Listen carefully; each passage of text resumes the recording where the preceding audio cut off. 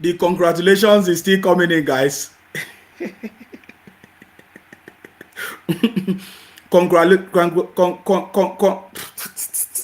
congratulations is still coming in.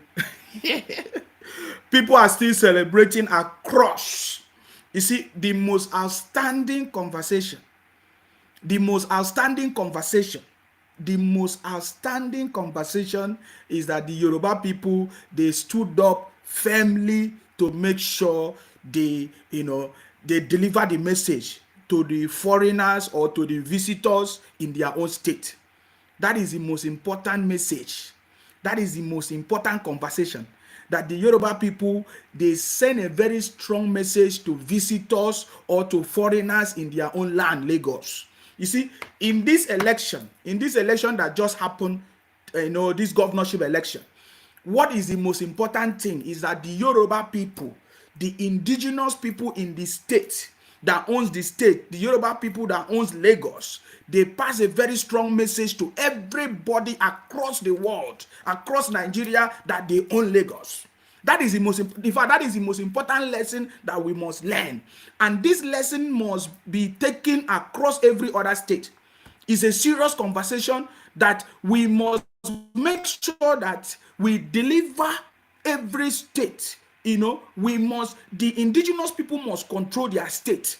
That is what is important. Not visitors coming to dictate for anybody in anywhere in Nigeria. That is because everybody in Nigeria, you are indigenous and you have your own state. You cannot go to another person's state and begin to dictate for that person. Are you getting me now? So this is the message that we have learned from the Lagos governorship election.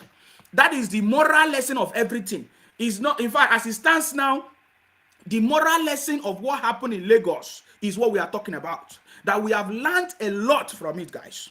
So I want to say congratulations to the Yoruba people in Lagos. You have sent a very strong message to everybody, and that message will help every other state in Nigeria to take charge of their state. Because every other state in Nigeria, we are facing the same challenge. We are facing the same terrorism of IPOP, Biafra people across Nigeria. We are facing the same threat, especially in Akwa Ibom, Rivers State. We are facing the same threat of IPOP criminals and terrorists. But I'm so much grateful to the Yoruba people for sending that message to everybody. And now we must begin to make sure that we legalize it. We must begin to make sure that we legalize the win.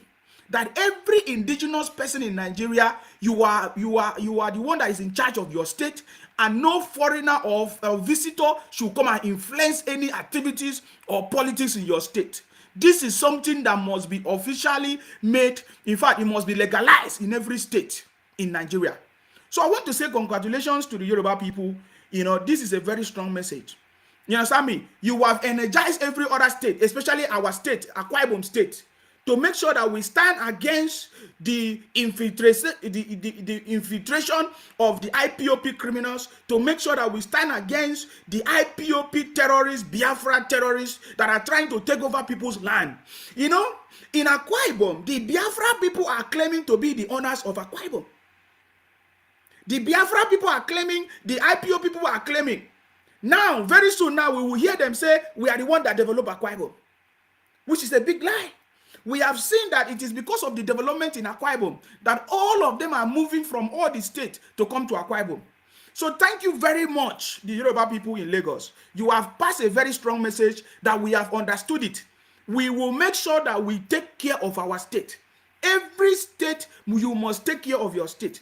We welcome every visitor. As long as you come to invest or to do business, you must respect the laws of the land. You must make sure you don't, because you buy land or because you do business, because you have a community in anybody's state, does not give you the right to say that somebody's state is a no man's land.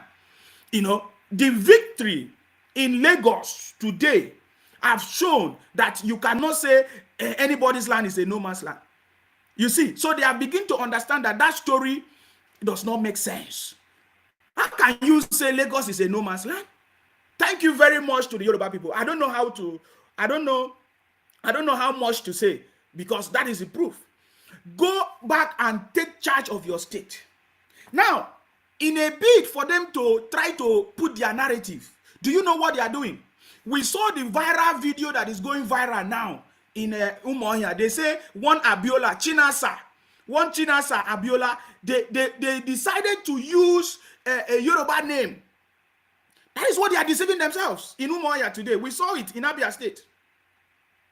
There's a man, one Chinasa, that won the state whatever, is it local government something in Umuahia, Abia State. And they say this person is a Yoruba man, that a Yoruba man just won election in Abia State. That is a lie. These guys know how to run a propaganda. There's a video that is going viral, and they say a Yoruba man won an election in Umuahia. That is a lie.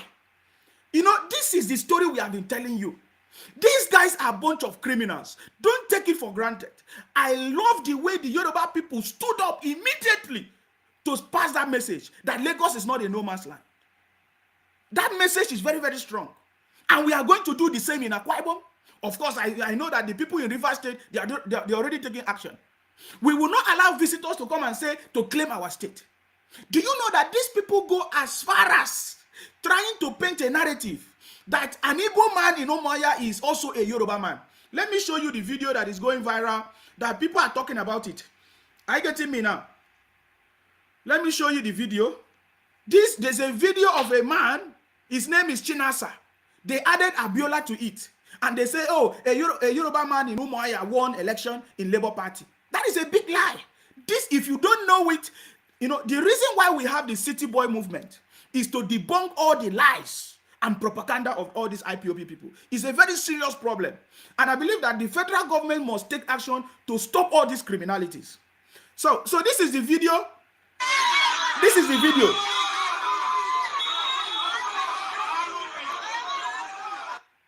That is the video, as you can see it. They say, Honorable Abiola, a Yoruba man, has won a seat in Abia State House of Assembly under Labour Party. That is a lie.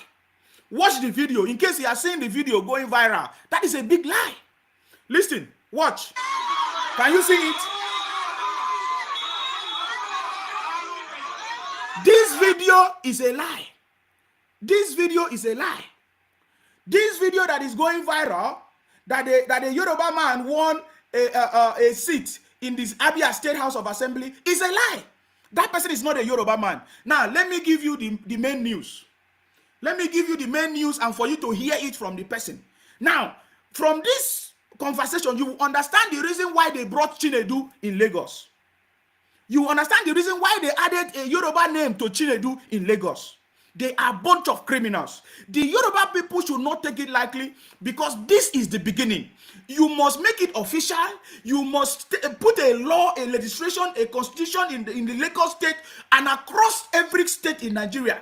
Visitors are welcome. You can come and do your business. You can flourish. If you want to support the politics of the state, that is fine. But if you want to impose your own person from elsewhere, you cannot do that. By law, this must be put into law.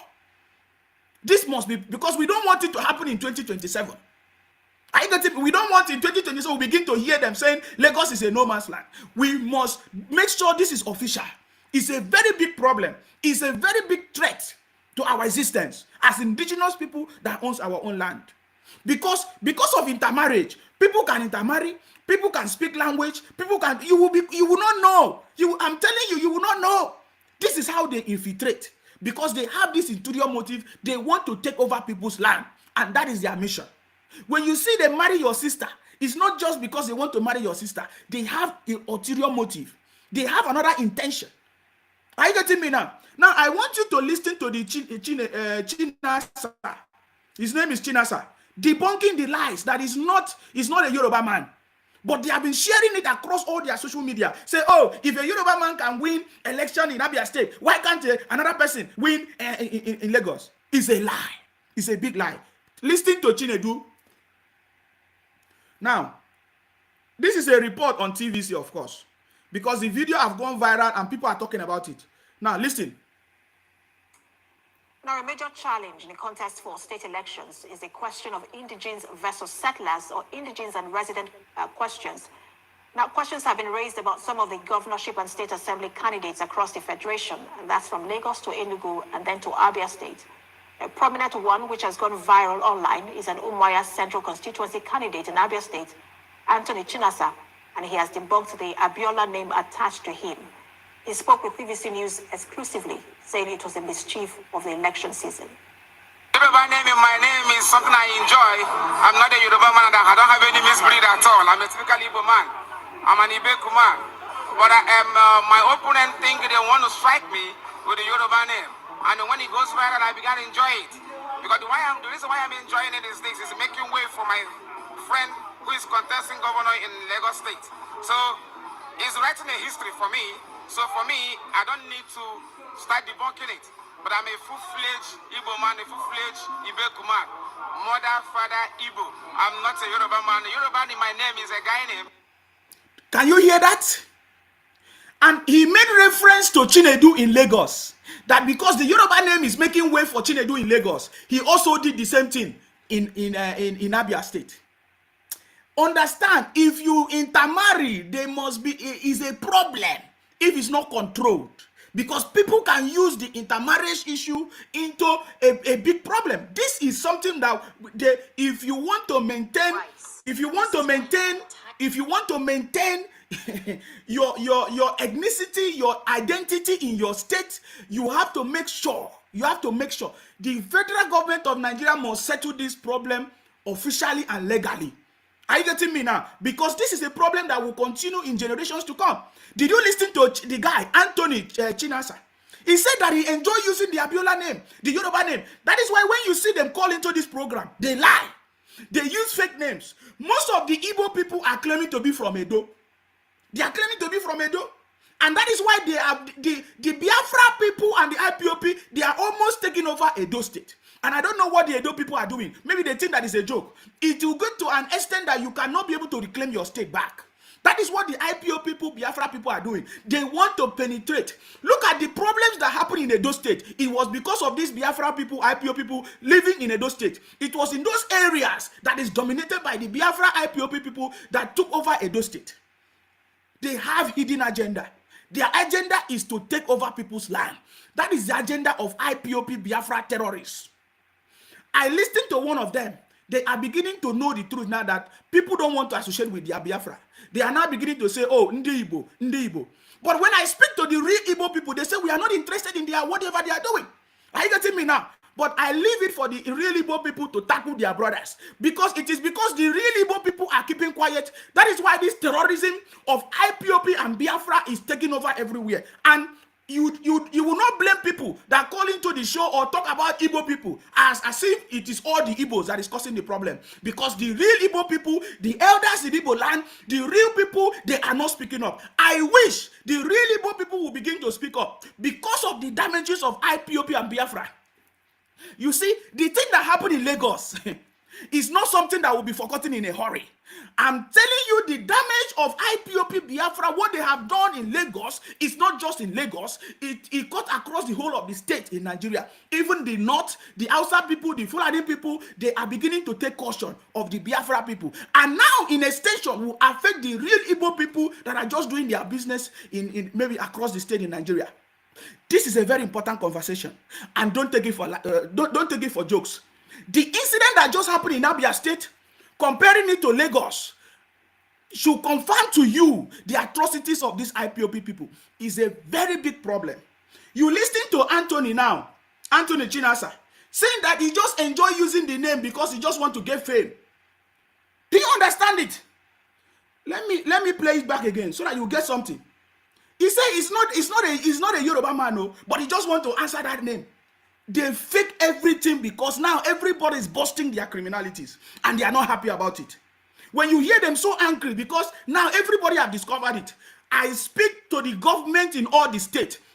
Of course, I know Wike has been doing a lot, trying to stop the criminality of IPOP and Biafra. In Akwa Ibom, we must stand up and stop the criminality of Biafra IPOP because the Lagos people and the Yoruba people, they are already awake. They understand the criminalities of Biafra and IPOP. Of course, we know that In the north already, they have already treated them properly. That is why you cannot see any IPOP Biafra people go and talk rubbish in Kano or in Sokoto or in the north, because they know that in seconds they are going to drive them out.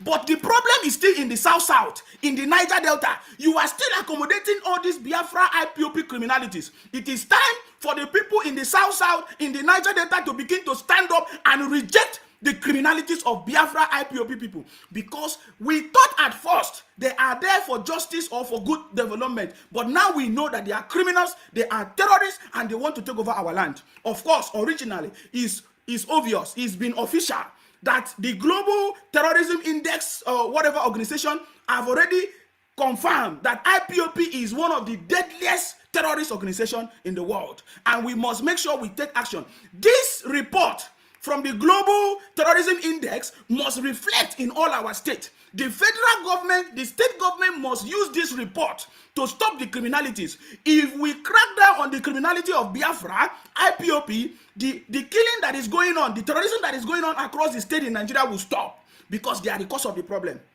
I call on Akwa Ibom state government to make sure they checkmate the criminalities of IPOP Biafra people, because they are the cause of the problem. Chinedu in this video said that I just enjoy it, just like what is helping my brother in Lagos. Did you hear it? They know that these people are a bunch of criminals. I want you to pay attention to him again, because this is very, very important. Very, very important, please. Challenge in the contest for state elections. Listen. The question of indigenes versus settlers, or indigenes and resident questions. Now, questions have been raised about some of the governorship and state assembly candidates across the federation, and that's from Lagos to Enugu and then to Abia State. A prominent one, which has gone viral online, is an Umuahia Central Constituency candidate in Abia State, Anthony Chinasa, and he has debunked the Abiola name attached to him. He spoke with BBC News exclusively, saying it was a mischief of the election season. Yoruba name in my name is something I enjoy. I'm not a Yoruba man, and I don't have any misbreed at all. I'm a typical Igbo man. So, I'm an Ibeku man. did you hear that? It's not a Yoruba name. It's not a Yoruba man, but a Yoruba name in his name. Adding a Yoruba name in it is something that is enjoy. He's just doing it, but it's not a Yoruba man. He's just doing it.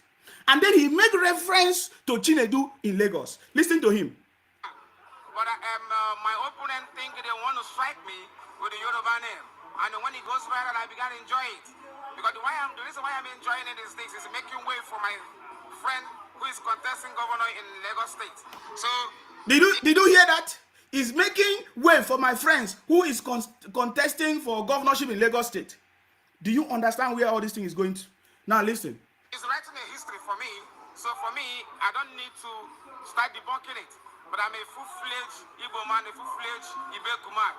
Mother, father, Igbo. I'm not a Yoruba man. Yoruba in my name is a guy name.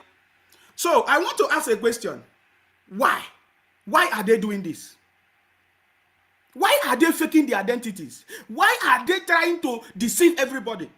Why? I just want to ask. Because now he's saying that it's just a guy name. It's not for fun. But now they have used the video to go viral and deceiving other people, villagers in their village, in other people that don't know the truth. That, oh, look at a Yoruba man has become have won election in Abia State, in Umuahia, State House of Assembly in Umuahia. But now they are fighting people in Lagos. Can you see that this can cause also provocation and incitement to people?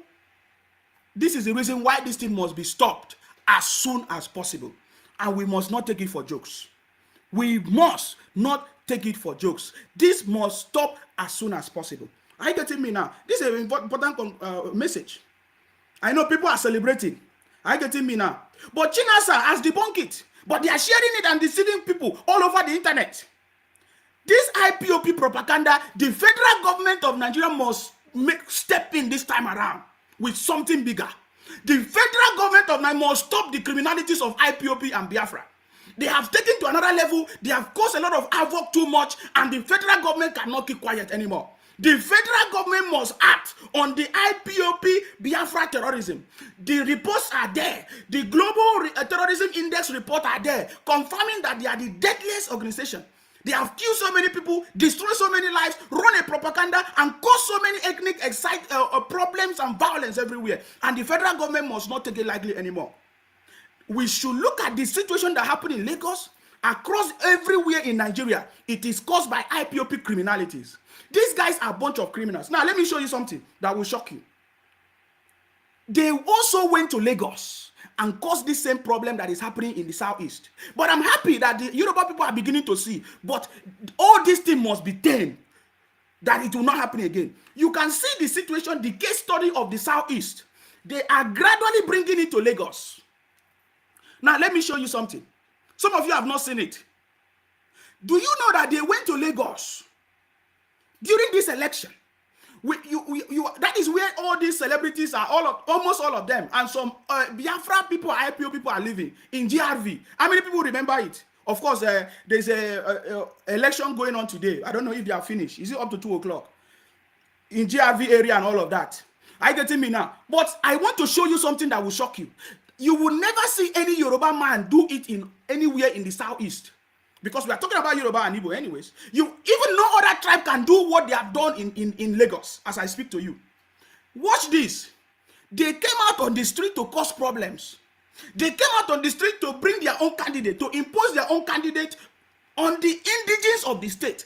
The indigents of Lagos, they have their own politics. They want their own politics to go a different way. But they brought their own people, and as there was resistance, look at what they started doing in Lagos. Listen.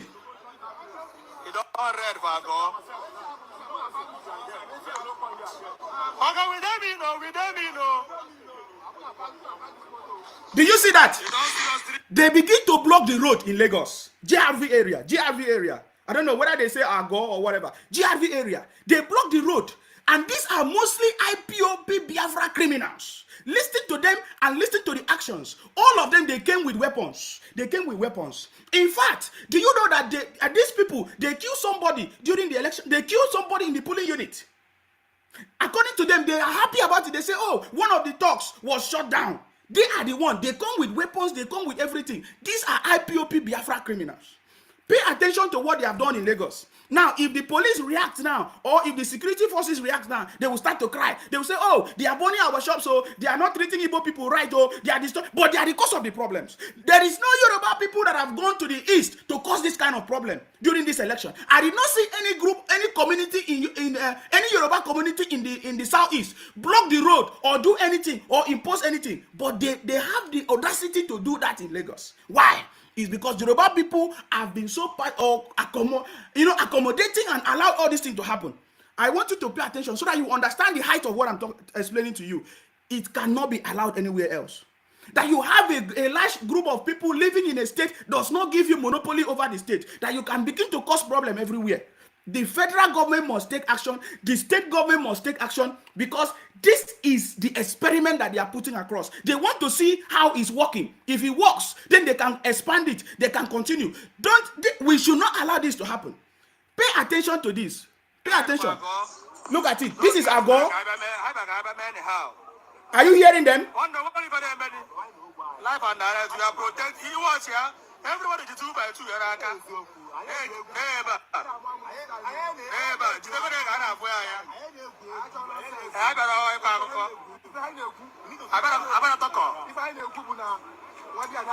Life and direct. GRV. Do you hear it? GRV. That is where they are. GRV, Lagos.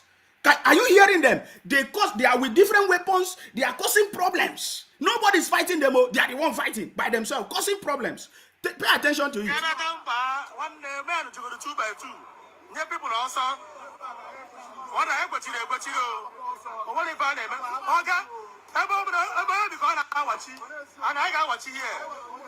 One year ago, live. One day was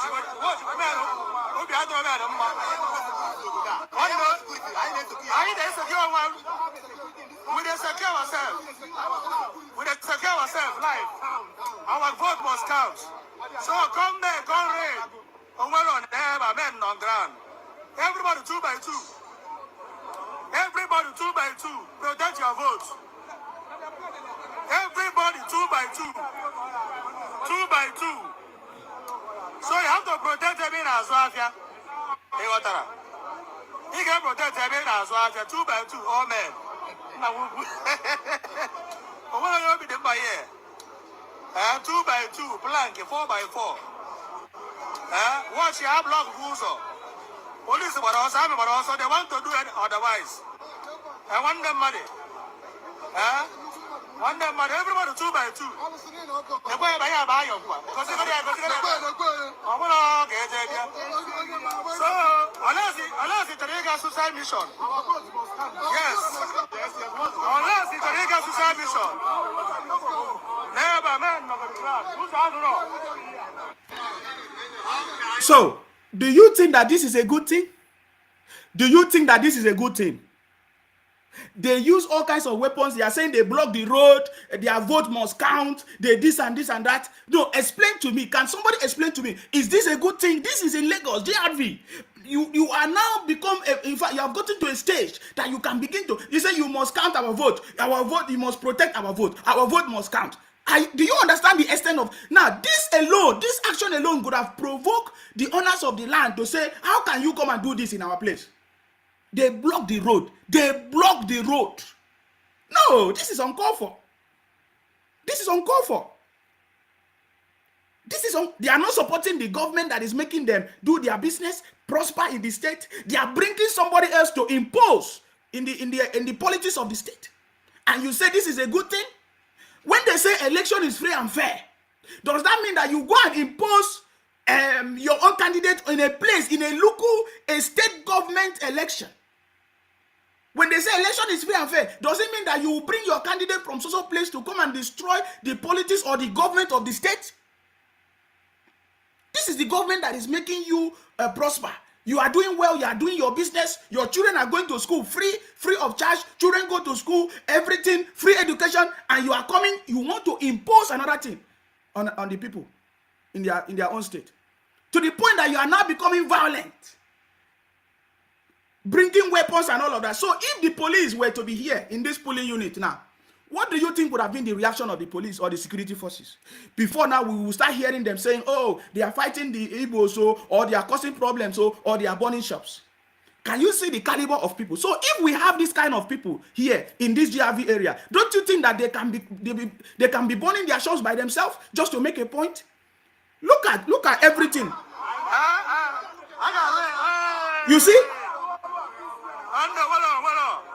Our vote must count.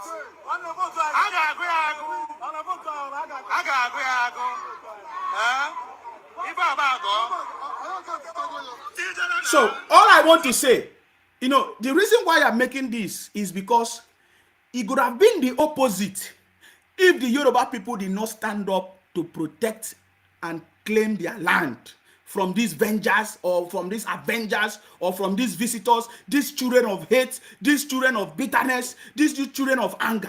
You can see the anger in them. What is actually causing the anger? Is Yoruba land your place? Is Yoruba people coming to take over your land? But you are going to their place to fight them. So, but I'm happy that the only way the Yoruba people have passed this message is that they have delivered the state. They have delivered the state. But it is not stopping there. That is why I'm doing it. It's not stopping there. The children of anger and hatred and bitterness, they are plotting evil. You see all of them with weapons. I don't know if you understand what I'm trying to tell you. The Yoruba people don't think that it has ended. They are plotting evil. Look at just on election day, all of them are with guns and bullets and sticks and everything.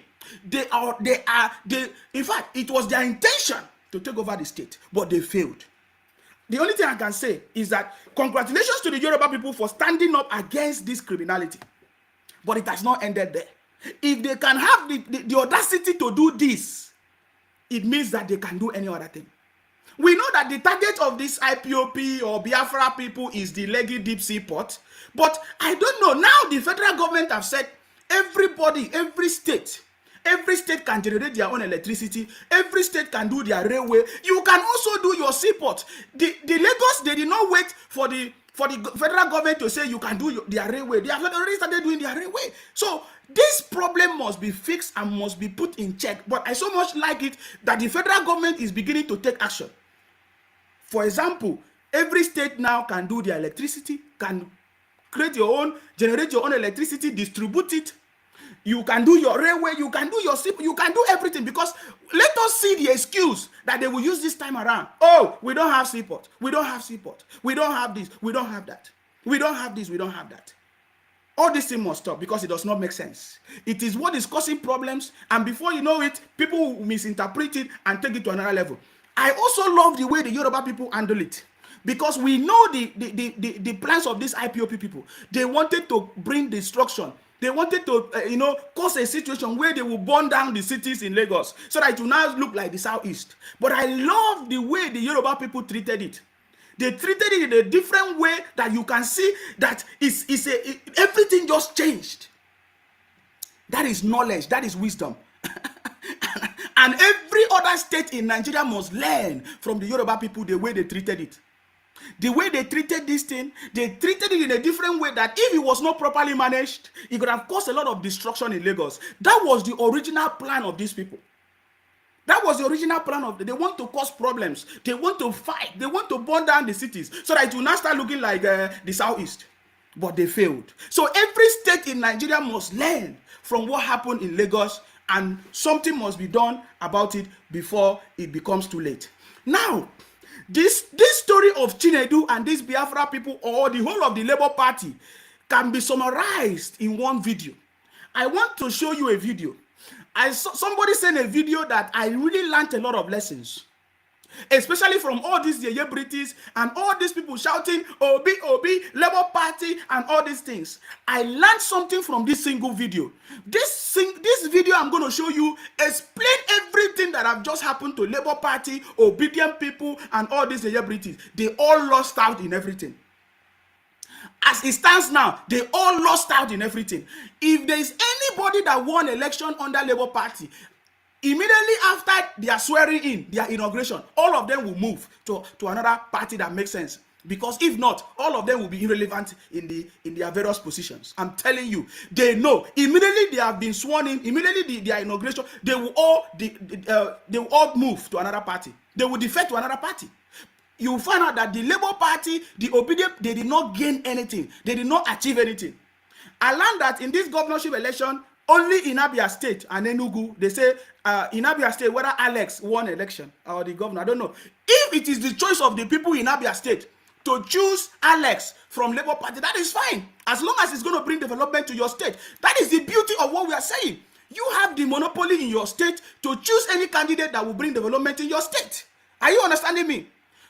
And is it Abia and Enugu? Or that is what I'm hearing. Abia and Enugu, that Labour Party won the governorship election, but I don't know, it's not yet announced.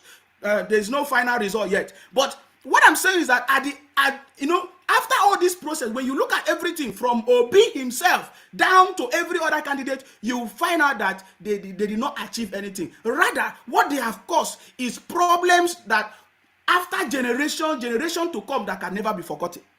I want to summarize it in this video. Somebody sent this video to me and I watched it, and I think this is exactly the same scenario of Labour Party. Please, I want you to pay attention to this video. It's not too long. The video is not too long, so you need to pay attention. Are you getting me now? The video is not long. You just need to pay attention to it so that you understand. Please, watch this video for you to understand. Watch. You see, these people are trying to achieve something.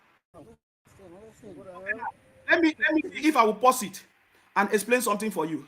Now, it's just like Labour Party. They wanted to win election. They want to achieve something. They want to win election. They want to achieve something, but they made a mistake. Now, what they are looking for is inside the river. They are looking for a ball, and the ball have been thrown inside the river, and they want to achieve it. It's a very difficult task, and they don't know how to do it. So they ask their friend to come inside, to go there. They are going to hold their friend's hand or leg so that he can go in there and pick the ball out of that river. Now, watch what happened gradually. Watch what happened. All their friends, look at it. All of them, they are holding his hand, and they are looking for the ball inside the river. And they are, look at their friends, two of them. But watch what happened. Look at it. Did you see it? Immediately they got the ball. They left the brother, and the brother was consumed inside the river. How is this brother going to come out of this river? I don't know if you understand the scenario. I'm going to repeat it again. Watch what happened. There is a focus. They are looking to pick up the ball. There is a ball that they are looking for. They wanted to win election. They want to take over Nigeria. They want to build a new Nigeria according to Obi. They want to do this. But look at the ball. Okay, so now they need help because it's a very difficult situation. Now we can do you see it? We can describe this situation to the fact that Labour Party is just a 4 months old party that did not have structure, did not have anything. They are not ready to work with people. They are not collaborating. They are not negotiating. They use ethnicity. They use religious. So they put themselves in a very deep situation. They depended on angry youth, British, and celebrities and comedians to be able to take them to that place, which is that it has never happened. No place in the world that it has ever happened before. They lack structure. They are not ready to build structure. They say they want to destroy everybody. They want to bring a new Nigeria. We listened to Chinedu from in Lagos say that he would destroy all the traditional rulers. They were never building any relationship that will give them the platform to deliver what they want. So this is the same situation that this video is portraying. A very difficult situation. The ball they are looking for is inside the river. It's in a very deep dish. Now, how will they get there? They needed support of people, but they did not build that bridge. And few of them tried to help to get the ball. And look at what happened. Their intention is in the ball. They don't care about before and after. They don't care about building relationship. They don't care about the consequences. If they get this ball, if they finally get this ball, what will be the repercussion? If they don't get it, what will happen? Look at, this is the thing that happened to this brother. Now, this brother can be referred to as Obi. This is the Obi that all of them are riding on. They are pushing Obi. They are pushing Obi. They are energizing Obi. Pastors are praying for Obi, prophesying for Obi, giving him false hope. Now he's about to grab it, almost grabbing it. Look at what happened. Hey, they need the ball, and they left it inside. Do you understand? This is exactly the same thing that had just happened to Labour Party and all their shenanigans. They have just put themselves in a situation that from generations to come, people will never forget it. Are you going to tell me that people will forget about the fact that once upon a time, the IPOP or the Igbo people came and say, oh, Lagos is a no man's land?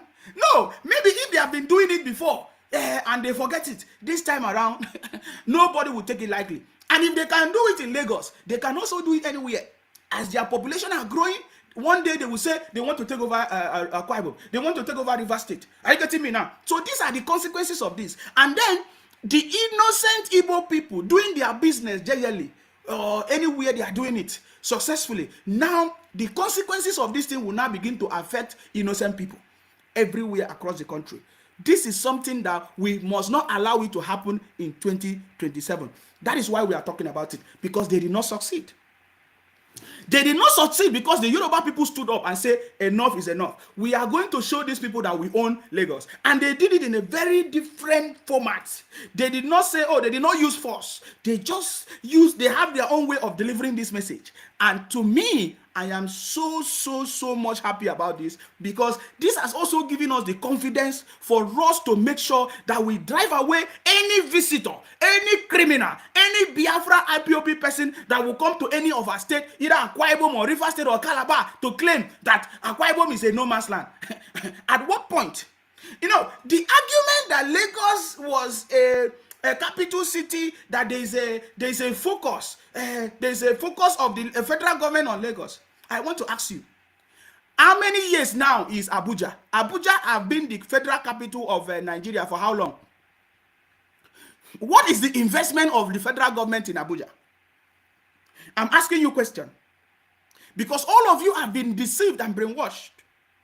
What is the investment of the federal? Tell us one of the biggest investment of the federal government in Abuja. Tell us the biggest investment of the federal government in Calabar. We all know that Calabar was also a capital city. So what was the investment? You know, these are the criminalities and the lies that they have used to deceive the people. But do you know what? I'm just saying this thing because there is victory already. Because if there was no victory, if we did not defeat these people, today, all these boys that you are seeing, they could have been burning properties, you know, taking the lives of people. They could have been claiming already. Look at what happened when they won the presidential election. They begin to say they have taken over. They have taken over Lagos. We are going to show them. Traditional rulers will be driven out, will be put in prison. My brother, look at it was a mob action. but they are all failed. But we are onto the second phase. The second phase of this mob action. Now they have lost all their plans. They did not win presidency. They did not win any governorship. Only in the Biafra or IPOP area. Yes, that one there's no problem. They did not win anywhere. There is no state apart from Abia or Enugu that they won anything. So they did not win in any of them. They did not succeed in anything. They did not win presidency. They did not do all these things. So what is the next action? The next action is for them to do the mob action. And I believe that the federal government, they are ready and set for them. My only appeal to the federal government or the state government, don't allow the havoc to happen before you take action. Use all their statement. For example, we saw the video of Chinedu saying that Lagos will be under fire. We have seen Peter Obi making a claim that he stolen mandate when there is no such thing. This statement must not be taken lightly. They must be interrogated and investigated to be able to bust all their links before it leads to a greater problem or a serious fight. The federal government must be proactive. Long time ago, the federal government has not been proactive. They wait until something happens. The federal government must not wait until something happens. The federal government must not wait until they burn any property or they burn any shop or they burn any business before they start. The federal government must take action. The federal government must ask this Chinedu of a guy to explain what does it mean that he's going to burn down Lagos or Lagos is going to catch fire. The federal government must not allow statements from Peter Obi flying around, because such statements are inciting. They are inciting the youth. It's causing violence. When Peter Obi keep going on all these national televisions that my mandate was stolen, oh, I won election. In fact, there's a video that I saw. He said that though all these people have been announced as the winners, that they never won election. What does that mean? These are if anybody that do not understand the politics listen to that kind of thing, it will become a problem. They can use it as an excuse to cause problem and to burn down our cities. So what I'm trying to say now is that the federal government, the state government, the security forces, the ministry that is responsible for peace and development must take action before it escalates. You don't wait until they cause a problem. Every statement must be examined and investigated. The statement that Chinedu made on that video must not be ignored. The statement that Peter Obi has made several times on all this television, national television, must not be ignored, because that is what is causing this violence. Chinedu would not have been able to be talking all this rubbish if not because of Obi. Because Chinedu have seen that the federal government is not doing anything. The security is not doing anything about Obi. Obi going about saying that his mandate was stolen. His mandate was stolen. When there is no evidence of mandate stolen, he took a third position. There is a second position. There is a third position. Obi took third position. Yet he's saying that his mandate was stolen. This alone can bring a lot of problem. Now you can see that Chinedu and other people are riding on it. The Labour Party candidate, what's his name? Chinedu he failed woefully. Of course, we are already seeing the lead in the result coming out, but making such statement is what is going to cause problem. Now, the reason why I'm saying this is because everybody can see there is this post that they are sharing everywhere across their social media platforms, saying that they should get ready on 20th. That is on Monday. That's tomorrow. That there's going to be a big protest. Yes, they are sharing the information everywhere as we speak on all platforms. They are saying that there's going to be a big protest, that they are arranging protests. It is because of the statement of Obi and this guy in Lagos that is causing these problems. You might not understand the psychological effect of making such claims. The federal government must not wait. They must be very, very proactive before all this happen. Before all this. Now, look at statements like this. Are you telling me that statement like this must be ignored? Listen. And the police realize that they are provoking Lagosians right now. Did you hear that? He said they are provoking. And then what did he say? And if tonight Lagos catches fire, it will not be because it's our fault. It's because they did not do the right thing. INEC still has hours to do the right thing. So how can you say if tonight Lagos catch fire? The government should not allow all these things to happen. You see, I have witnessed many times the security forces, they allow things to happen. They only react. They have always been reacting. We have not heard the federal government say they are proactive, that something was about to happen there, we stop it from happening. This is something that the security forces and Nigerian government must take part in. Proactive actions. Proactive action is what we actually need in the government, in Nigeria, in the security forces this time around. For this guy to say that, oh, if tonight Lagos catch fire, it means he has some group of people that he's commanding. He has some group of violent people that he's taming or is working with to use to cause problems in Lagos and across Nigeria. So these things must be questioned and linked, check. These are the statements that is causing problems. Are you getting me now? And this thing must be done as soon as possible before it escalates. So there's already some videos and some articles and some posts that they are sharing in their WhatsApp groups and platforms that, oh, we are going to come out, we are going to do this. This thing must be tamed. We are not talking about people protesting peacefully and asking for change. That is a different thing. But when the objective is to cause violence, is to cause problems, this thing must be tamed as soon as possible before it consumes all of us. And that is what we are talking about. Are you getting me now? Yes. So there's a lot of everybody is celebrating already. But then there is something I want us to start with. Congratulations to Babajide, His Excellency Babajide Sanwo-Olu, because from all the results, he's already leading with a very large margin, and we are waiting for the official result to come. Are you getting me now? So we'll not be able to talk more on it. Now, I want you to listen to this video so that you understand what I'm trying to say. These things that people are saying is causing a lot of trouble.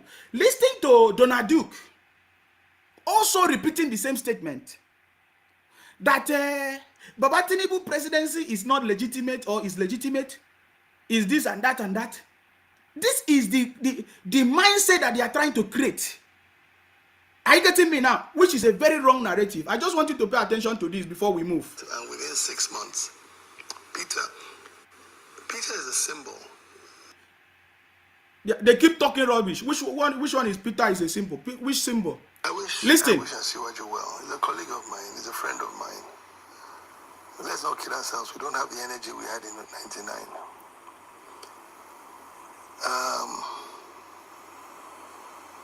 He has a challenge to legitimize his presidency. How can you make such statement? This is Donald Duke. He said that Baba Tinubu have a challenge to legitimize his presidency. I want to ask a question.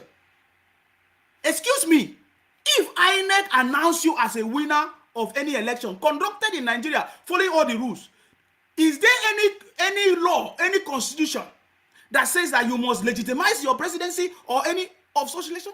Is it not the announcement of INEC that legitimizes every election in Nigeria? Why is Donald Duke making this statement? No, it's a question I'm asking. Who does the legitimization of any election or political office elected? Is it not INEC? I'm calling the federal government and all the ministry concerned to listen to my conversations, because what I'm telling you, I always give you information from a higher level. You cannot, which body is responsible for legitimizing any elected position in Nigeria? Is it not INEC? The Supreme Court or the tribunal is when there is dispute or problems. So why is Donald Duke saying that Baba Tinubu have a problem to legitimize? This is the conversation that must be treated properly. I want you to pay attention to this again. These are the people that is fueling all these problems. Because I thought that when election is conducted and the winner have been announced, that is why they give them certificate of return. We have seen that the president-elect, His Excellency Asiwaju Bola Ahmed Tinubu, have been given the certificate of return.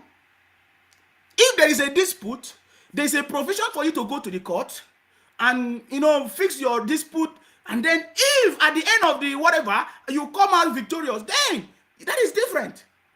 But is there any other legitimacy other than the legitimacy of the INEC announcing you as a winner and giving you a certificate of return? Please, I would like somebody to correct me if I'm wrong. I want you to pay attention to this again. He has a challenge to legitimize his presidency. Too many aspersions. INEC has not done him right. So even if you're president... He said INEC have not done him right. So I'm going to repeat it. He said he has a challenge to legitimize. That statement is something that I have not been able to get over. What do you mean he has a challenge to legitimize his presidency? Who else legitimizes anybody's elected position? Is it not INEC? You see, when we look at all these videos, and it was a grand conspiracy against Baba Tinubu presidency, but they did not succeed. You see, that is why we know that anybody that they cabals or people that did not support, that is the person that is going to bring development to the country. Because as it stands now, there is nobody that is going to be pushing Baba Tinubu around. There is nobody that is going to be saying, do this, don't do this, do this. That is why we know, that is how we know that prosperity has come to Nigeria. Because if people like Donald Duke is saying that he has a challenge to legitimize his presidency, you should understand the highest conspiracy everywhere.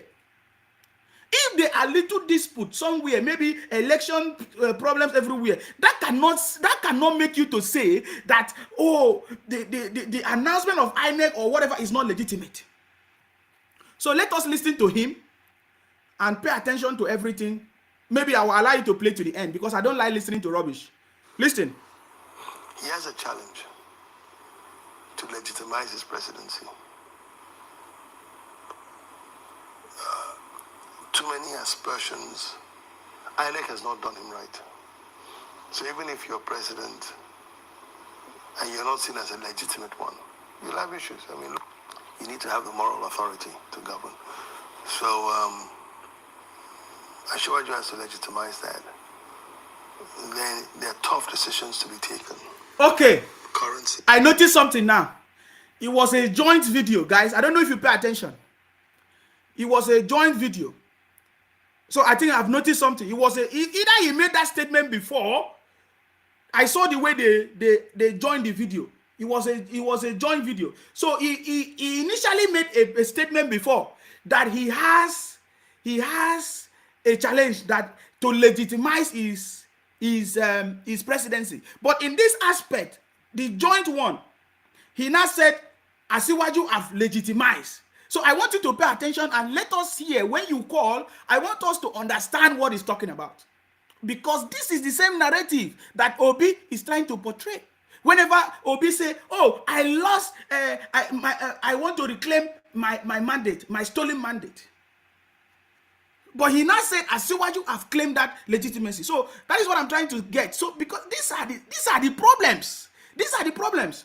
I'm going to go back there so that you pay attention. And if you will see the different stories, the different videos that were joined together, I want to see if you see what I'm talking about. So let me go back and play it. Pay attention to the movement of the video and his hand to see that something was cut and joined. He initially made that statement earlier that he has a challenge to legitimize. Then in another video that was joined, he now said that he has legitimized it. If that's what I hear, please pay attention to it. Thank you very much. He has a challenge to legitimize his presidency. Too many aspersions. INEC has not done him right. So even if you're president... Watch. And you're not seen as a legitimate one, you'll have issues. Watch. You see? You need to have the moral authority. Now, this is the cut one. Ashwaju has to legitimize that. Then there are tough decisions to be taken. Currency, subsidy, national motivation, productivity. How do you put all these things together, right?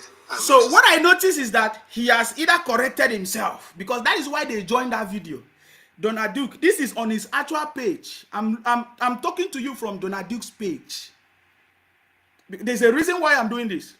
He made that statement before, and then this one was cut and joined to either correct the previous statement that he made.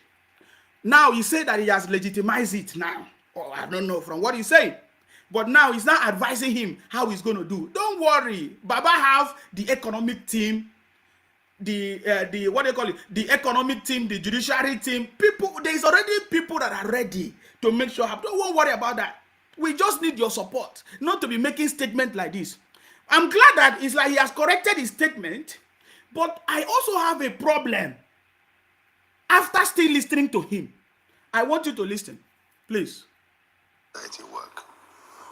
So, but I wish whoever is in charge of the country and of any state, I wish that person well.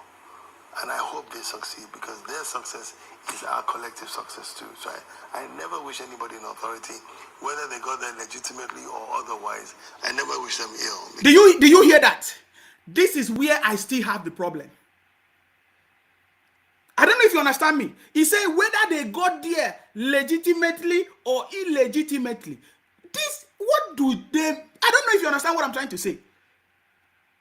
I will go back there again so that you listen to something. Pay attention, please. This is very important conversation, please. It's our collective success too. So I never wish anybody in authority, whether they got there legitimately or otherwise, I never wish them ill, because if you do, you will suffer the consequences of that. He has to pick the best team. That is, we don't need all this advice. But this is the point that I'm trying to make. You hear me? It's like, oh, whether you got there legitimately or illegitimately. What does that mean? These are the things that is causing problems and inciting people to causing problems in our community. We must not allow this to happen again. The federal government, the security forces must be proactive if we actually need change in Nigeria. Are you getting me now? So I just wanted to point that out. When you call in, you can have a say if you want to have a say about that. If you want to, if you have anything to correct or to, to comment on it. Now, I also want you to pay attention to the city boy himself. He was asked a question. Why is he supporting Sanwo-Olu? I want you to pay attention to what he said. Very intelligent. Baba Tinubu is a blessing to us. And we are happy that we have him. All of us in the winning team, we are glad that we are part of the winning team, and we know that prosperity has come to Nigeria.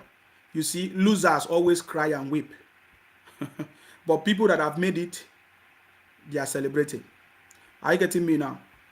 So don't worry about people that are crying or weeping. It's normal. When you lose, you cry. When you did not succeed, you cry. You weep. It's painful. Are you getting me now? Okay. So APC is winning everywhere from top to bottom. If you are looking for update, guys, APC is winning everywhere from top to bottom. From all the results that have come in already, APC is leading everywhere. Are you getting me now? We have also received report from Akwa Ibom. As it stands now, the report that I've gotten from Akwa Ibom is that there is one candidate in YPP, something Oba. They call him Oba, something Abat, something. They said that he was the one that was leading in the initial result. He was leading in the initial result in Akwa Ibom. And then later on, they say that Pastor Umoino, the man that said that he's going to turn Akwa Ibom to happy hour every Friday, they say he's the one that is leading now. So I've not got any result from my APC candidate, which is Obong Akanimo. So there's no result yet in Akwa Ibom because there's a serious problem that is going on in Akwa Ibom. Anyways, I want you to just pay attention to this. Please. Thank you very much. Excellency, you've not told us the reason why you put out your support for the governor for this election and your support for Mr. Sanwo-Olu. Why, sir? Who did I support 2014? Governor, Life is dynamic. If the party who made me the leader of the structure in Lagos says what they want. It's only if you have followership that you are a leader in democracy. If I look back, I don't find them again. If I don't respond to them, if I fail to accede to their request, I will have failed the leadership test. This is not personal. It is beyond me as a person. To every democratic constitution, you have we the people. It's preceded by we the people. That I have to submit myself to the wishes and the yearnings of our party. This is the implication of the general election, sir. No, even when you look at it the other side, from the other side, you will find out this is an elixir for the general election. Ambode Ake is doing well. Yes. He has to be a good party man. Not only the glamour, not only about brick and mortar, a talent is determined by character. For you to become an influential person, you have to respond to the yearnings of those people. This is politics. Democracy, one man, one vote. It is yours today. Tomorrow, if they change, you have to abide by it. You don't bring the roof down. You don't bring the house down except the foundation is bad. And the exercise you have witnessed today is equally good for the general election of the party. You see how they trooped out for Buhari's endorsement to continue. Only 1.9 million voters. You don't see this much crowd. If the summation of today is less than that, then I will be disappointed. I'll look at that in the larger picture. If this house that accommodates all of us is saying we are facing one way, we are supporting the president, we are supporting a change, or no, I have to abide by that. You see, so that is that is our president-elect, and that was in 2019. And then, but you listen to the intelligence. We are blessed to have the city boy as our president, guys. The intelligence, when you listen to the city boy, oh my God, the indefatigable lion of Babylon, you will see the level of intelligence. And look at his intonation, look at the English, Polish conversations with correct, thinking and intelligence. It's not the one that will say, oh, I go to Aba, I go to Indonesia, I go to Malaysia. Man, you would have been listening to so many stories. We must learn something from Babatini. He said that you cannot be a leader without a follower, without followers. That anywhere the followers are going is where, that is the test of my leadership. Are you getting me now? So we are blessed to have the city boy guy, guys. And that was in 2019 when he supported Sanwo-Olu, of course, and then now he's still supporting him up to today. Now we have defeated all kinds of problems, their propaganda, jokes, intimidation, what they call it, all kinds of things. The Emefiele currency. Now, I learned, of course, everybody have started receiving money. The situation of cashless policy or monetary issues is coming down. That the person that have made that possible is Baba Tinubu. Because you saw how the cabals through Emefiele, they tried to destroy everything. They wanted to make things difficult. My brothers and sisters, you must be without Baba Tinubu, APC could have not gone anywhere. When we look back to all the challenges Without this kind of leadership from Baba Tinubu, we wouldn't have, APC would have not gone anywhere. And let me tell you, without Baba Tinubu, I would not even be talking about APC today. Now we are going to be glad to say, yes, we are supporting a government that is bringing prosperity. It is whoever that is the leader of any organization or anything that makes it different. Are you getting me now? So we believe that the leadership of Baba Tinubu is going to be top notch. It is something that everybody will come and hear. Even all these people that are talking rubbish now, all these enemies, all these children of hate, anger, bitterness, they will change their conversation very, very soon. So you that is already in the winning team, you should be glad, you should be happy that you are part of the winning team. Because in the next 6 months, 1 year, everybody will be coming to you. Because they will say, wow, how did you people know? There will be a lot of testimonies and say, wow, you guys made the right choice. Are you getting me now? The city boy is the right choice, is the best man for the job, and we know in the next less than 6 months, 1 year, you will see a lot of things. You have seen it already. Baba has not even been inaugurated yet. Something big has already happened. Don't you think that this is the biggest thing that has just happened? Where is the news? Let me look at the news. That Buhari have signed amended constitution to allow states generate, transmit electricity. Have you not seen it already? There are signs already that something good is already coming, guys. There are signs already. I'm telling you, there are signs already. Many people have sent me messages that look at the way obedient people are, they treated them. That ever since they have started supporting Tinubu, that they have been, maltreating them, abusing them and all of that. So many people have faced a lot of tribulations. So many people have faced a lot of abuses because we supported Baba Tinubu. But you see, I want you to take note of all those people that have been abusing you. Because very soon, all of them will come back and be saying, oh, I'm sorry. I'm sorry for what I did to you. I'm sorry because I was calling you names. I'm telling you, they will all come back to beg. Because we are the winning team, guys. Trust me, we're in the winning team and they will all come back to beg. All right, so let us now go back to the election proper. Let us talk about what is going on. I don't think there's any official result anywhere yet.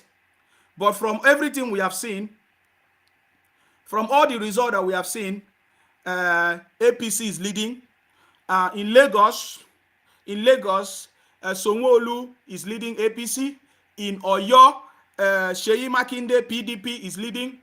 In Borno, Zolum, APC is leading. In Benue, Reverend Father Alia, APC is leading. In Adamawa, Aisha Binani, APC is leading. In Kwara, Abdurazak, APC is leading. In Bauchi, Sadiq Abubakar, APC is leading. In Katsina, Diko Umar, APC is leading. In Rivers, Fubara, PDP is leading. Of course, we support it because of Wike. Niger, Bako, APC is leading. In Niger State, Kaduna, Uba Sani, APC is leading. In Ogun State, Dabo Abiodun, APC is leading. In Abia State, Alex OTLP is leading. Of course, these are copied information. It's not yet official. In Akwa Ibom, they say that Pastor Umo Eno of PDP is leading in Akwa Ibom from the result that has been collected. So that is all the report that I've got at the moment. So I'm going to open the line. I know that many people have been trying to call in. I'm going to open the line. I want you to call in. Let's talk about all these issues that I've raised. But how is the Labour Party or the OB people or all these losers, how are they coping with the loss? What will be their reaction? What is going to happen? Of course, we saw yesterday, there's a lot of things that changed yesterday massively. That people, for me, I'm so excited about. We are no longer, look at this. This is a very wonderful conversation. I want you to see. Listen to this. It's very important. Listen to.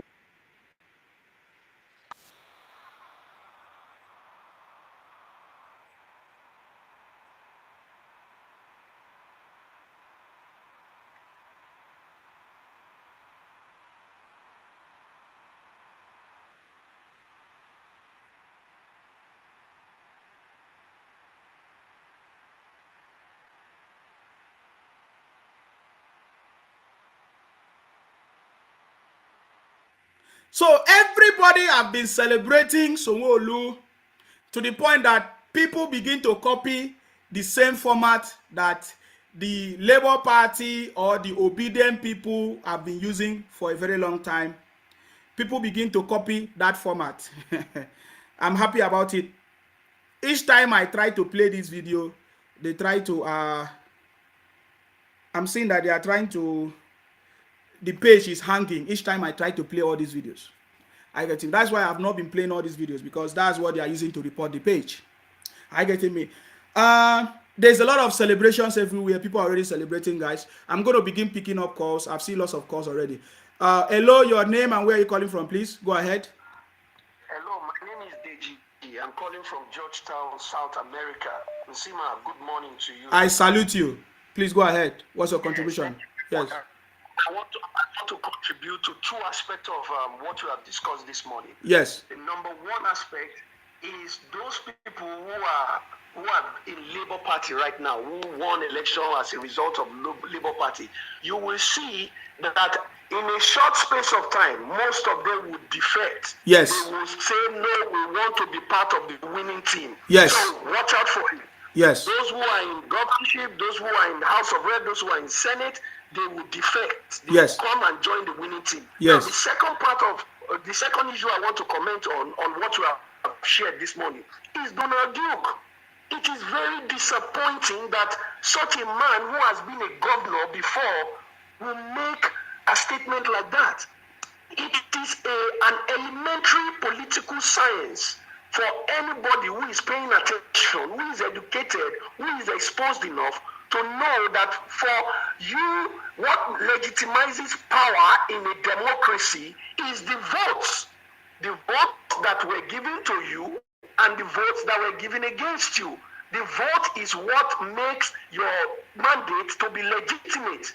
So for somebody of his status to come and be saying that Tinubu himself is the one that has to legitimize his mandate, it is so disappointing. It is so disappointing. And you know what I think it is the result of that? He knows that he is not going to be part of the winning team of Ashiwaju. He is ashamed that he is a loser, that his party is a loser, and that Ashiwaju is going to be the president of Nigeria. That is their problem. So he should go and sit down. If he needs, he can go and get a political textbook and read to know that in a democracy, it is the vote for you and the vote against you cast in an election that legitimizes your mandate. Wow. Yes, that's correct. Nice conversation. Yes. Thank you very much, Nsima. Don't forget, I still have double Jagaban cow to give to you. Thank you very much. I salute you. Thank you very much. Thank you. Thank you, sir. I really appreciate your contribution. Thank you. All right. All right. Yes, the line is open. You can call in and make your contribution. What do you have to say in what we have raised? Please go ahead. Your name and where you're calling from, please. Justice from France. Yes, please go ahead. What's your contribution? I salute you. First of all, I'm happy that Lagos did not fall as they wanted. Yes. Or predicted. Yes. I'm happy for that because that is not where children plays. Yes. Lagos is not for children. It's not for. I saw the mother of the Labour Party candidate in a TikTok video saying that the election was marked with irregularities, and she introduced herself as the mother of the incoming government. Yes, yes. We talked about it last night. Yes. That was how she introduced herself. So many people did not know. Let me go to that of Baba Tinubu. Many people did not know that the plan to stop Baba Tinubu from being the president of Nigeria actually started around late 2019 after Ambode was removed. You know, the time Ambode was they could not win his second term primaries.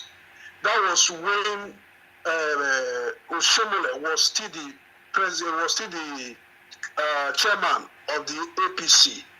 the reason why Oshomole was removed at that time, the way he was removed, that's why he was having a problem in his party, in his local, in his ward, in Edo State. They used that as an opportunity to quickly remove him.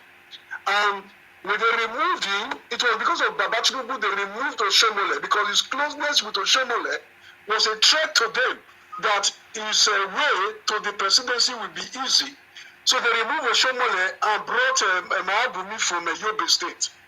And you will see that Mahabumi did not even want to leave that position. It took a lot of noise before they could remove him and hold a conference that produced. And when they were also producing another chairman, they went to President Buhari to tell him that he must bring somebody, and that was how he brought that the present chairman. Now after that, they saw that Baba Ahmed Tinubu is coming. They brought ASU strike. If you see the way Gige was treating that ASU strike, it was to make sure APC is weakened, because they were afraid and they knew that Baba Tinubu was coming. After that, Baba Tinubu had to intervene and quickly solve that problem. Halfly, he solved that problem. After that, they brought fuel scarcity to stop him. That one could not.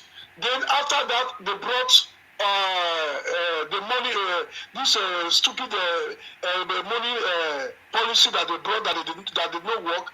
After that, they begin to gang up and call him names, and they were surprised that he's still a man. I still saw a video in TikTok of Rotimi Amechi, who was saying that the INEC chairman was nominated from somebody who is from Baba Tinubu's camp. Yeah. I don't know if you have seen that. Yeah, I've seen it.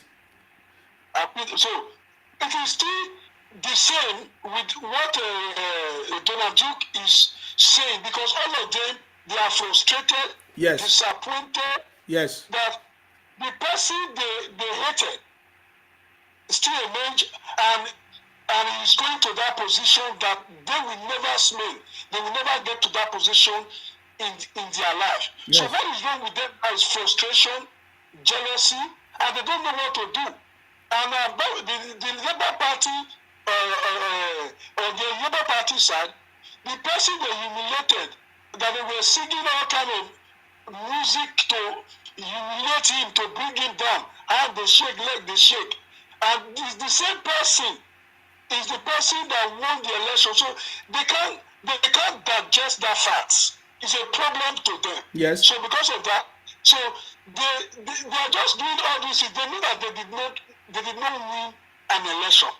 I would predict that there will be that after the governorship election in Lagos, that there's going to be a riot, which I heard from you that they are planning to start one tomorrow. Yes. I know that will happen.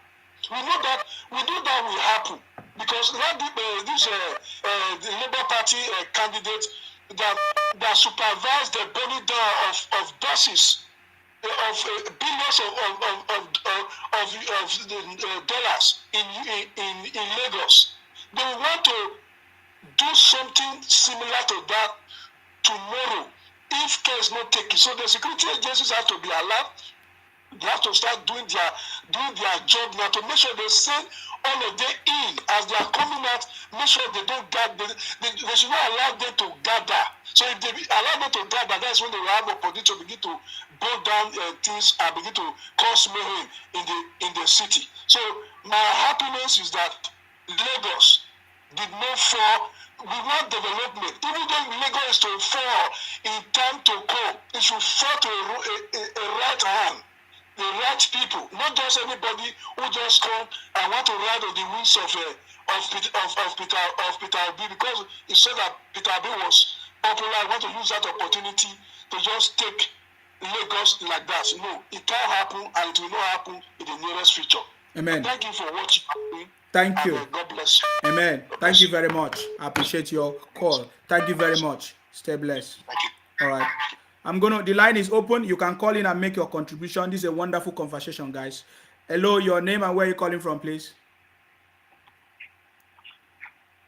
Hello, your name and where you calling from, please. Okay, when you are calling us, you should be ready to speak. If you are not ready to speak, why are you calling us? Are you causing problems? Hello, your name and where are you calling from, please? Yes, hello, my brother. I salute you. I'm calling from Lagos. Congratulations, congratulations. How is the celebration going, brotherly? We thank God. We are so happy.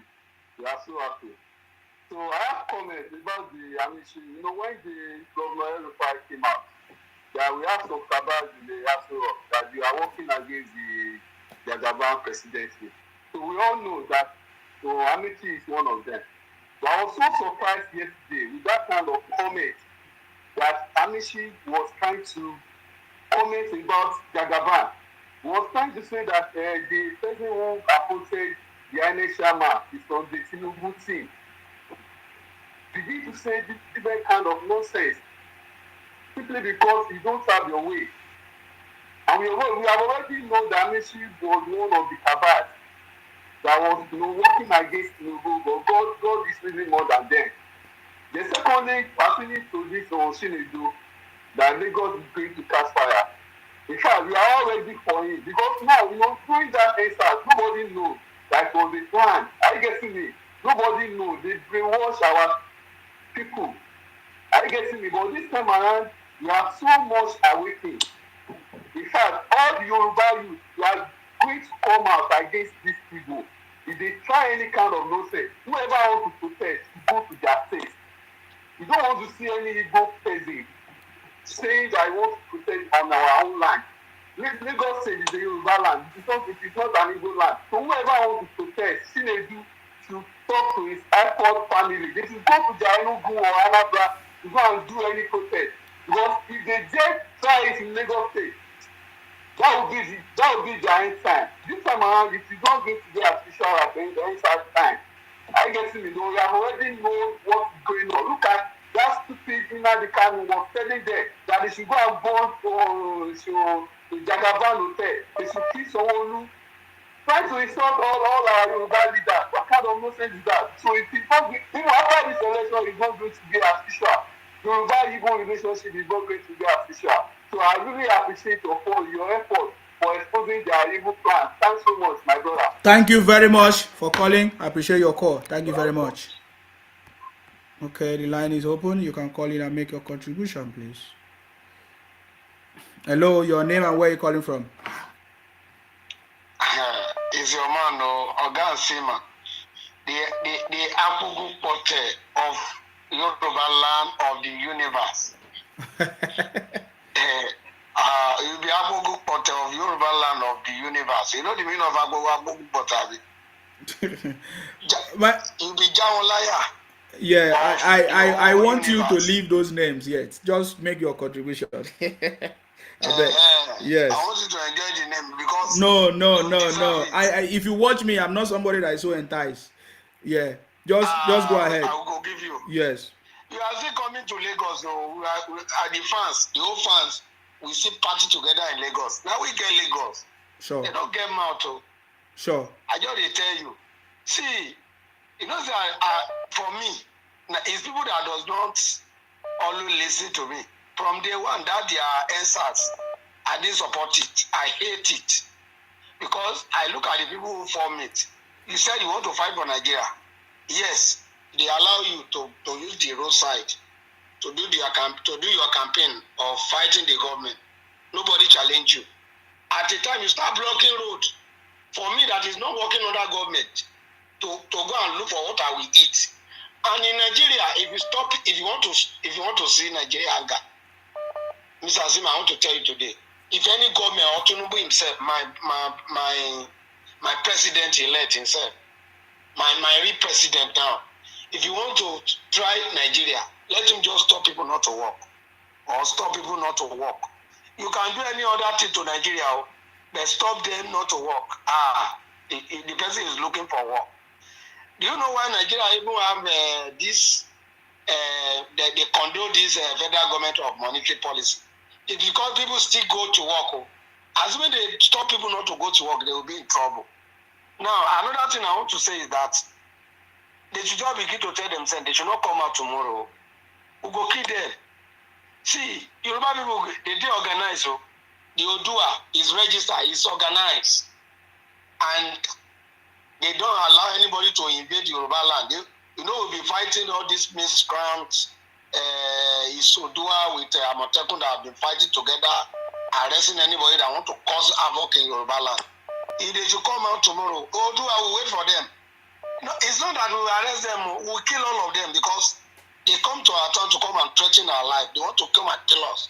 We will kill them first. If you see property, maybe you have not been in Lagos before. The Igbo Chere, the city hall, all the big something, the ports, Nigeria ports house in Marina, many things. Worth more than $3 billion.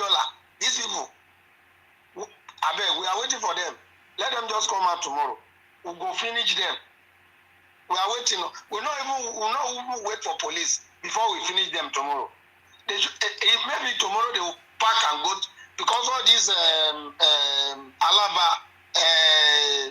Alaba, I'm a word of you, go put fire, send them back to their land. Whether hungry go catch Nigeria. They thought that they contribute nothing to Lagos economy. It's just little penny. That's what they are contributing.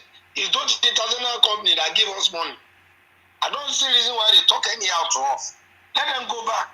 Let them go and use that 2 naira, 3 naira they say at Alaba. Do you know that if I go to Alaba to go and buy something in my own land, I will give those criminal Igbo. I will give them money before I carry my load outside the gate. And nobody know where the money goes to. The vehicle that load, they will collect money from them. Not Yoruba, Igbo people. If you carry little thing, boat, you will pay money before you go out of gate. My brother, we dey suffer for Lagos, so in the hands of Igbo. Even as so it be for Ladipo, we dey suffer. All those things must stop. But they must appoint Yoruba to be checkmate them, not them checkmating us. Yeah, but why is Yoruba people not? Let me ask you a question. Because I don't understand. Why is Yoruba people not the leader or not the manager of all the markets? I want to ask. I wonder. You know, there's a guy that called yesterday. The guy did not lie. If you do anyhow, they will beat you up in our own land. And they even allow them to the extent that nobody can even have. They're supposed to even pursue all of them. Let them begin to come and register so that they collect. They even build another market for them. I told them that they should bring them back to Ikorodu. All of them, they should bring them back to Ikorodu so that Ijebu people will handle them well. See, the Yoruba people, I don't know, my brother, you guys are talking too much. I don't believe in talking too much. Listen to me. Okay, now you have learned a lot of lessons. See, a lot of things must change. Let things be done properly. It must be you guys must be in charge of the market. Are you getting me now? So that things will be done. Things must be regulated. The goods, things must be done the right way. My brother, this is I don't know how to explain it. How can you allow visitors and foreigners to be in charge of your market? What are you saying? I've not seen. They were even telling Yabo Ojo, Tinubu Folashade Ojo, that he should not come to Alaba, that he does not have right to stop Alaba, and Alaba is a market. Do you know these people say that Tinubu, Yabo Ojo, the Yaloja general of the whole country, cannot talk, does not have mouth in Alaba.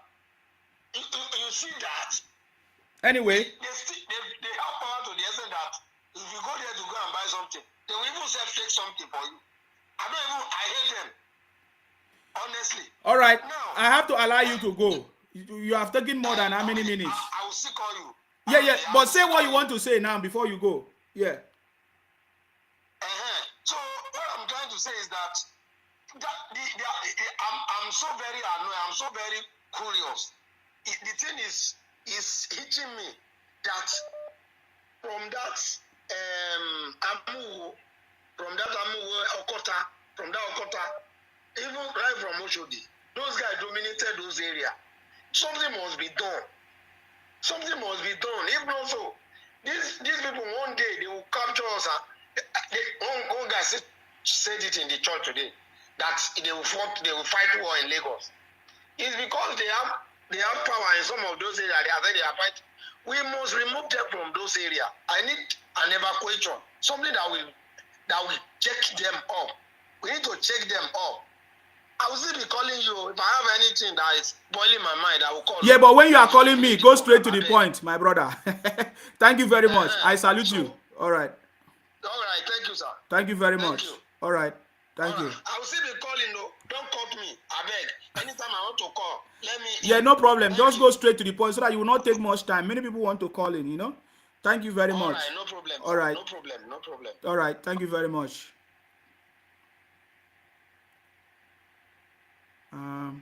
Hello, your name and where you're calling from, please. Go ahead. Hello, Nsima. Yes. Which is my name from Lagos. Yes, you're welcome. Congratulations. How is the celebration going, please? Congratulations to you and congratulations to everybody. You know, we were all alarmed when, prior to these governorship elections, we started seeing things on social media about people saying that no man's land or no man's land or something like that. But I'm sure by now they know that Lagos belongs to some people. Yes. It is not a no man's land. And that level of confidence they have, it came from the presidential election, where they are still claiming illegally that their mandate was stolen. A mandate that was never given to them in the first place. So that is where that confidence has come. But I'm sure they have cleared, the doubts have been cleared now in their heads. They know that Lagos belongs to some people. And that when people are accommodating to you, they accept you, they show love to you, they carry you along, you don't turn back and begin to bite the finger that has fed you. It is unfortunate that we have a bunch of ingrates. You know, these are ingrates. People who are not thankful to God for what God has done for them in this Lagos. You say you have investment. Do you have investment more than Dangote in Lagos? Do you have investment more than Dangote? Do you have investment more than Adinuga in Lagos? Dangote has one of the largest refineries in the world. The single largest refinery in the entire world is what Dangote has in Lagos. Have you ever heard him say Lagos is no man's land? So so these are disgruntled elements. People who don't know their left from their right. You know, when you have destroyed your own part of the country, you have scattered everything there. You are now looking for other places where you are going to come and cause trouble. See, I want to talk about the comments that came from Governor Duke, former Governor Duke. You see, I've said this before. There are subtle ways by which politicians undermine themselves. What you are seeing from people like Donald Duke, Rotimi Amechi, Chris Ngige, and all these other former President Olusegun Obasanjo and so on and so forth, these are individuals who have now seen to them, it is now very clear, they see that they have lost out in the political equation. Therefore, they are looking for ways to subtly undermine the mandate that has been given freely to Asiwaju Bola Ahmed Tinubu in the hope that somehow, by some wishful thinking, that something will prevent him from being sworn in as president. But it's a lie. Asiwaju Bola Ahmed Tinubu will be sworn in on the May 29th as the next president, as the president and commander-in-chief of the armed forces of the Federal Republic of Nigeria. Why? Because he does not need to legitimize any mandate. You see, Donald Duke should stop deceiving himself. It's a shame that a former governor will be making such reckless statements. Legitimacy is conferred on somebody's mandate by the provisions of the Electoral Act. We know that for you to be elected president of the Federal Republic, you have to fulfill two basic conditions. Number one, you have to secure the majority of the vote cast in that election. Number two, you have to have 25% in at least 24 states of the Federation. And these are the conditions. Once a candidate fulfills these two conditions, that person is pronounced and is returned elected by the INEC. And that is the legitimacy. That is the legitimacy as backed by our constitution. So you don't need to go and start, if people feel that maybe they are not happy with that mandate, well, there are other avenues of redress. And people should explore that avenue of redress. But you see, it is strange and it's curious to some of us when we begin to look at what is happening. That somebody that came in third, the person that came in third, that got 25% in about 13 states, is the person that is shouting that his mandate has been stolen. There's somebody there that is second, though. That one is not even making as much noise. It is the person that came third that is shouting now that his mandate has been stolen. Right? And all these things, I always say, they are doing this thing. It's not accidents. Right? It is not by mistake that you see them putting out this narrative. It is to achieve a particular end. Yes. And that end is to undermine the mandate that has been given to Asiwaju in the hope that somehow something will happen that will prevent him from being president. But you see, they are dreaming. The earlier they wake up, the better for them. You understand? Secondly, if you look at the direction that President Muhammadu Buhari is going now, in terms of trying to unbundle this, policy, problems that we have in terms of power generation and all that, devolving powers to the states on electricity generation, transmission and all that. These are things that Asiwaju has been fighting for since 1999. As a governor of Lagos, Asiwaju is on record to have signed an agreement with Enron to provide electricity generation, distribution and transmission for Lagos. He is on record to have done this. He could not follow through with this arrangement because of this so-called policy lockdown. And the federal government said, no, power generation is under the exclusive legislative list, or even if it's under a concurrent list, it is the position of the federal government takes precedence over the position of the state government. And that was why that project could not happen as at 2001, 2002, thereabout. If that project had gone on to be implemented by now in Lagos, we will not be discussing there is no power in Lagos by now. So, a lot of things are going to change with the presidency of Asiwaju Bola Ahmed Tinubu. There are a lot of things that are being, they have been stifled. Growth has been stifled. Prosperity has been stifled by very funny, policy regulations that seeks to concentrate all the powers in Abuja, and somebody will just sit down over it, and you will not allow the state governors to even think out of the box and do things to the benefit of their people. All these ways of administration, all these ways of running this country are the reasons why the country is as messed up as it is today. Because we feel we don't want to utilize the full potentials of ours. So what is wrong with river states from generating, if they have power, they have gas? Why can't the governor of the river state negotiate with a company to generate power and distribute it to the people of river state? What is wrong with that? Why should that be a problem? So these are some of the questions that this administration, the Asiwaju administration, is going to tackle. And a lot of people, a lot of young people, the earlier everybody starts sitting down and start thinking about what to do, how do I position myself so that I can take advantage of some of the new,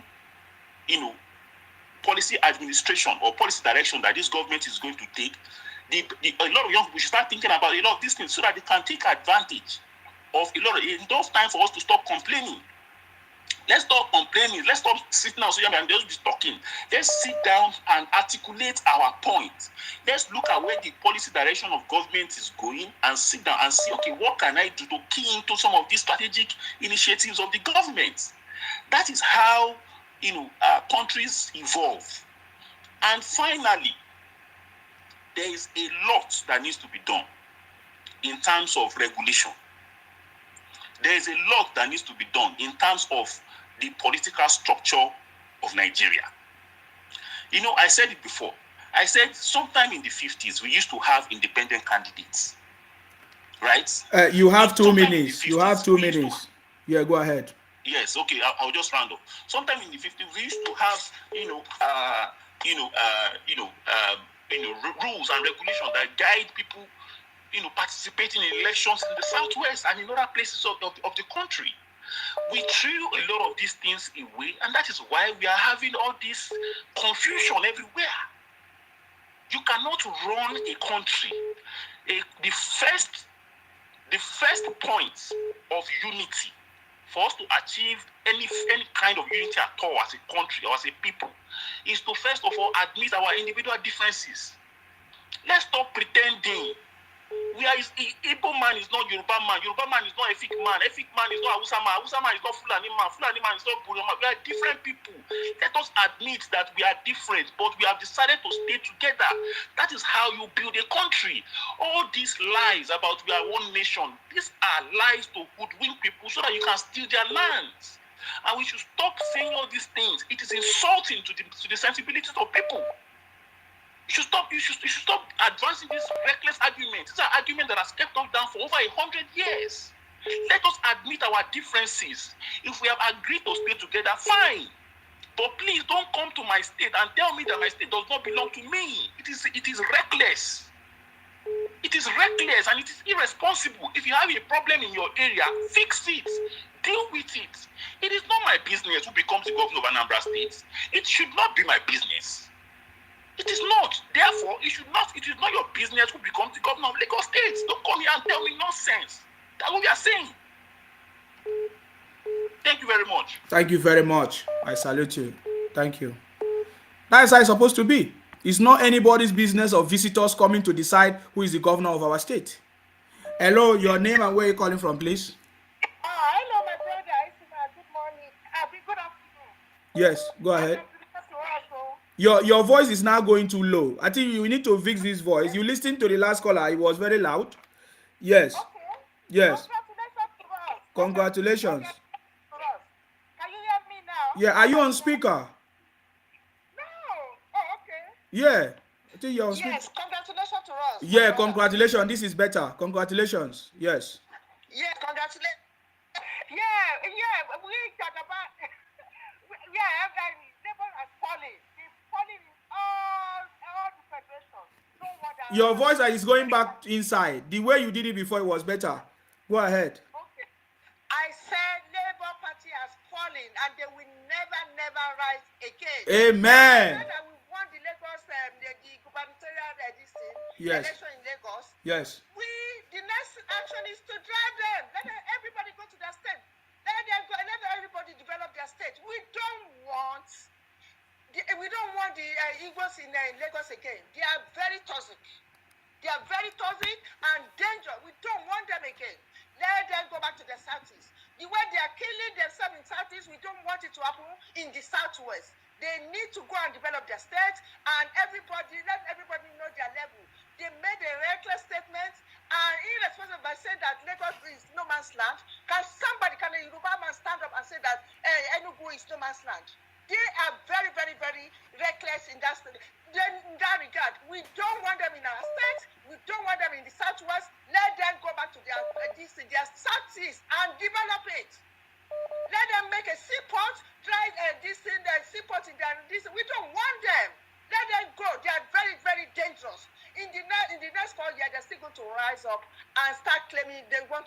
us again. We don't want them. We don't want them.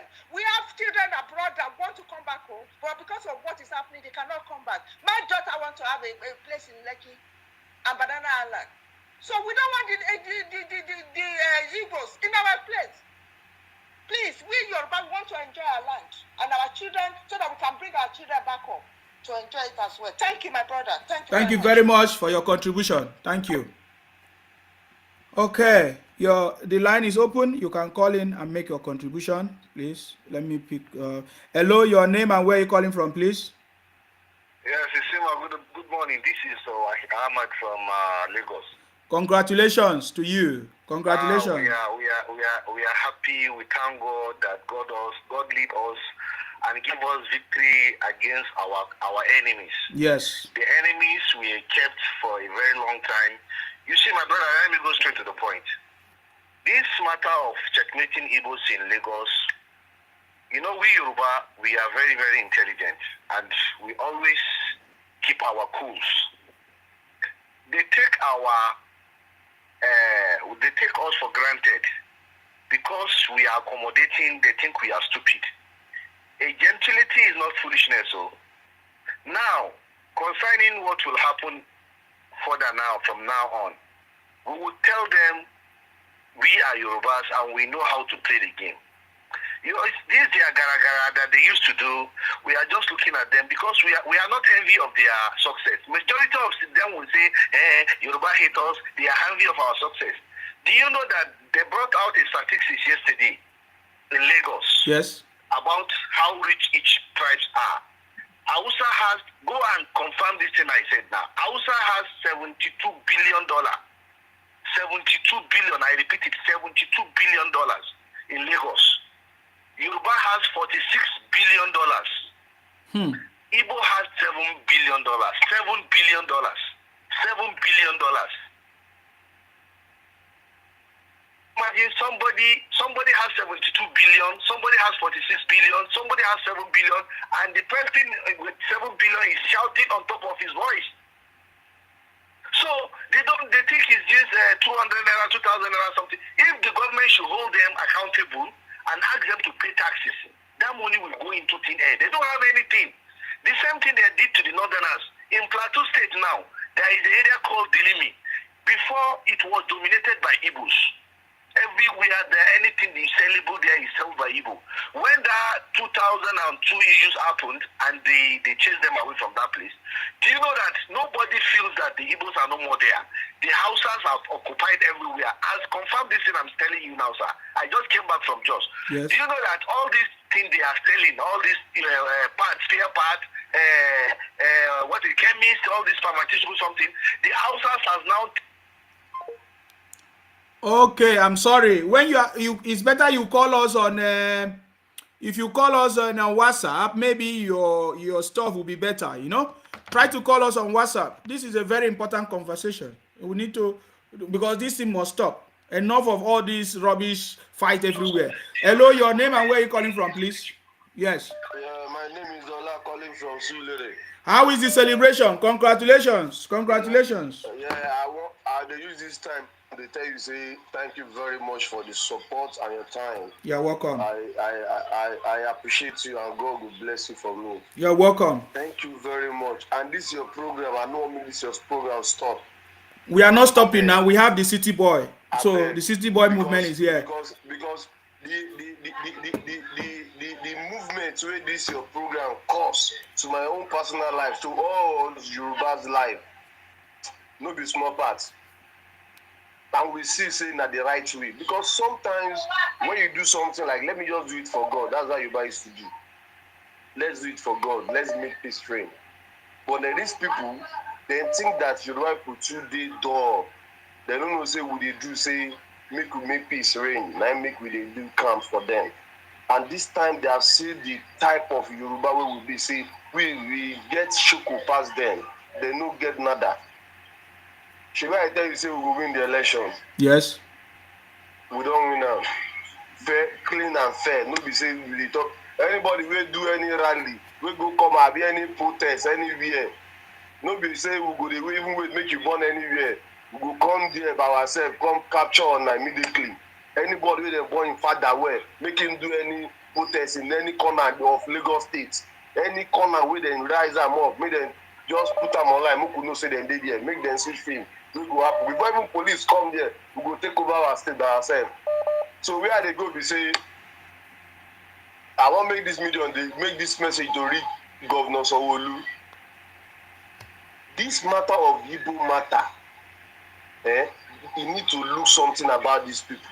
Because this one wey be say breeze wey dey blow, wey dey comot cloth, wey dey for neck, make person wey put him own for anger, make him go hold am tight o. You hear the problem wey I make, Oga? Because now they never even become something. They not become any for my face or my eye. They no get level at all because they be thief, criminal. Because anybody where they eager to collect power falsely, you go know say that person no get good plan for the state. They are bunch of criminals. Bunch of criminals. They don't get better because the guy go just look at person who go smoke, he go come back. You go they look at like this. I say, this kind Bado, where we say that baddest guy, now he want to become governor for the now we say while I go there now. This will go pass 1 day off, 1 day. It go be 1 week off, 1 week on for Lagos. This kind of guy, God, I thank you, say no enter.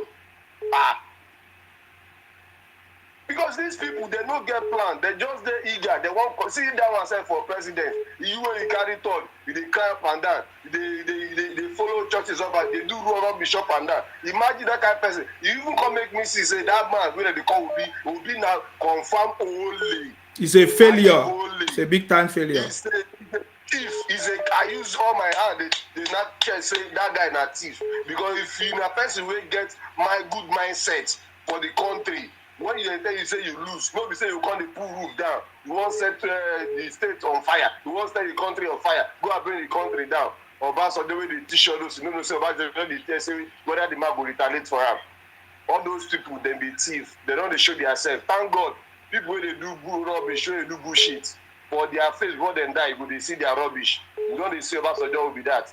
I will be said, don't let us know, say, now the kind of person will be. Make it no try, say, won't come out for anything again for this life, way in the.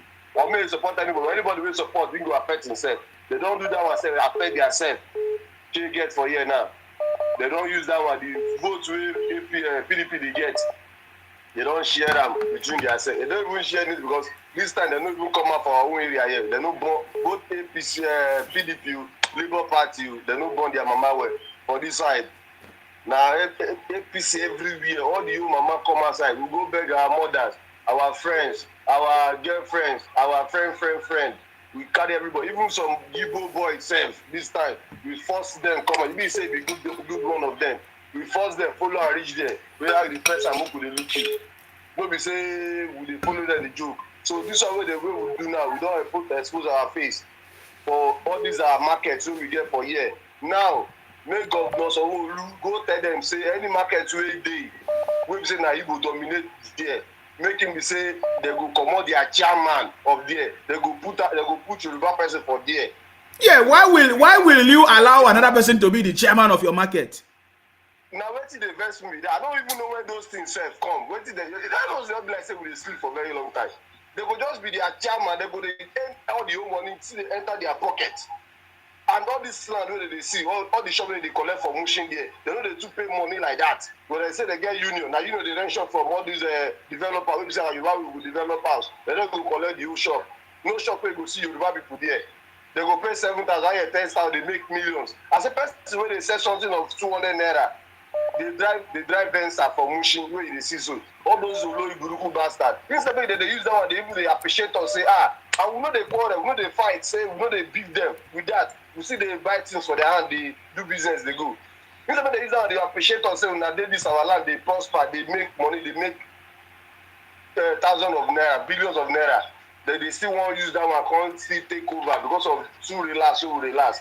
This time around, make Governor Sanwo-Olu go inspect all the old markets, remove their chairman.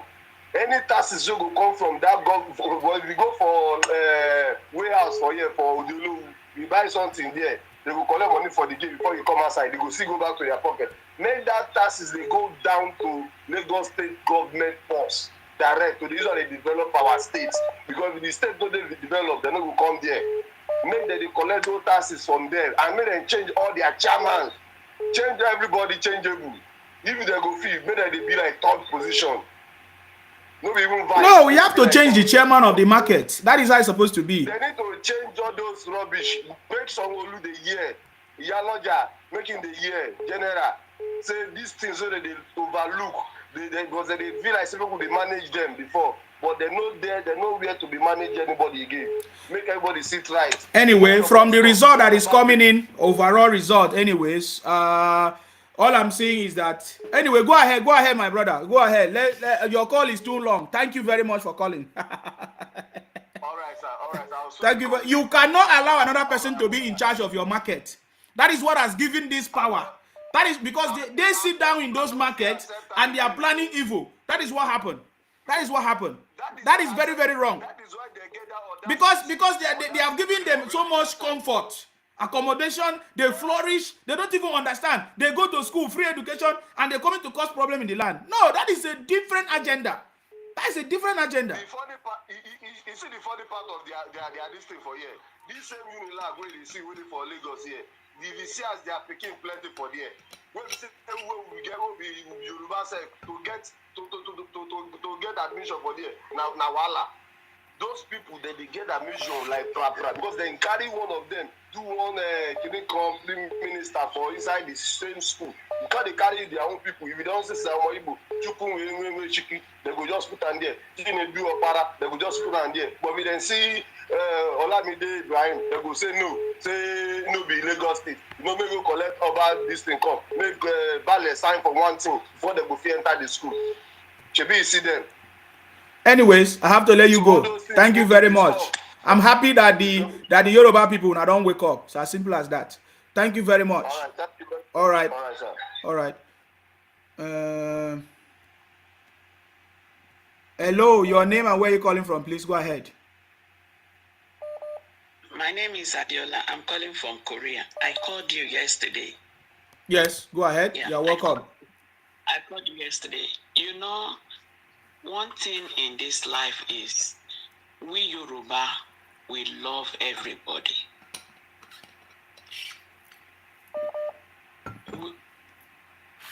We love everybody. So when somebody gives you love, you have to give the person back the love.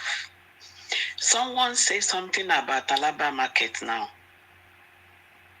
You know, if you have a shop in Alaba, that thought is only them that import. We too, we import, but we don't make noise. Everybody we load, from Korea, we load, we sell it in Alaba. I'm telling you something. You know, the price they give to Yoruba if you rent a shop is different from the price they give to their people. But you still keep quiet.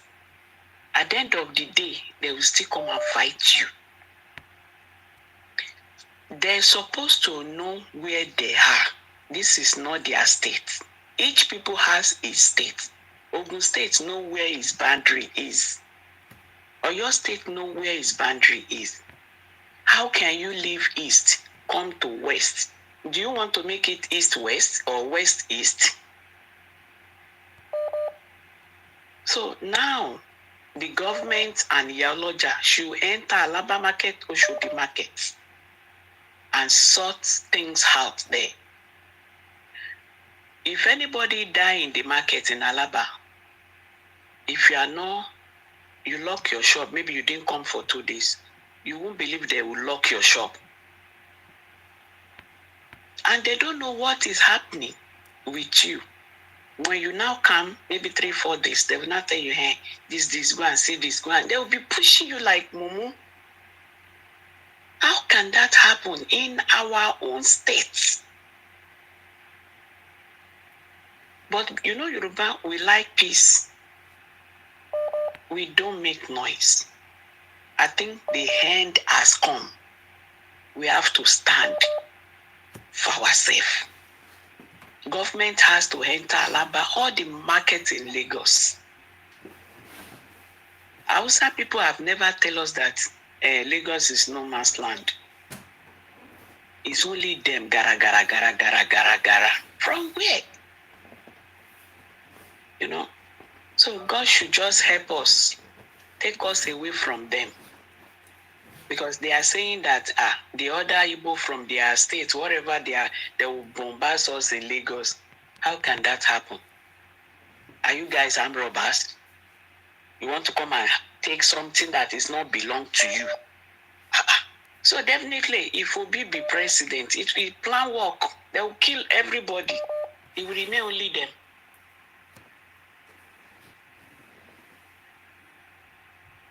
So what is it? May God help us in Nigeria. Yeah, before you go, I want to say Happy Mother's Day. I think they are celebrating Happy Mother's Day today because they are the first lady that called in today. Happy Mother's Day to all the women in the world. It's not easy to be a woman. Yes. Yes. Thank you very much. Thank you very much for calling. Thank you. Welcome. And in light of that, we are going to, I believe, hopefully, we are going to have the first woman governor or female governor in Adamawa. The first female governor in APC in Adamawa, hopefully, because APC is leading right now in Adamawa, and the candidate is a lady, is a woman. So it is possible for us to have the first female governor in Adamawa, APC. That's it. Hello, your name and where are you calling from? You are calling us again. Yes, I'm calling you again from South America, Georgetown, Guyana. Nsima, there is something that I want you to, I want Nigerians to pay attention to. You see, INEC has really done very well in this election if we compare it to the past elections. If I got it right from the report that I read, that around 90 million Nigerians registered for this to be eligible to vote. But if you look at the results in the presidential election, just about 25 million, if you put together all of the results, it means that Nigeria got something right in this election. So it is not negative. Sometimes we need to pay attention to the little progress that the nation is making. So I want us to keep that in mind. Secondly, you see, this is your program. You know what it has made me to do? It has made me to go and get the map of Nigeria. I have two sons that who have not been to Nigeria. And I have started civic education about Nigeria, different ethnic groups, where the Yoruba land are, where the Igbos people are, where the Hausas are, where the Bibios are, where the Jaws are. So this is a wake-up call program for all Nigerians to begin to educate ourselves. And I'm pleading with you, Nsima, to continue this program, to continue this campaign, to continue this education and awareness of all peoples that are in Nigeria. Thank you very much, and God bless. And secondly, callers should please be brief, go straight to the point, because there are thousands of people who wants to call in. Thank you very much. Thank you very much. I appreciate you. Thank you very much. Thank you very much for that contribution. Hello, your name and where you calling from? Please go ahead. Thank you very much. I appreciate you. Thank you very much. Can you reduce the volume of your listening device? Oh my God. Hello. Can you reduce the volume of your listening device? Okay, thank you. Hello. Yes, please go ahead. Your name and where you calling from? My company is from Lagos. Congratulations. How is the celebration going on there? It's fine. Everything is fine. Yes. My name is Abdullah Kabroli. Thank you. You're welcome. I'm hearing one news from Sam Epa. He said he want to come to Lagos and fighting MC Oluomo. So we are ready for them. Any day they do single small rallies for the Lagos. Then we hear Yoruba, and you know Yoruba no be. Thank you. Thank you very much. Don't see, those people are IPOP criminals. You know why I'm not talking about them? Because they are a bunch of criminals. They are, so forget about it. See, the victory of this election already have said a very strong language. So I don't want to talk about all those ones are noisemakers. They told us before the presidential election that they are going to get Biafra. Today they are a bunch of criminals. Please don't take me back there. I was part of them. I knew that they are criminals, and I came out and I say it. Understand? That is why you can see all the comments. All of them are fighting me because they said before, oh, you were talking about Biafra. Yes, just like I want freedom, I want peace, I want justice, I want development. But when I get there, I discover that they are all criminals. Are you getting me now? They are a bunch of criminals. Yeah. They want to steal people's property. They want to steal people's land. They are criminals. That is so. Leave those people making videos on social media. Let them come to Yoruba land now. You have already shown them something, so let them come. So leave. They are criminals. You know, my question is, why will you allow another person, a visitor, to be the chairman of your market? That is my question. It's not our fault. Our header. So are you going to do something about it? We do. Forget. Let them finish everything. Let them say Sanwo-Olu. Don't worry. Don't worry. All right. Thank you very much. Let me beg tire. Don't worry. Thank you. Thank you very much. Hello, your name and where are you calling from, please? Hello, your name and where are you calling from, please? Reduce the volume of your listening device. Yes, it's Ahmad calling you back again. Yeah. You see why we did not bother before is because we know them for a very long time from the history, the way Azikwe did what he did, the way Uzuku did what he did. But Yoruba, we always forgive people. We will believe that there is always a better version of people. I am not saying all the Igbos are bad. There is not all of them. But the criminals among them, the ingrates among them are too many. And it's very unfortunate that the leaders, the right ones among them, did not speak. You know, when somebody is not doing something wrong and nobody is questioning him, he will think he's doing the right thing. So concerning this, our markets, our places we give them, we will take it back. It's not by fighting. It is by, everybody has a law now. Every land has its own law. Thank God Sanwo-Olu has been re-elected and we have our own House of Assembly. And thank God with what federal government under President Muhammad Buhari has just done, consigning all these new law that has been done into our constitution, restructuring of our constitution, we will show them that we are the master of the game, just like what our leader did at Shuaju. We will show them. We will not fire a single bullet, and we will reclaim our land. It is a matter of who gave you the authority. And you come and explain now, and if our House of Assembly has already passed a law that this thing should be revoked, it will be revoked because we think they will be grateful, but they are ungrateful people. Now let me tell you something. In the UK where we are, everything has a law. Markets, everything, every single, there is nothing that don't have a law. That is why things are working here. Are you getting me now? No, that is the same thing we will replicate here. That is why we want Ashwadi to be there. It's not that he will develop only the Southwest or he will develop only the Northeast or everywhere. He will develop all the Nigeria. And if they say they don't want, that is their own cup of tea. We will work together with the South-South. We will work together with the Northwest, North Central, Northeast, Southwest. We will work with them. If they say that God has already steered it for us. They are in landlocked, and one of them is just boasting today that they are very close to the deep sea. I say, okay, go and use maybe shovel now or jigger. Go and drink the sea and start your interpretation.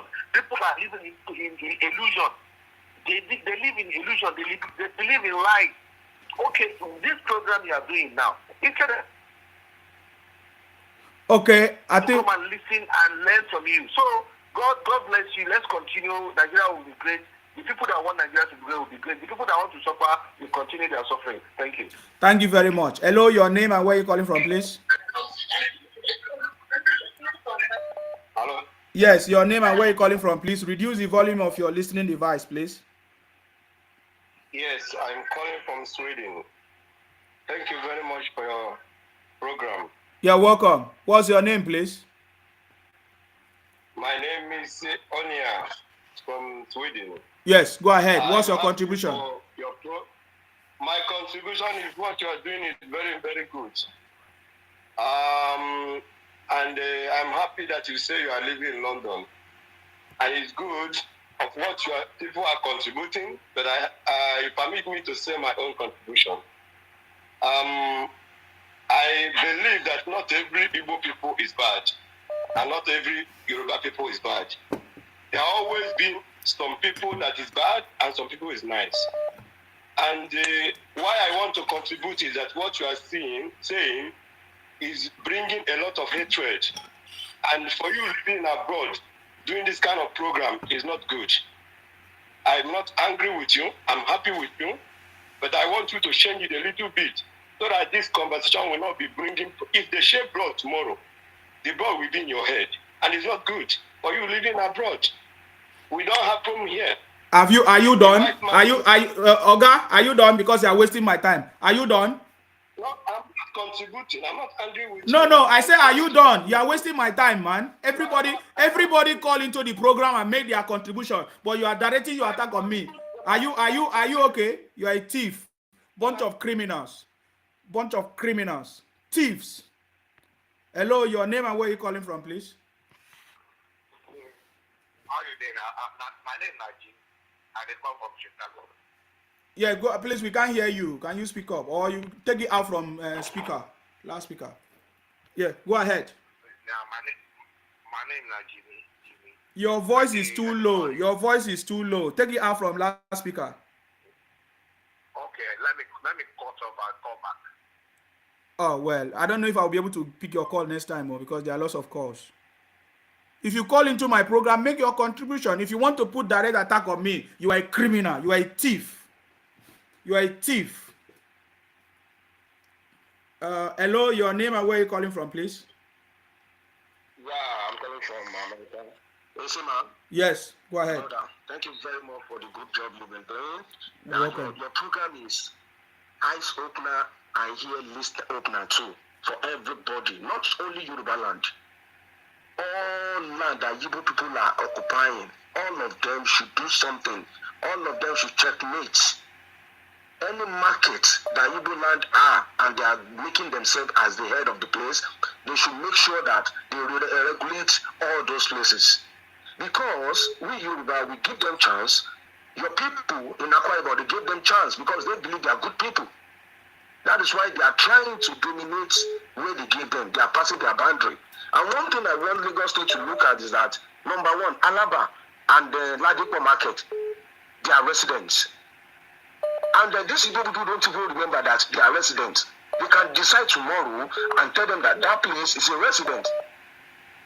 Let them go to another places, or they should go back to their place. And then secondly, we want the governor of Lagos State and the governor of other states to look into all the markets. Yes. Before anybody can do anything, or before you can be the head of a market or chairman of the market, you must be original soil of the cities of the state. Of course. You must be the owner. Nobody should come from other places and say they want to contest.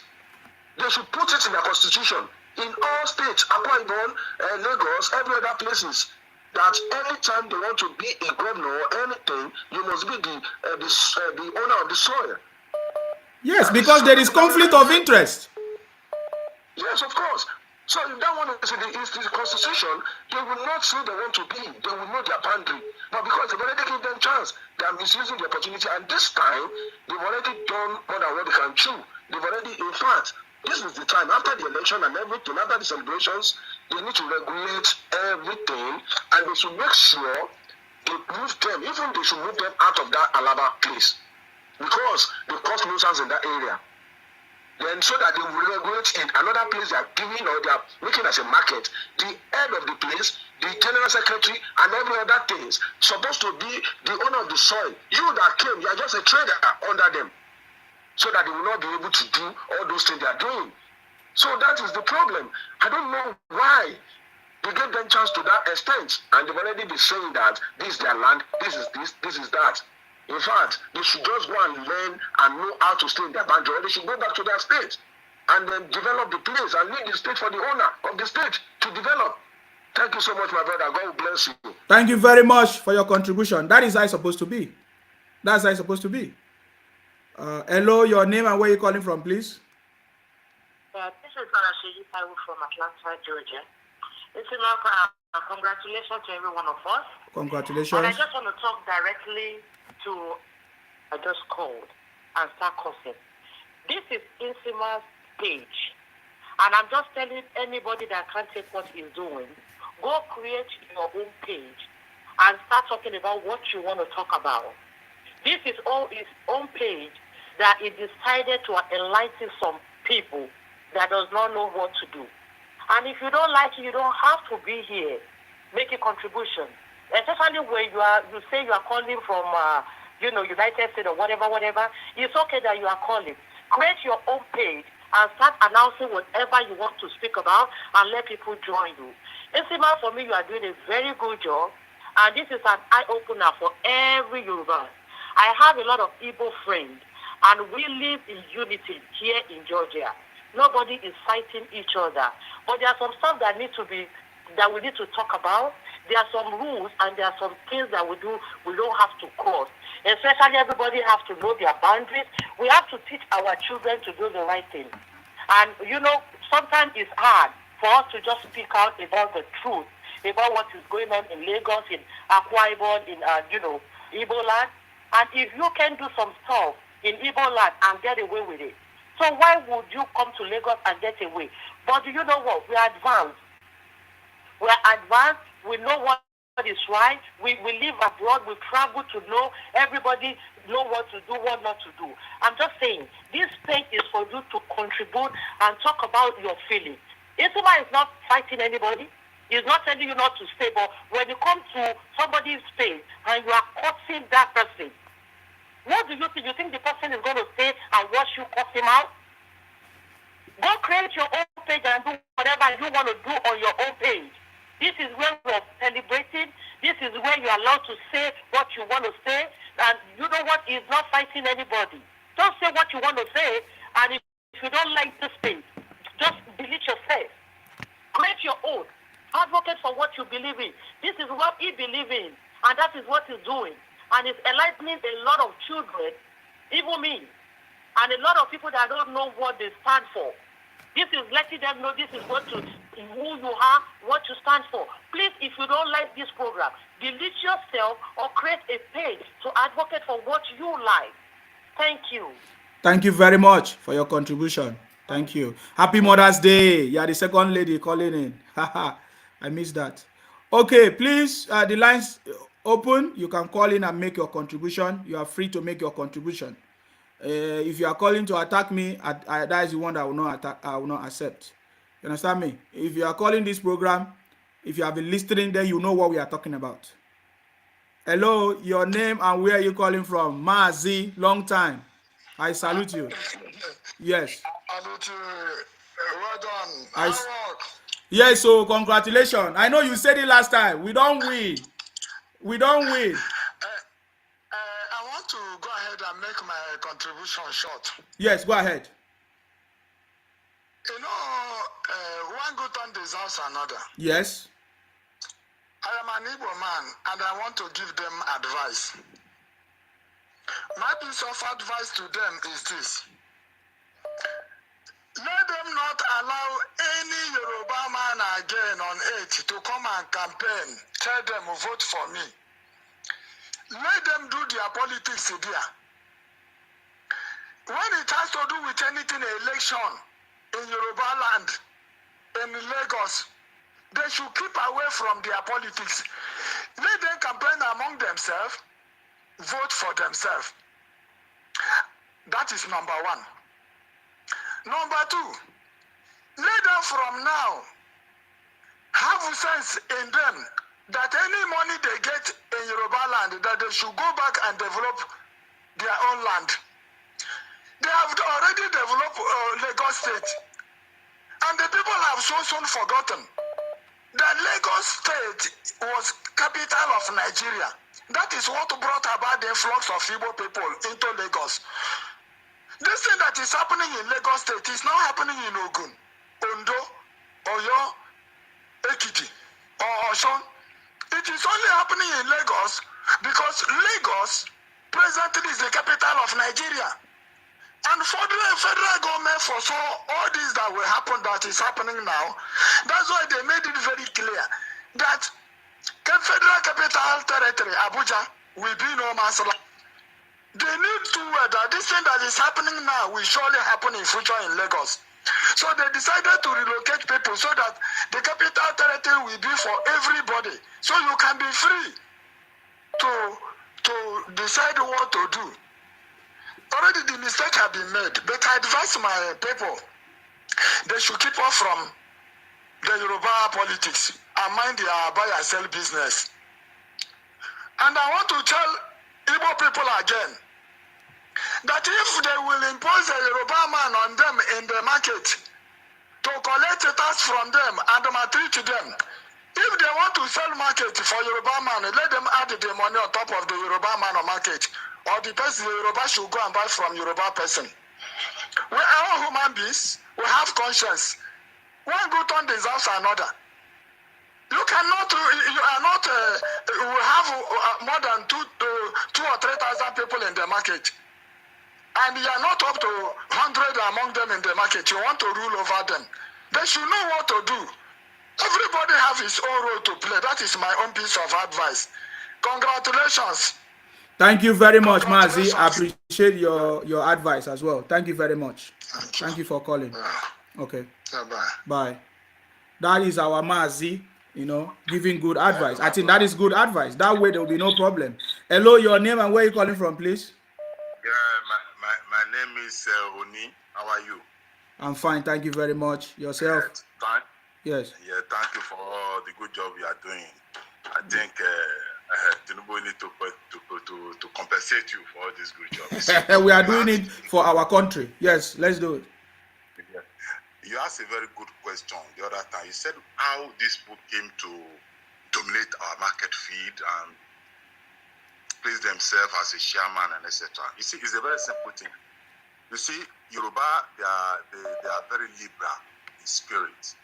And I want to tell you something. Igbo have the capability to conquer anywhere because of one character these people have. Character, they form a ratio of communication. If Igbo come to your zone, they will start having meetings from one corner to the other. Those meetings you see them having, they are communicating. Any available property, either land or anything, they hijack it immediately. That is the way they function. But our leader contribute much to our problem in Lagos. You see, our leader, they play politics with us. They think they can win the voting power of the Igbo by doing all things for them, by doing all things, by being liberal and good to these people. But these people, they are cold people. No matter what you do, they are just a cold people. They don't have interest in you if you are not part of them. So the only thing that can save Yoruba in this situation in the future, first, my idea, they have to fight for every local election must be local. Yeah. State election maybe it must be local. If you are not part from their state, you can't participate in the local election. So they have to do something like a state voting certificate. That state voting certificate, they can give it to you if you are not part of the people, if you are not from the state. If you meet the demand, they give it to you. And they have to push it at the federal level. Okay, you can, as a Nigerian, can vote anywhere you want in Nigeria. But before you vote in a state that is not of your state, you must have the SVC, State Voting Certificate. And if you want to contest, you must have something like a SPSC, State Passive Suffrage Certificate. So all those things can make every state to be in control of themselves. So therefore, because our leader think they can win Igbo vote, so they did a lot of things that is wrong. And secondly, Tinubu implement one economic idea, free trade zone. That free trade zone wrongly implemented. Because if you apply a free trade zone, you have to make your people to be the rock. So Igbo quickly penetrate that policy.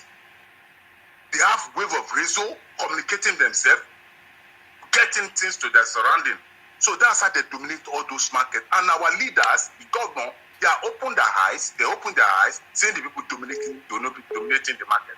Not knowing that the ethnic that dominate the market, their population will come to fill the land. And before you know, your people are no more there. This is what happened to Yoruba in this very election. Now Yoruba are looking for their people. Where is my people? Where you have to force the people out because you have started poverty within your people. As a government, you are not conscious of people, of your people. You are not conscious of their situation in their territory, and you make a foreigner to come and dominate them in their land. It's a very wrong policy. That is the problem that faces Nigeria. I think they learn lesson now. What they have to do, they have to make sure that they push that SVC, state voting certificate, they've solved that question. So you cannot, if you are not from our state, you can't participate in our election in future. Secondly, all those markets, they pass quota system.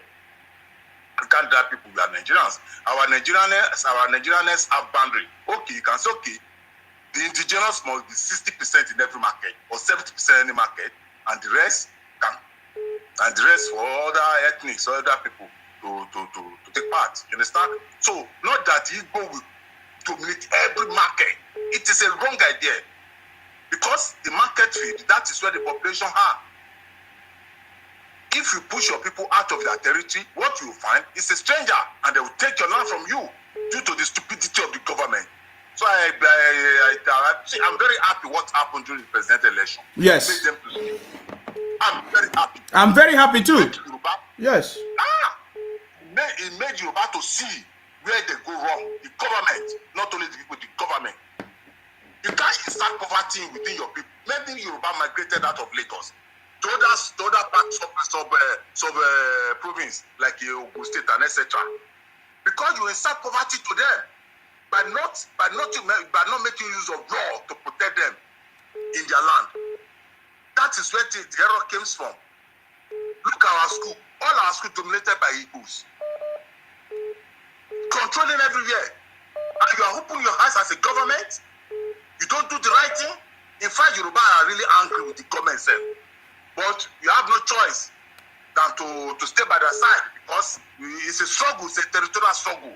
The stranger want to come and conquer our land. That is the vote APC enjoy in Lagos. If not, Yoruba are angry with APC policy sometimes. I have to tell you in my mind. Because you can't leave your people like that. You are there. Study the situations of your people. See what is happening to them. Make sure they are in control of their territory. You are passing the free zone territory without protecting your people to be the rock of the policy. Thank you very much. Thank you very much. This must be resolved as well. We are also facing the same thing in Akwa Ibom. Yes. Thank you very much. I appreciate you. Okay. Thank you for your contribution. All right. Let me pick other people's call. There are lots of calls, guys. I'm sorry if I'm not able to pick your call at the same time. You can send me a voice note, then I will play it. Hello, your name and where you're calling from, please. Hello? Yes, I salute you. Your name and where you're calling from, please. Hey. Yes. I'm calling from Atlanta. This is David, a regular caller, part of the movement. Yes, you're welcome. We thank God for everybody. We thank God for everything that has happened. And as regards a new policy that's supposed to be enacted, Lagos have to wake up. The indigenous have to wake up. Every society, there should be an allocation that, okay, like we used to say, a federal character. For every market setup, everywhere, maybe 40%. If at all you are renting it out to whoever you want to rent it out for, the original owner of that place must retain his title. They must not sell it. No sellable properties. That you cannot sell it to any other person apart from indigenous of Lagos. Not even indigenous of anywhere. No, indigenous of Lagos must be the one to hold the title. And that way we'll be able to control certain things. There's nothing bad in if everybody is doing business together and we are moving freely in our country. That's a country that's how we're supposed to enjoy it. But when it comes to internal politics, so also that as we cannot say, okay, today now, if you are not from Ijebu, even if you are from Abeokuta, you cannot be a king in Ijebu land. That's all. So those things should be stated categorically in our law. In every state, not even Lagos alone, no, in every state, there are certain places you can go to in local politics there. So that way, we will checkmate, we will know our right. Yes, if a Yoruba man, if a Lagosian decide to be a Labour Party flag bearer, so maybe. Yes. Yeah. If you win the vote, it's okay. But for you not to just say now and come to my house and tell me, don't sleep on that bed, go and sleep in the other room, go and sleep. That has always been the problem we have. If you look at it, that is what caused the civil war. That is what bring the IPOB. That is what is bringing the Yoruba nation. Exactly. Exactly. That is what bringing all those things. That somebody come to your land, and the same thing. That is what caused the Second World War. That was the allegation Hitler leveled against the Jew. Can you also comment? Can you also comment on this? You see, as we are talking now, they are busy deceiving themselves with propaganda. You see, this person said on the screen, he said, what about the Yoruba man that win election in Abia State? You people are talking nonsense. That is not correct. That is propaganda. Tell him to mention his name. No, there's a propaganda. They are sharing a video that one Abiola won election in Abia State. That is a lie. Let me tell you something. Let me tell you the funniest thing. The funniest thing is that I have a lot of my friends who are Igbo. They bear Ilesomi Yoruba name. Oh my God. They bear Yoruba name. Some of them bear Yoruba name. For you to win an election in Abia, let him mention his name and let him tell me exactly the state he came from. And let the man come out and tell us. My mother is from Ijebu. My father is from Abeokuta. Let the man come out. Let the man, whoever that won that election, let him come out. Yeah, we have talked about it earlier. There's a video evidence. Is a lie. It's not correct. It's a lie. Yes. It's a propaganda. Yes. It's a propaganda. Obi came the other time. He said he came to the screen. He said the Igbo were the one that voted for Abiola. Whereas it's only Anambra. It's only Anambra SFA that is SDP. The rest are NRC. Then I don't know why you just sit down and bring what will cause commotion into the country. With the due respect to the Igbos, I love some of them personally when we talk in terms of personal relationship. But when it comes to the collective agenda, some of them always allow themselves to be deceived into certain things, believing that you are superior to any other person. It's not like that. It's high time they should stop that idea. If you don't stop at that idea, if you come to my house, let me show you around my house. Let me tell you where to sit. Let me offer you food. Let me offer you water. But for you to come to my house and say, okay, that drink should be served to this, should be served to this, there's no how we will not cause quarrel, even if we are born of the same father, the same mother. So that's the problem. All right. Thank you very much for your contribution. Congrats again. Congratulations. What is happening in Delta? Did you have any information on Delta? Yes, Senator Omo Agege is leading. The battle line is in the north, the Delta North. He's leading in all other region. I don't know, south or whatever, but it's in the north. That's a problem that they are still having problem here. Yeah. So yes. All right. Thank you very much. Hello, your name and where you're calling from, please. Go ahead. Yeah, hello, good afternoon, Sim. I'm calling from River State. I salute you. I salute you. Thank you for being part of the winning team. Yes, so congratulations. I appreciate every work. Yeah, congrats to you too. We're part of the City Boy movement. Yes. Sima, you see, the truth of it all is that, you see, this country.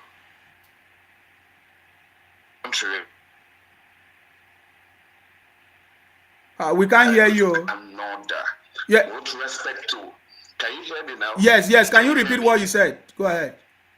Yeah, I believe what is going to make this country work is respect for one another individually and other people's space. You respect me as a person, I respect you as a person. You respect my space, I respect your space. You see, the truth of it all is, I don't want to look like I have issues with our Igbo brothers, but I believe primarily our Igbo brothers, especially the younger generation, their parents lied to them. Their parents lied to them.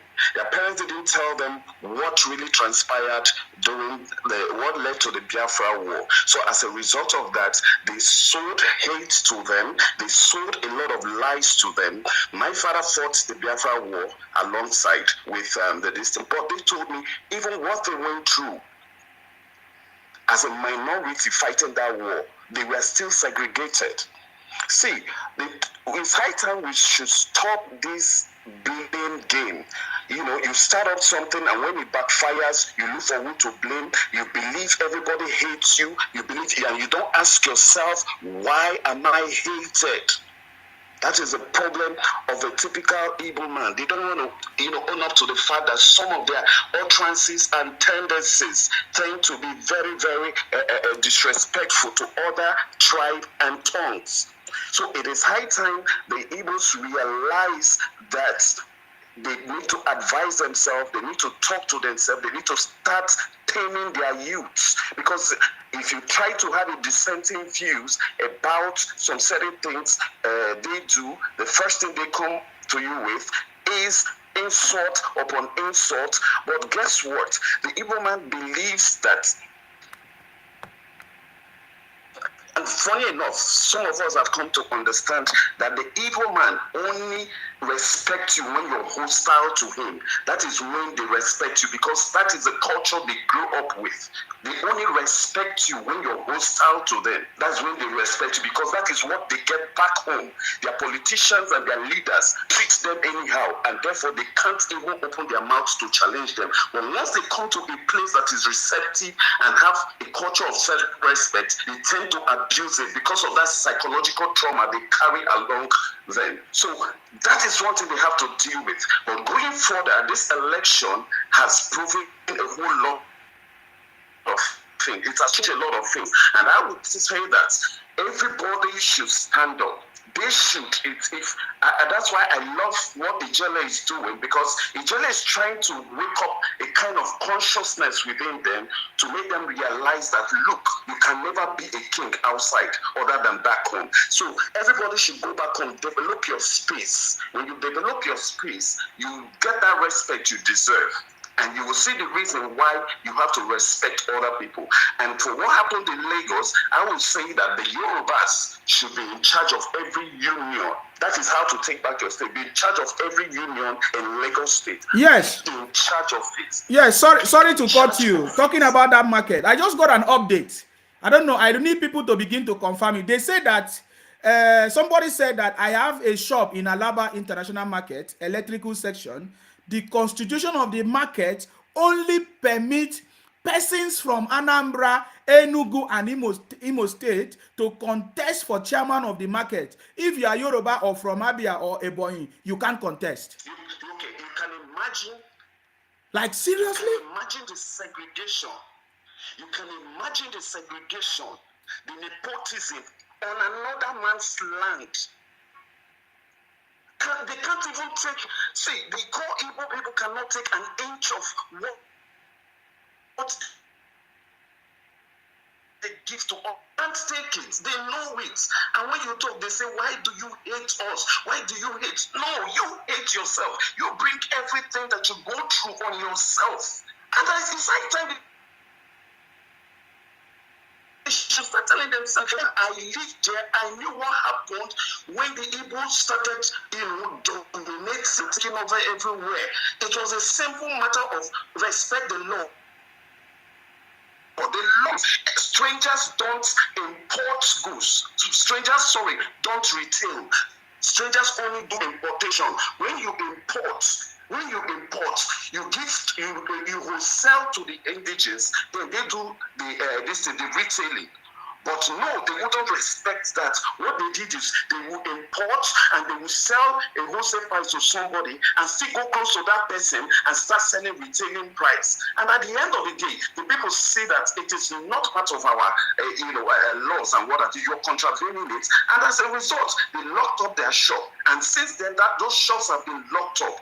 Why can't you just do the right and respect the law of the land so that you will have peace? Why? Why is it difficult to do so? Whenever they go to where they are respected as human beings, they tend to abuse it. Look at what happened in Dubai. Look at the kind of cultism activities practicing. Where are we going to start and where please let me just not take this too. I will surely call back. Thank you. Thank you very much for calling. Guys, I did not understand. No wonder they are fighting now. It's because of this that give them the power. This is what is causing the problem in Lagos. This is actually what is causing the problem in Lagos. Wow, like seriously? I have a shop in Alaba International Market, electrical section. The constitution of the market only permits persons from Anambra, Enugu, and Imo to contest for chairman of the market. If you are Yoruba or from Abia or Ebonyi, you can't contest. This is what is actually causing the problem. The accommodation has gotten to a point that they have become so big. This is what is causing the problem, guys. Hello, your name and where you're calling from, please. Go ahead. So I'm Nikki. I'm calling from Baki. Hello, Sima. Yes, you are welcome. I don't think people realize if APC do bad thing tomorrow, you are going to talk about them. They didn't know that because they are in the right path. That's why you are talking about them. So I think you should clarify it to some dumb people that are saying bad thing to you, that you are not in group of bad thing, you are not contribute to the bad thing, you are just in the right thing, talking about the right stuff. So I think you should talk about that as well, because they think you are in the part of winning team because they are leading. They didn't know that because they are doing the right thing. Yes. And they are putting everything in the right order. Talk about it, please. Oh, okay, yeah, I get that. Thank you very much. Thank you very much. Yes. Yes, I mean, she's actually right. Happy Mother's Day, I forgot. Yeah, you see, the reason I'm in APC today, or talking about APC or Baba Tinubu, is not because, oh my God, it's because I have seen that Baba Tinubu, number one, is the right man for the job. I have looked at his track record, his competency, and I've seen that he's a man. He did it before in Lagos, and he can do it in Nigeria. Everybody migrate to Lagos. That is the truth. Whether you like it or not, everybody migrate to Lagos. There is something that is attracting people from any part of the state of the country to Lagos. And somebody did it. Somebody laid the foundation. And that person that laid that foundation is Baba Tinubu. And when this presidential stuff happened, I knew it right from time. I told them that when it comes to election, it is Baba Tinubu that is going to win, and that's because he has the foundation. He has been in this business for a long time, 30 years of experience, building bridges, talking to everybody across the country from north, west, south, east, everywhere, and I know he can do the job. And I said, when it's time, I'm going to be talking about Baba Tinubu, and now the time has come. And I'm here because I know that he's a man that is going to do the thing, the prosperity, bring development, peace, unity to Nigeria. Are you getting me now? And that is why I'm here. I'm here because I am supporting something that is going to bring prosperity to Nigeria. Something that is going to bring peace. A man that is ready to do the right thing. A man that is not controlled by anybody. It's not Obi that is being controlled by Obasanjo, but they just are not. No. This is the man that I know can do it. Are you getting me now? You know, I have joined so many groups before. I started from what's the show where when he came to Nigeria for presidency in 2019. We were campaigning for Showore everywhere, but we discovered that they did not support him. The so-called obedient youth, they never supported Showore at that time. They said he should go back and become a local government chairman and all of that. Then that was when I discovered that, okay, so the youth don't want to support somebody that can bring change to the country. And I started making videos for Nnamdi Kanu, Biafra, and all of that, saying that we need justice, we need peace, we need development in the country. That was how I started talking about Biafra and IPOB. And then when it got to a point, I was so much involved because I do my research and I talk about it, just like I'm talking about it today.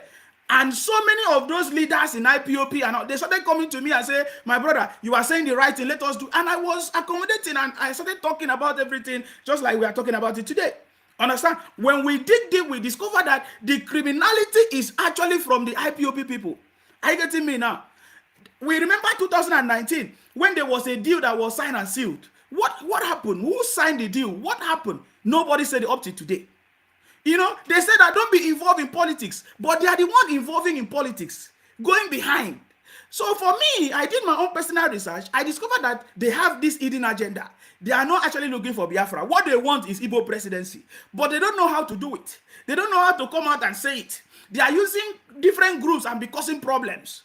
You know, but I still continue. I still listen to them.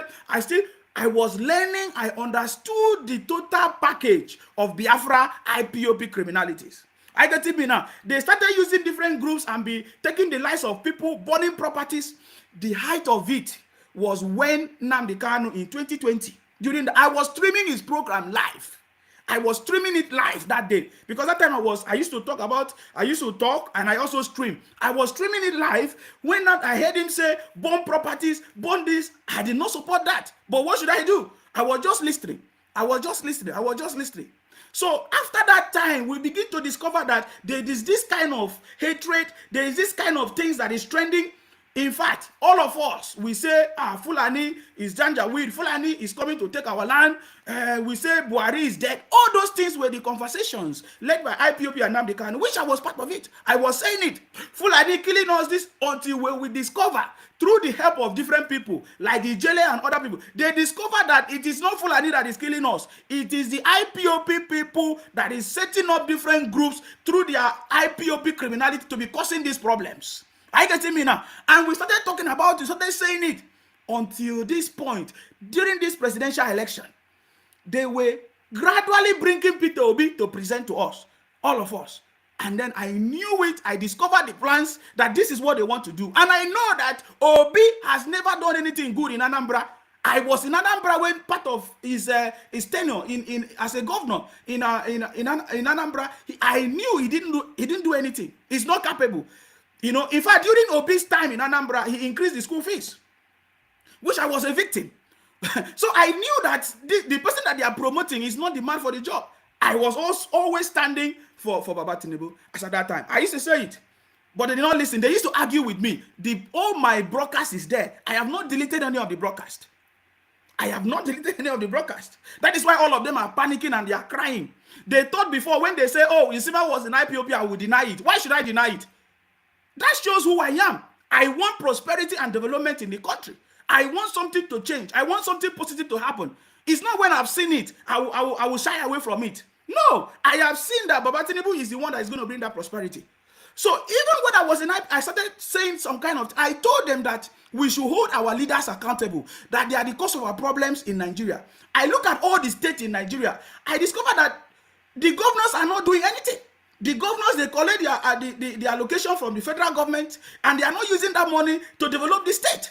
And the video is still on my page. I came out and tell them that we need to hold our leaders accountable. That is a revolution. The revolution of holding our leaders accountable. I told them many times. They said, oh, they don't. In fact, there was a time they say we are not ready for revolution. We are not this. All these things. And I started saying it. I kept saying it. They sacked me 4 times. They sacked me 4 times because I was telling them the truth. They refused to share my video. They reported my pages. They did all kinds of things to me. I was still who I am. I have not changed. So I'm always on the side of the truth. And I'll always say the truth. If I see something wrong, I say it. Because I believe that if you're a good leader, when somebody points out something, when somebody says something to you and you check it and you investigate and you discover that it's wrong, you should be able to correct it. They are not correcting anything. They only love themselves. They only do whatever they want. They have this hidden agenda covered up among themselves. You know, for me, I was thinking that it was something good. I never knew that they were deceiving people. Though I've got the information before from people that was previously members of IPOP. They said, they talked about the criminalities of Nnamdi Kanu and all. In fact, I have a brother from Akwa Ibom that was a victim of IPOP. They almost killed the brother. I have his video, everything, the pictures of how they massacred the brother. His name is Cosmos from Akwa Ibom. But I was still part of it just to know and have my own first-hand experience. And then when I discovered it, I came out of it. And I was telling them, I told them, this your Biafra fraud is not coming anywhere. We said it even with, there was a lady I used to work with. Of course, all of them, they are not here with me because they run away because I'm always on the side of the truth. I always tell them the way it is, but they don't like it. They have tried to push me, to bend me. I have not changed.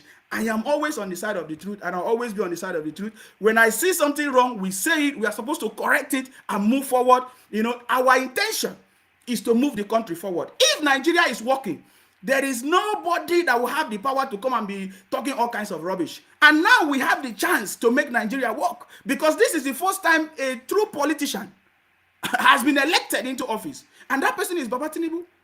And I'm supporting him. I'll continue to support him. Nothing can change it. So we know that now the IPOP people, they are not for anything. They are just there to, you know, to bring problems and to cause a lot of problems. We have faced a lot of challenges in Akwa Ibom as we speak. They, even as we speak now, they are claiming that, oh, we marry your daughter, we speak your language, very soon Akwa Ibom is part of Biafra, which I was part of it. I was thinking that they wanted development. Now that I discovered that they wanted to steal our land, and they are doing the same thing in River State, every other places, Ondo and all of that. They want to steal. Their intention is to take over people's land, which we have seen it now. This one is not debatable. We cannot be, we have seen it. Even this presidential election, we have seen their intention is to take over people's land. They are not there for development. They don't respect the rules or people's space or culture or language. They want to impose themselves on their on people. Last time in Akwa Ibom, it happened. They were trying to drag one, claiming one area like that in Akwa Ibom, and they were fighting the brothers. Our brothers came out there and showed them pepper. I get it now. So for me, I believe that the Yoruba people understanding the criminality of IPOP and Biafra is something that is going to help other states that have been fighting these people, IPOP people, silently, like River State, like Akwa Ibom. I get it now. We are going to make sure that we drive away every IPOP criminal and Biafra criminal. The video is on my page. Go and check it. Maybe 1 year ago when I made it, when I discovered that IPOP and Biafra, they are terrorist organization, I made a video and I said that Akwa Ibom is not part of Biafra. The video is everywhere. It's on my page. I have not deleted it. And I gave the instruction to my people. And today we are looking for anybody that talk about Biafra or IPOP in Akwa Ibom. We will treat that person as a criminal. Everybody have states and place and region. We are indigenous people. We have our own space. Go back to your space and develop it, so that you have respect in your place. Don't go to another person's land and you want to claim it. Because we give you space, you are doing your business, you are flourishing. You know, one remarkable thing that I think about was, I was part of the Biafra people, but whenever I say the truth, they don't like it. They abuse me. They call me all kinds of names. They call me Bobrisky, Calabar Bobrisky. Your people are doing prostitute, ashawo, houseboys and housegirls. I say, really? So this is really what the people want? It is only the IPOP people and Biafra people that have names for everybody in Nigeria. They abuse everybody. Yesterday, you listened to one of them that called into the program as confirmation. I get me now. So my people in Akwa Ibom, they already know. I was even the one that tried to push them. Oh, let us be part of this thing so that development can come. But when we discover that they are criminals and bunch of criminals, everything busted. And I made the video to expose them, and they were fighting me. They sacked me 4 times. They have been threatening me. They sent poison. Look at my parents. I lost my 2 parents because of this as well. I lost my mother. I lost my father. The same year. It was because of IPOP. It was because of Biafra. But today, I'm so much happy that the Yoruba people, they have risen up as well, and they have seen the criminality of IPOP and Biafra people, and even the global whatever terrorism organization. They have declared IPOP as the deadliest organization. So it's not a joke. Everybody in Nigeria, every state governor, every state government must understand that anywhere you see Biafra, IPOP people, they are criminals. Their intention is to take over your state. And now they are using Labour Party as a vehicle. We can see it. We can see all their videos. We can see all their intentions. We can see all their objectives. So today, I'm talking about Baba Tinubu APC because I believe that this is the government that is going to bring prosperity and that genuine change that we have been looking for in Nigeria. I get me now. I'm always on the side of the truth. In this government, that is why we want to be part of the government. It's not enough to be blaming people. We want to be part of the government. We bring our suggestions. We bring our skills. Every idea that we have, we contribute it so that to move the country forward. That is the way to do it. If we see anything wrong, we say it and we correct it. That is the way to do it. You know, one spectacular thing you can notice about the IPOP and Biafra people, they have never said anything good about Nigeria. They have condemned, they have never said anything good about Nigeria or any other tribe or any other person. Go and listen to them. They abuse everybody. They say all kinds of things. Even from Nnamdi Kanu himself, I have the video of everything. He even abused us from the Niger Delta, abused us from Akwa Ibom, abused everybody. We have it. Obi did the same thing. Obi abused everybody. Obi never see anything good in anybody. Even the Labour Party guy, this Chinedu in Lagos, he go and listen to all his videos and campaigns. They have never said anything good. They are part of the same stock. They are the same people. And today, I'm so much happy that the Yoruba people have understood this. In fact, the issue just started. We have to make sure that we fix everything. Anything that will happen in Lagos will also happen in every other state. That is the truth. If the Yoruba people now decide that this is the right thing to do, every other state will copy it. Are you getting me now? Every other state will copy it. So if anybody is calling me to abuse me or to attack me, you are making a very big mistake. But allow me to deal with the IPOP criminals or the Biafra. When they call me, I know them. And I give them the right treatment because I know the way they talk, the way they comment. Even if they try to change their names, we will still know their intention. Because they are children of hate. You will always see the hatred. You will always see the bitterness and anger. And some of them have been deceived with so many propaganda. They don't know that their state, it is the governor that is responsible to develop their state. They don't know that the problem that is happening in their state, it is the governor. They don't know. They always say it is the federal government. They always blame the president. But now we understand that they want to take over everywhere. They want to dominate everywhere. They go to Akwa Ibom, they want to dominate Akwa Ibom. They go to Rivers State, they want to dominate. In Lagos, they want to dominate. So I believe that this year, just like I told them before, everything will come to an end. And it's already happening. I believe that as soon as our president-elect is inaugurated into office, all this criminality will never happen. All this criminality. I saw a video of the boy in Finland. What's his name? Simon Ekpa, threatening MC Olomo. He is putting the life of innocent youths, innocent Igbos in Lagos. In fact, he is putting the life of innocent Igbos in Lagos in danger. I saw the video from Simon Ekpa. I just leave it because I know that he's a criminal. All of them are a bunch of criminals. They have been deceiving their brothers. They stay abroad 17 years. Most of them, they boast that, oh, I've been in the US 17 years, 20 years. The only thing they can do is to sponsor criminality in their land. Go to the southeast. They have destroyed lives and properties everywhere, such that they are running away from their own region to another person's region. That is why this campaign is very, very important. They need to go back to their state. They need to go back to their region. Because if their region is not working, they will come to our own state. They will come and destroy our own state, just like they are doing. And now they have gradually taken it to Lagos. But I'm happy that the Yoruba people have seen the signs and they are rising up against it. Let them go back to their state. Let them go and develop their state. Let everybody develop their space. We all have everything. We all have our resources. Anambra produces oil. There is nothing that we don't have. Let everybody go and develop their space. Respect everybody's space and culture and language. This is very, very important. That way we can form a prosperous country, Nigeria. That is what I believe. And thanks to the President Buhari for signing into law that every state governor can generate their electricity, build their own roads, do everything that you need so that there will be no complaint anymore. This is what we need. You understand me? So thank you very much for giving me the opportunity to explain myself. I will keep on explaining because I know that they are a bunch of criminals. One thing I want you to know, especially the Yoruba people, you cannot convince these IPOP criminals. They are criminals. That is why we call them a bunch of criminals. You cannot convince them. You cannot change their mind. The only way you can change their mind is when you take action. Just like what happened in Lagos yesterday. When you tell them, when you declare to them that we will show you that we are actually the owners of Lagos.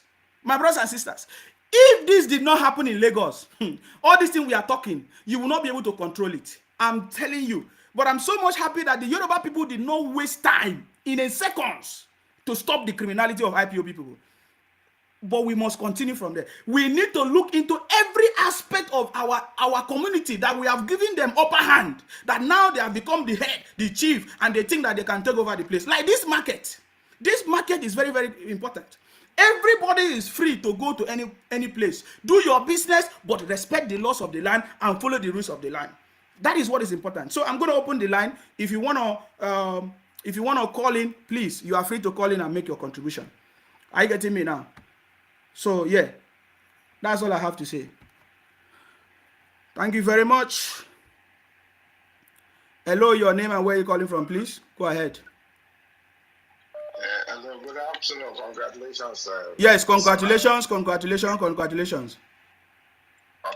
to my brother. Thank you for the opportunity to make my contribution. My name is Adiola. I'm calling from London. You're welcome. Thank you. I just want to make a quick contribution in respect of the current situation. You see, the problem we have currently is because of our political structure, which is not ideal for our formation.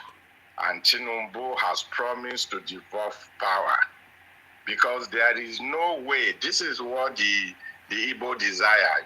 This one Nigeria is what has, brought us to where we are today. But it is not ideal for our formation.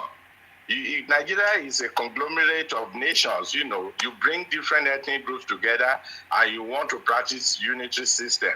The regional system we used to have is actually the best for us. And Tinubu has promised to devolve power. Call it devolution of power or restructuring. It's the same thing. And this is what will curb all the excesses, the audacities of the Igbo in Lagos. I don't hate them, but I hate some of their practices. I hate the character of some of the IPOP guys in our society. They come to your space, they disrespect you, they do all manners of things that you can't do in their space, and the leadership will just keep quiet. You see, Tinubu is coming to regulate all these markets, things they do in Alaba, they do in Ladipo, they call it development. I don't see it in a development. In 21st century, go to Alaba is an eyesore. I live in London. There's nowhere you go in UK you can compare with Alaba or Ladipo. It's an eyesore. You don't build a nation or a country with buying and selling. You build with human capital. You use your brain to create things, to do manufacturing and all that. And I hear them talking about, they are going to deal with the Yorubas in Lagos. What they have forgotten is that the Yorubas in Lagos, they are not limited to Lagos alone. The Yoruba in Ijebu, in Ogun State, in Oyo, in Ibadan, if they decide to rise up against the Igbo in Lagos, they are in trouble. They just say things without thinking, and I believe because of the young adults and the younger generations, they lack sense of history. They don't know what had happened in the past. They should go and ask what their parents did that has brought us to where we are today. They complain about it, yet they don't seem to see reasons. So I'm just happy that we've had Tinubu now at the ends of our affair. Come May 29, by the grace of God, is going to be sworn in, and they're going to restructure Nigeria. They have forgotten. When you ask them, they tell you, Lagos used to be federal capital. Did the federal government give Lagos money to build Lagos? They have even forgotten that even the Apapa port, they call the Nigerian Port Authority today, was under the Western region. It is just the part, the island, the Lagos Island that was the federal capital then, that was under the federal government control. The port was under the regional government. The NTA today was built by Western Region. The Federal Radio Corporation of Nigeria today was built by the Western Region. In 1962, Awolowo made a law that he doesn't want to see any Igbo or anybody selling okrika in Lagos. That same Lagos, they will tell you today, if anything happens, they will run to Abuja. Imagine Lagos State Governor, I think it was during the Fashola, they said they wanted to introduce Yoruba in school. These Igbos, they went to court, and that idea was nullified. If we have a regional system of government, people will use their brain power to build their respective regions. They keep moving about and they insult us. Yes, of course, they insult the Yorubas in Lagos. They sold their father's property. What do they expect them to do? When you go about, you rob them of their money. You use the same money to buy their houses. Your governors will get their allocation. They will not build the basic infrastructure in their own state. They come to Lagos, give the money to their family members to establish businesses all around the Yoruba region. You move about, doing all manners of crime. Someone will commit crime in Abeokuta and then go to relocate to Ilorin and start bearing a different name entirely. It wasn't like that under regional structure. It was the same character. Ask them. The same character that made the Southern Cameroon left Nigeria. The Southern Cameroon were under the Eastern region before. They said no, they wanted their own autonomy, and they had a referendum and decided to join Cameroon. And that's why they are having the problem they are having today in Cameroon, where you have the northern part as French-speaking, and then you have the southern part as French-speaking. They probably would have been better under Nigeria. I think it is high time for the Igbos to know that the only way we can resolve this matter is for them to recognize that Igbo is a nation. Ijo is a nation. Ibibio is a nation. Any nation, any ethnic group that are more than 1 million plus, they are a nation. They can govern themselves. It is high time for them to allow us to use what we have to build our own space. Look at the embarrassment all over the world. Look at what is happening in South Africa. Look at what is happening in Indonesia. And every time they will say Nigeria. They don't want to see our passport. Anywhere you go, they don't want to see Nigerian passport. Why? Because of the Igbos. They deport them from abroad. Where? Lagos. They go to jail. Yes, Lagos. Go and do your research in Lagos. Over 70, if I'm not exaggerating, at least over 60% of prisoners in Lagos are Igbos. In another man's land, and yet you disrespect us. Now, I thank God, Tinubu has come. And nothing can change it by the grace of God. We are going to restructure Nigeria.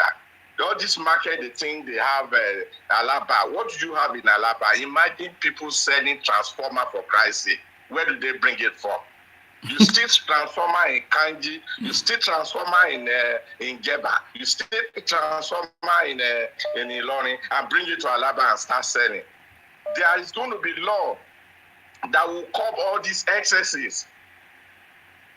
There is going to be law that will curb all these excesses. Please, my Yoruba people, Nigerians, everybody in Sima, I want you to relax. I want to assure you that the only way we can stop all this nonsense is through policy. And that policy is right here now. Thank you. Thank you very much. I salute you. Yes, thank you. Thank you very much. All right, that was very nice conversation, guys. The lines open. You can still call in and make your contribution if you want. Hello, your name and where you're calling from, please. Go ahead. Hello. Yes, please. Can you speak up? Your name and where you're calling from, please. Go ahead. Yes. My name is Aziz. Aziz, go ahead. Where are you calling us from? Yeah. My brother, I'm calling from Lagos, bro. Yes, go ahead. What's your contribution? I just want you to know that today, as a Nigerian and as a Yoruba guy, yes, we voted in Lagos. Yes, congratulations, brotherly. Yeah. Yeah, not because of political lines. Yes. But because of the line of heritage. Yes. We voted for our pride.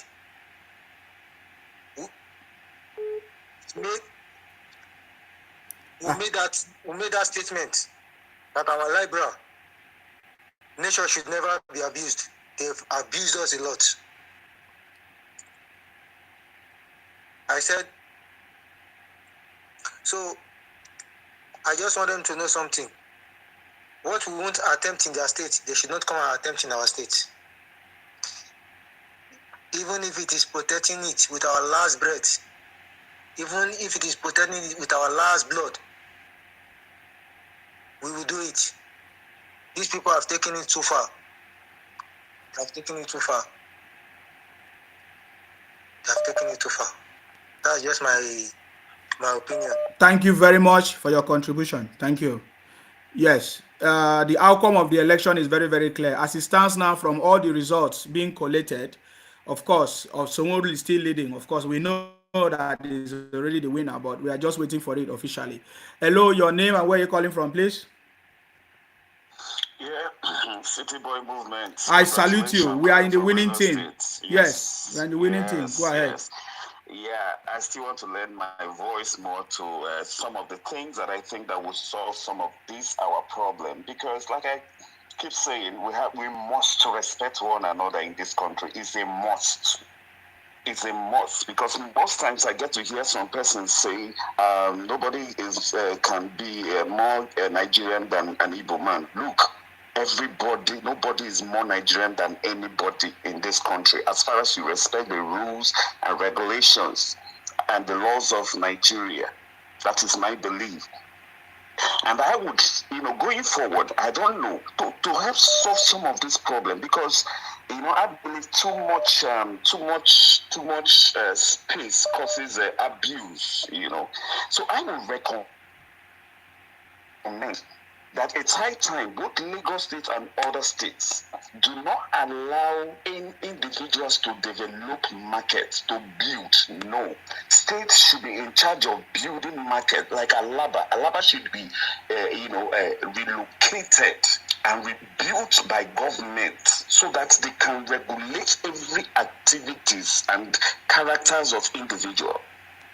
Then secondly, I am also of the opinion that the voting, the 99 Constitution should be, amended in such a way that since our indigenship or our citizenship is paternal, that means everybody should go back to their country, should be amended such that everybody should go back to their state and vote.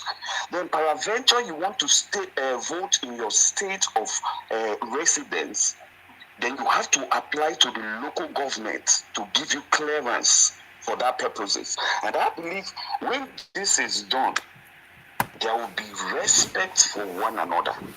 Because you know the implication now? Now the implication of making people to vote in their states, you just played that in this last gubernatorial election. Let's use Lagos, for instance. Because in River State, I could literally, during the election, especially the presidential election, I could literally hear the Igbos saying that they have the population to decide who becomes the next governor. Yeah, your network is fluctuating. We heard it. Even the actor also said it. What's his name? Kainayo. They said that they are taking over. We saw it.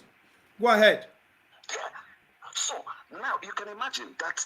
Now let me tell you, I'm trying to break down the implication of allowing everybody to vote wherever they want to vote. It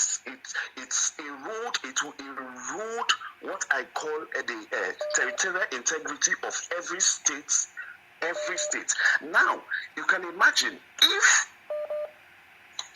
it remains the way it is, like what happened in a presidential election in River State. They were protesting, saying that they will force a woman governor, or the Labour candidate, humanitarian aspirant is a woman. They said they will force a woman on us, that the woman will rule us. We don't have problem with that, but it must be a collective choice of the indigenous people of River State to decide who rules them. So if we don't do that, now let me also tell you what happened in that presidential election, and I believe that was also what happened in Lagos. A whole lot of the Easterners, because of the hostility in the East, they moved their vote from the East to River State and to Lagos. Therefore, in populating the electoral vote of those areas, by so doing, they can now influence the outcome of every election in every state. So it can be a strategy for them to change the equation of the political power in every state. They can just tell themselves, let's all, 1 million people should leave Anambra, 1 million people should live here and go to this state. Let us change the political. My brother, your network, we can't hear you. Equation there. Yes. to their region. Yeah, can you hear me now? Yes, go ahead. Yes. So if you can hear me, so I'm saying that I believe that one of the things that will solve this problem is that people should go back to their state and vote. Now it will even give the Igbos advantage if they start voting in their region or in their states. Now they will form a block vote that will make everybody that want to run as a president, either from north or from west, to come down and do real negotiation with them because of their voting block. But the disadvantage of allowing the system that we have now is that they can choose to influence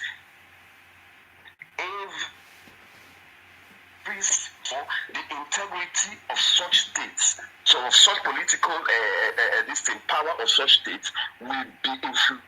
And they are intentional about what you see in Lagos. It was intentional. And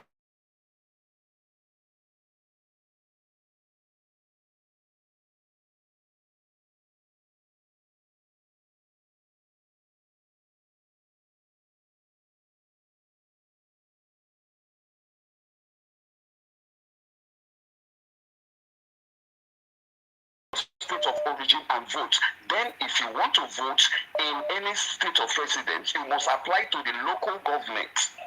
You must apply to the local government so that the local government will now, give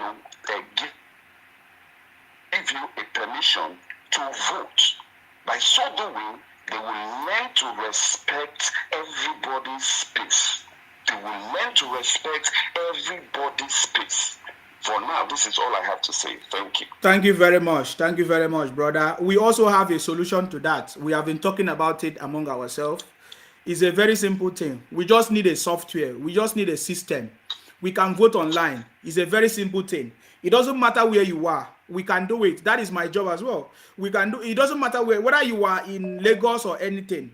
When these policies have been done properly, what we can do is that if your state of origin is what is very, very important. Are you getting me now? So even if you are in Lagos, when anything you vote, your state of origin determines where your vote goes. Are you getting me now? So it will be done automatically. The system does it automatically. So we don't even need to stress. See, do you know one thing I'm so confident about? The team, Baba Tinubu's team, is made out of technocrats. These things are very easy.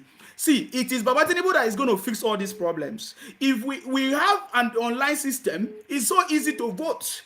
Your vote goes to your state of origin because it will be, during the point of registration, everything will be verified with your ID and everything. As you are registered into the system, whether you stay in Lagos or whether I stay abroad or anywhere I stay abroad, we will see the diaspora vote where it comes in, the state of origin. It will be allocated automatically. The system does it because it will follow the rules and the policies and the constitution. That is how it's done. That is how this system is built all over the world, in the UK, anywhere. Do you know that with my date of birth, I just need to give the government my date of birth. They will tell me what is my entitlement, what is my benefit, what is everything. That is how it's done. The system is already fixed. So you know one thing, when I listened to Baba Tinubu in 1999, he brought the automation through the Cisco, whatever, Oracle, whatever. That system can do a lot of things because that is my field. Everything can be integrated. Are you getting me now? For our voting system, it's just state of origin, my brother. And now we have policies or different rules for presidential, and we have different rules for state. We have different rules for local government. So when it comes to presidential, of course, everybody have the right to vote anywhere, anybody. Are you getting me now? But when it comes to state, the rules and the policies will be integrated into the system, the voting system. It does it automatically, my brother. So this is something that will be done, because if Baba Tinubu fail to do it, it will also affect others in the future. But I know that he's going to do it. Are you getting me now? Because that will solve the problem in this country, and that will settle it. Are you getting me? So you are also in line with what we are saying. Are you getting me now? That is very, very correct. But if you want to do it manually, we might still have challenges and fraud and all. If we do it, if you implement the system or online or automatically, it will solve that problem. Are you getting me now? Vote will be counted. In fact, anybody can even log in. You see your vote. You see everything. So nobody will say there is a lie. But the state of origin must be used. Understand me? Thank you very much, my brother. Yes. Thank you very much for your contribution. Okay, so we have lots of people calling in. I'm sorry, I might not be able to pick all your calls. Hello, your name and where you're calling from, please. Go ahead. Hello, Isima. Yes. Can you hear me? Hello? Yes, can you come off your speaker? Speak Hello, through can your you hear phone. me? Yes, we can. Your voice is too small. Yes. Yes. Hello? Yes, go ahead. Yes. See, I was actually the first one that called your VC. Yeah, that's what I'm saying. It was better that way, but your voice now is too low. Anyways. Okay, yes. I said I was actually the first one that called your show this morning. You didn't wish me Happy Mother's Day. Oh my God! Happy Mother's Day. Sorry. Happy Mother's Day. Yes. Yeah, I'm so sorry about the loss of your parents because of these criminals. See, I'm so happy you are no longer with them and you are creating awareness about them. Every time all Nigeria just fly to your visit and listen to you. And by the time we got them away from Lagos, they will get it all over Nigeria. And these criminals, they will have no place to stay. Let them go and develop their state and stop criminalizing the whole our this thing in Lagos. So please, we don't want them in our place. By the time we ask Igbo must go, they will leave our place. Because whether they have property, whether they have mansion, let them carry it. Let them will approach it and take it back to their state. We don't want it. We don't need it. They're criminal, bunch of criminals they are. So we don't want them because they're not patriotic. We cannot give them any elective position in Lagos or in Nigeria. They are not patriotic enough to also be governor of Lagos or in many parts of Southwest. Thank you, my brother. Thank you very much. I appreciate your call. Thank you very much. Yeah. So when we do that system, that voting system, yeah, and when it comes to, for example, state elections, there will be visitors, there will be people that are coming in for the state. Of course, the system will know. So if you are not Yoruba, you cannot vote for anybody outside of Yoruba land. Are you getting me? You cannot visitor, you cannot vote you cannot participate in any politics that is not in the favor of the Yoruba people. Just like that. That system will do that work very, very easy. Very, very easy without any problem. Are you getting me now? So that way we can sort out that problem. That is what I think. Hello, your name and where you calling from, please. Hello, Zuma. Yes, please go ahead. What's your contribution? The person I just called last, was City Boy. The idea he gave is a very, very, very good advice. And this is what they do here in Ireland. Yes. You know, you don't have to stress yourself. Here, when they want to put down a referendum, everybody is either you answer yes or no. Yes or no is what, it doesn't matter where you are. You just have to say yes, or no. Yes. And that yes or no is what will determine who wins. It's not about party, it's just yes or no. And with that, I think that law will be better than all this people going into parties and stuff like that is what is making all this what do I call it? All this political war and stuff and tribalism. But when it comes to yes or no, nobody will know what is going on because, as you say, everybody will have their password to sign in. It's going to be like open a website for that, especially, and everybody will use their own password to log in and vote. And every vote everybody gets goes automatically to where you are from. Yes. Whether you are born in Lagos or not, your original, where your parents are from. For example, now, my kids are born here, but they are Irish African. Yes. You understand? They have a category. Yes. Yeah, they have a category, and Irish have their own category. But it doesn't mean that they cannot participate. They can be anywhere. Yes. They are free to do everything Irish should do. But when it comes to work here, they first take pure Irish first before they take African Irish. Are you getting my point? You are right. So the point is this. When these things are done, I think most of the problem is that most people most of these people are not educated. You understand? And because they are not educated, they believe in it's in their blood to grab. No, we must take it by force. And most of the Yorubas are learned, and they are educated. So they have this liberal mind. They have this thing that, oh, when you do good to this person, you get it back. They believe in the same thing with the Muslims. So they believe that when you do Sahara, God will provide for you. You understand what I mean? Yes. But Igbo don't believe in all those kind of things. They are not brought up that way. You understand? And it's not when I'm saying Igbo, I'm not saying all Igbos. Some people have this Yoruba culture among them. But the problem we are having now, which people don't understand, is that all this IPOP are using the Igbos themselves, but they don't know. They are penetrating into the Igbo and disguising just to use them to achieve what they want.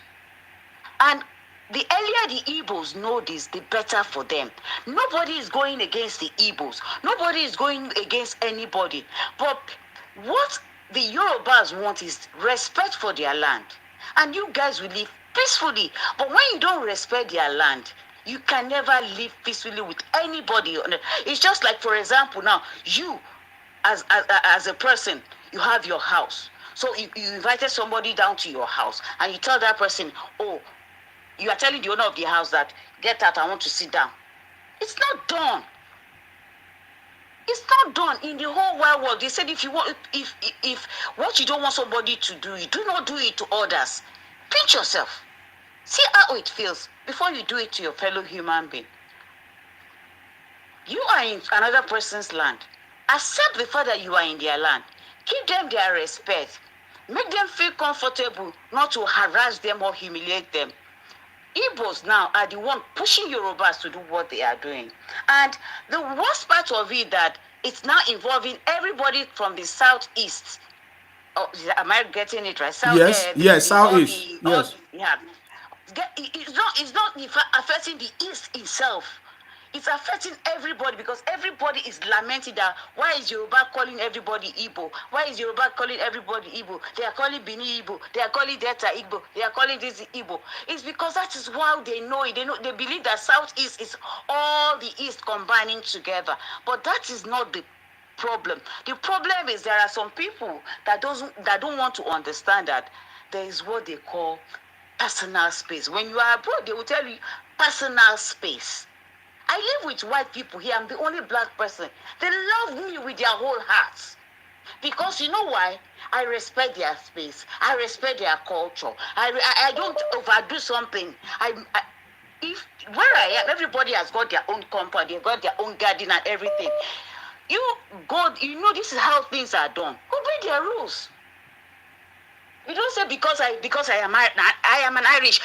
Because I am Irish now, I'm gonna do this. Yes, I can do whatever.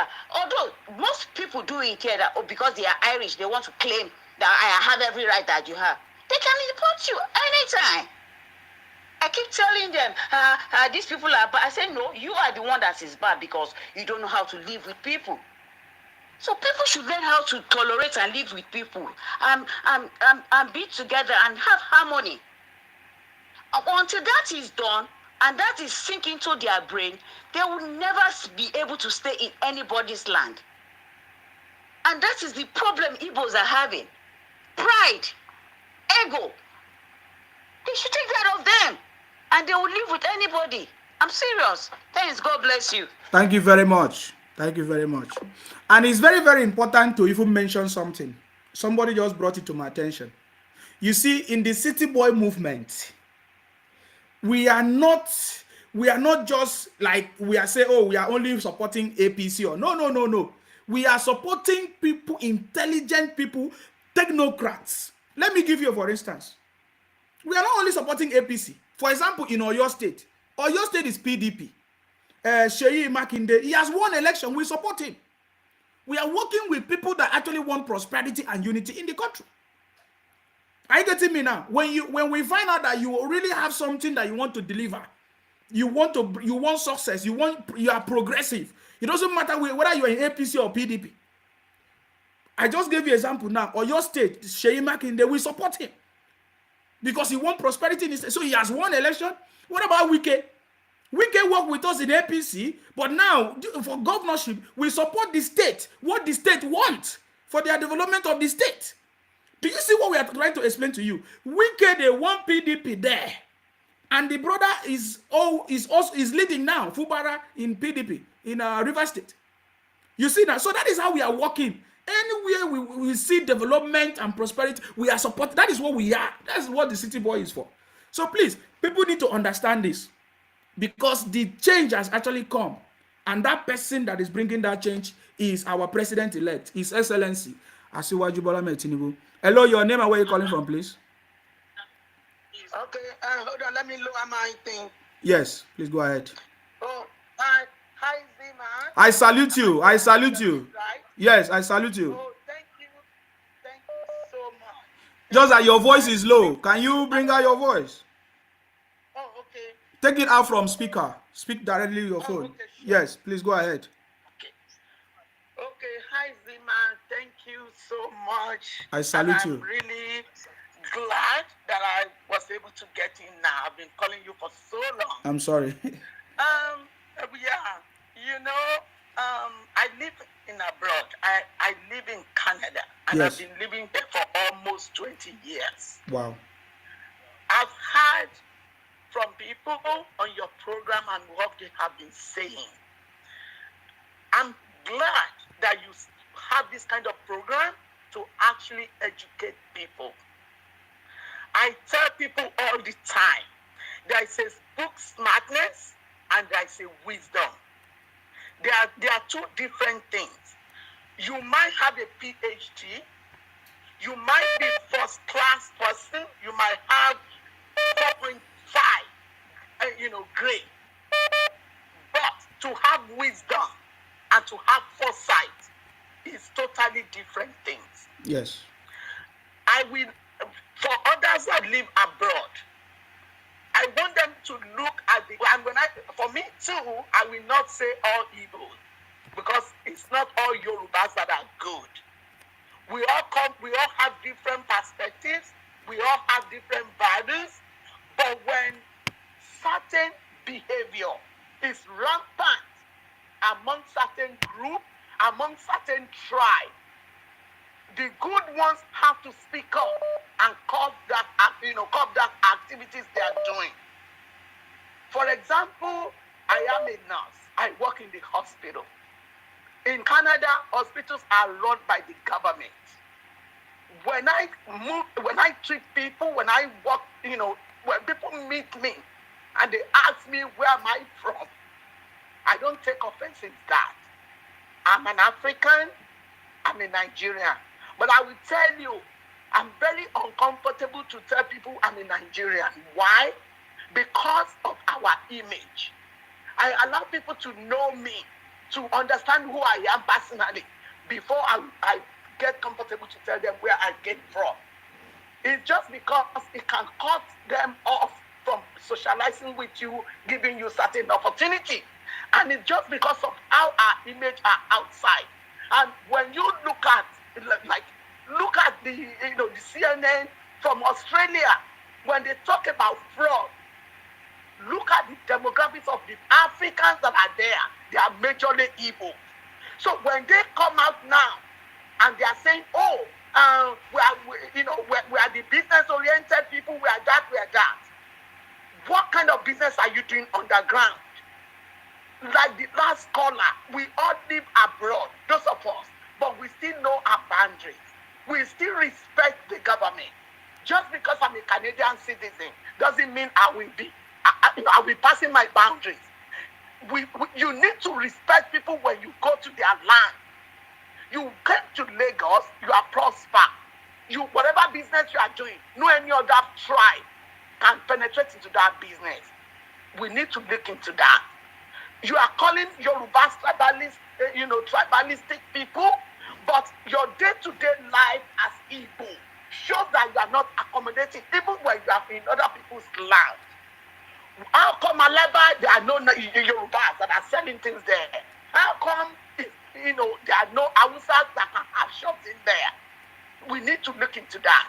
This is not your land. You get to sojourn in somebody's state and you are not calling them Agbero. To you, every Yoruba is Agbero. So when we call you people greedy, wicked, don't be offended. So I hope, and I'm sincerely begging, that the City Boy movement is time to sit down, bring thoughts together, send it to Baba Ashiwaju, just to complement whatever thing he's doing. So that otherwise this will happen again. Look at the history. It happens during Ojukwu. Kano came. I don't have any problem with you, Biafra, if they want to go back and have their own nation. But now, the same thing, the history says Ojukwu start coming, fighting towards Ore. How does that happen? The same thing these people are doing. If we don't put stop to it, we might have dodged bullet right now. In 4 years, they will try the same thing. For us not to now sit down and be regretting this, something has to be done now and now and now. Thank you so much for your program. It educates people. The criminals will not like it. The greedy people will not like it. And that's fine. Yes. For the education you have given to people, I really thank you. Thank you so much. Thank you. God bless you. Amen. Thank you. Thank you very much. Thank you very much. Thank you very much. The City Boy said that this is a superior revolution. But I know I keep saying that, but some people don't understand.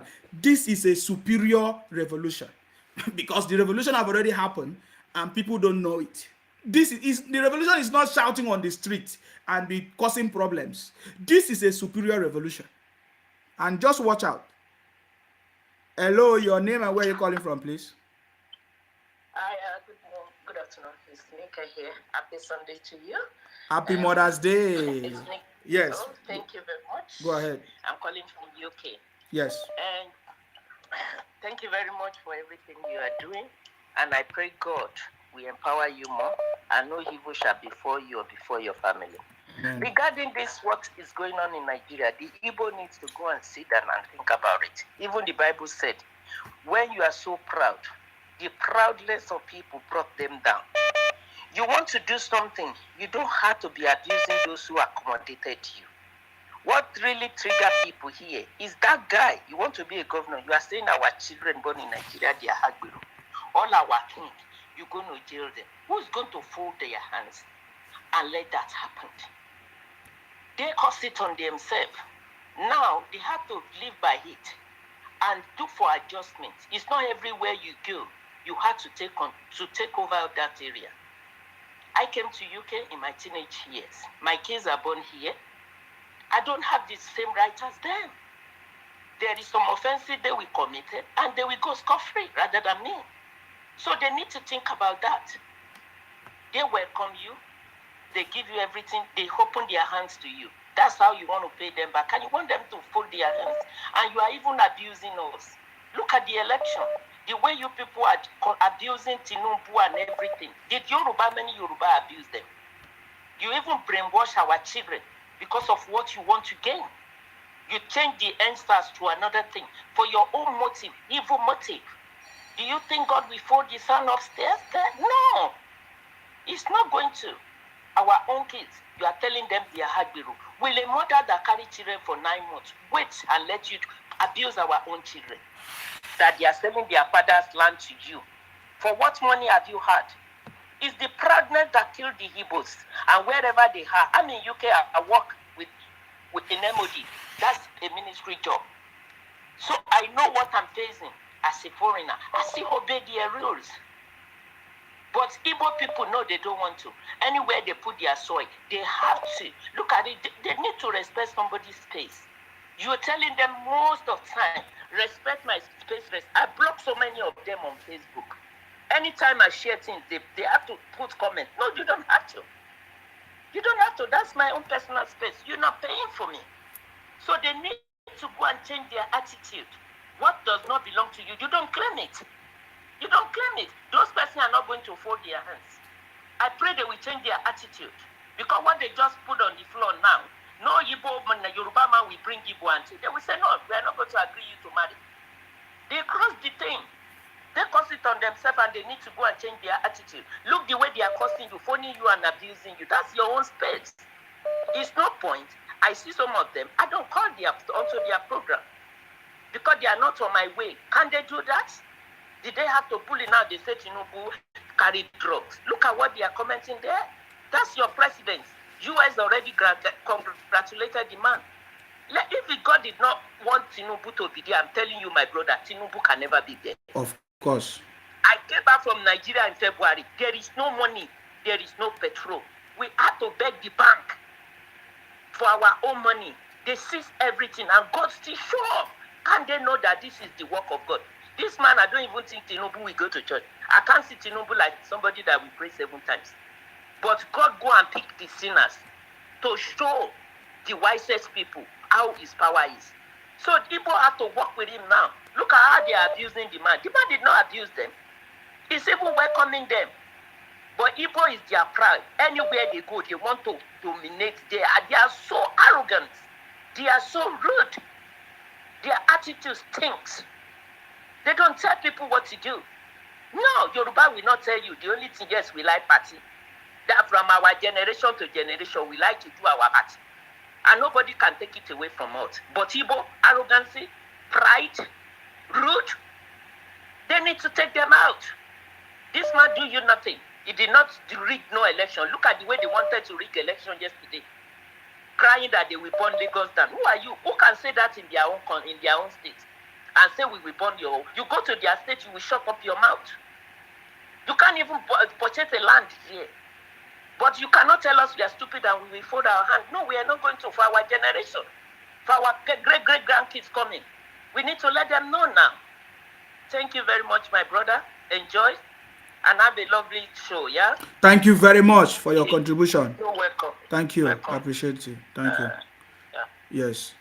Hello, your name and where are you calling from, please? Go ahead. Hello. Yes. My brother, how are you? Fine, thank you. Yourself? Yeah, I'm calling from Mozambique. You're welcome. Go ahead. What's your contribution? My brother, honestly speaking, if I say that I didn't like what you are saying, maybe I'm lying or what. But let me... Sorry, did you tell us your name? My name is Kingsley Sunday. Oh, go ahead. Mozambique. Yes, go ahead. Yeah. See, I'm an Igbo man, honestly speaking. Yeah. I will not run away from my place. You understand me? Yes. See, I used to hear some people say that they are living in London, they are living in UK, they are living in this.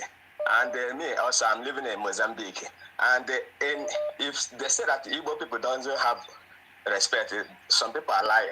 We that is in Mozambique here, we have respect for the Mozambique. And anytime they are doing their election, we don't go into their own election. We just stay on our own. Because the reason why Igbo people are interfering in election in Nigeria's land, because they say it's one Nigeria.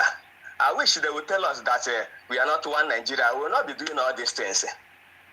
You understand? That is the problem. You know, the reason why Nigeria is the reason why Igbo people are, maybe if they are in Lagos, they want to put their cast their vote, is because they say one Nigeria. But we here in Mozambique, we don't. We just respect ourselves. We obey the laws because we are in another man's land. Because maybe now there is state here which is Maputo, Beira, and everything. They are doing all the whole thing they are doing. They are just doing it on their own, without any strangers coming to their affair and be doing the same election with them. As far as we are in Mozambique, they behave as a Mozambique. But we that is Nigeria, we don't associate with them. Or let's go and cast our vote because Mozambique are casting their vote. We don't do that. But the reason why Igbo people are casting their vote in Lagos or in any part of the state is because they said one Nigeria.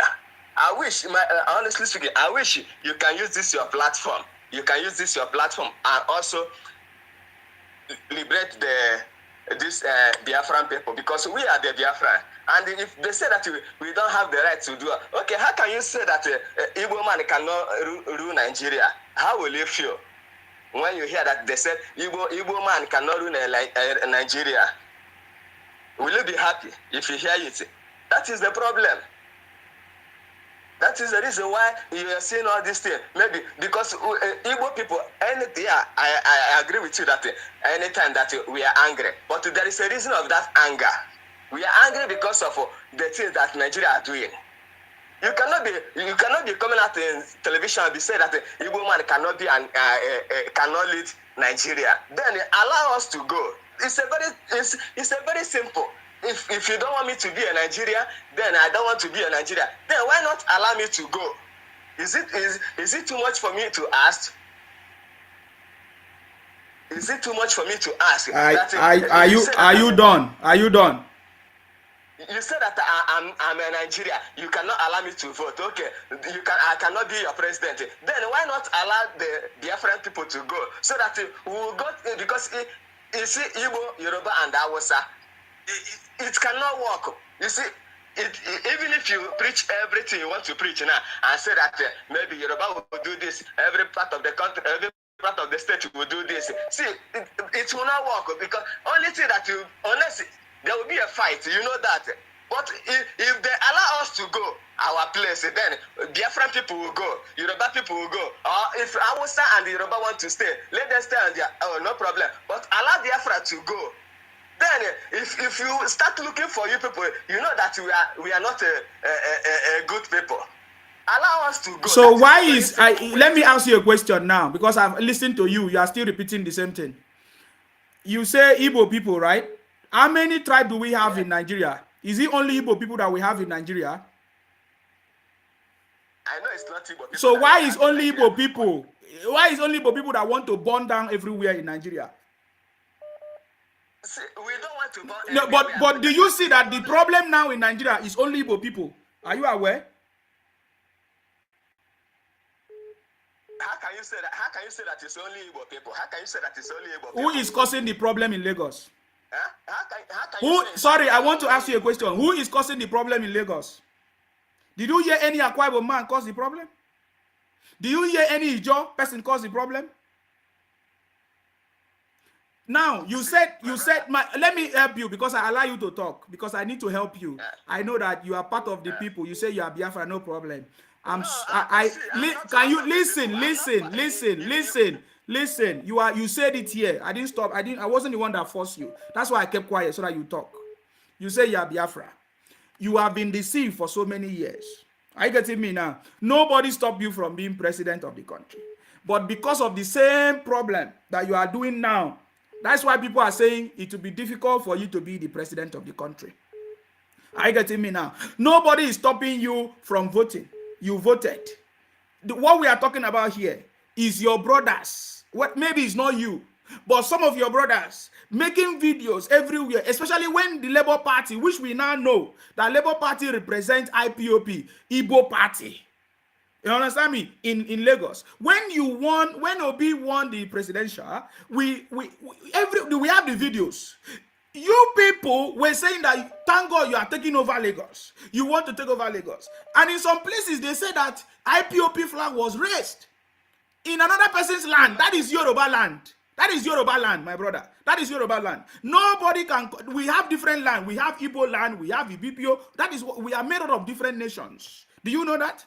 So now, okay, now you voted, you brought somebody, for example, Peter Obi, who say he wants to be president. Did anybody stop him? Nobody stopped him to be president. But his kind of politics can never give him presidency. He went and used religion. He went and used ethnicity. Even when he went to Lagos to visit people, he visited only his brothers in strategic places. My brother, this is what the analysts and some presenters are saying. It will ever be difficult for Igbo man to become president based on what is going on. What is the solution? What is the solution? The solution is for you. Now, let me tell you the solution. Let me tell you the solution, my brother. If you want to listen, I can always tell you the solution. The solution is for you to embrace everybody, respect everybody.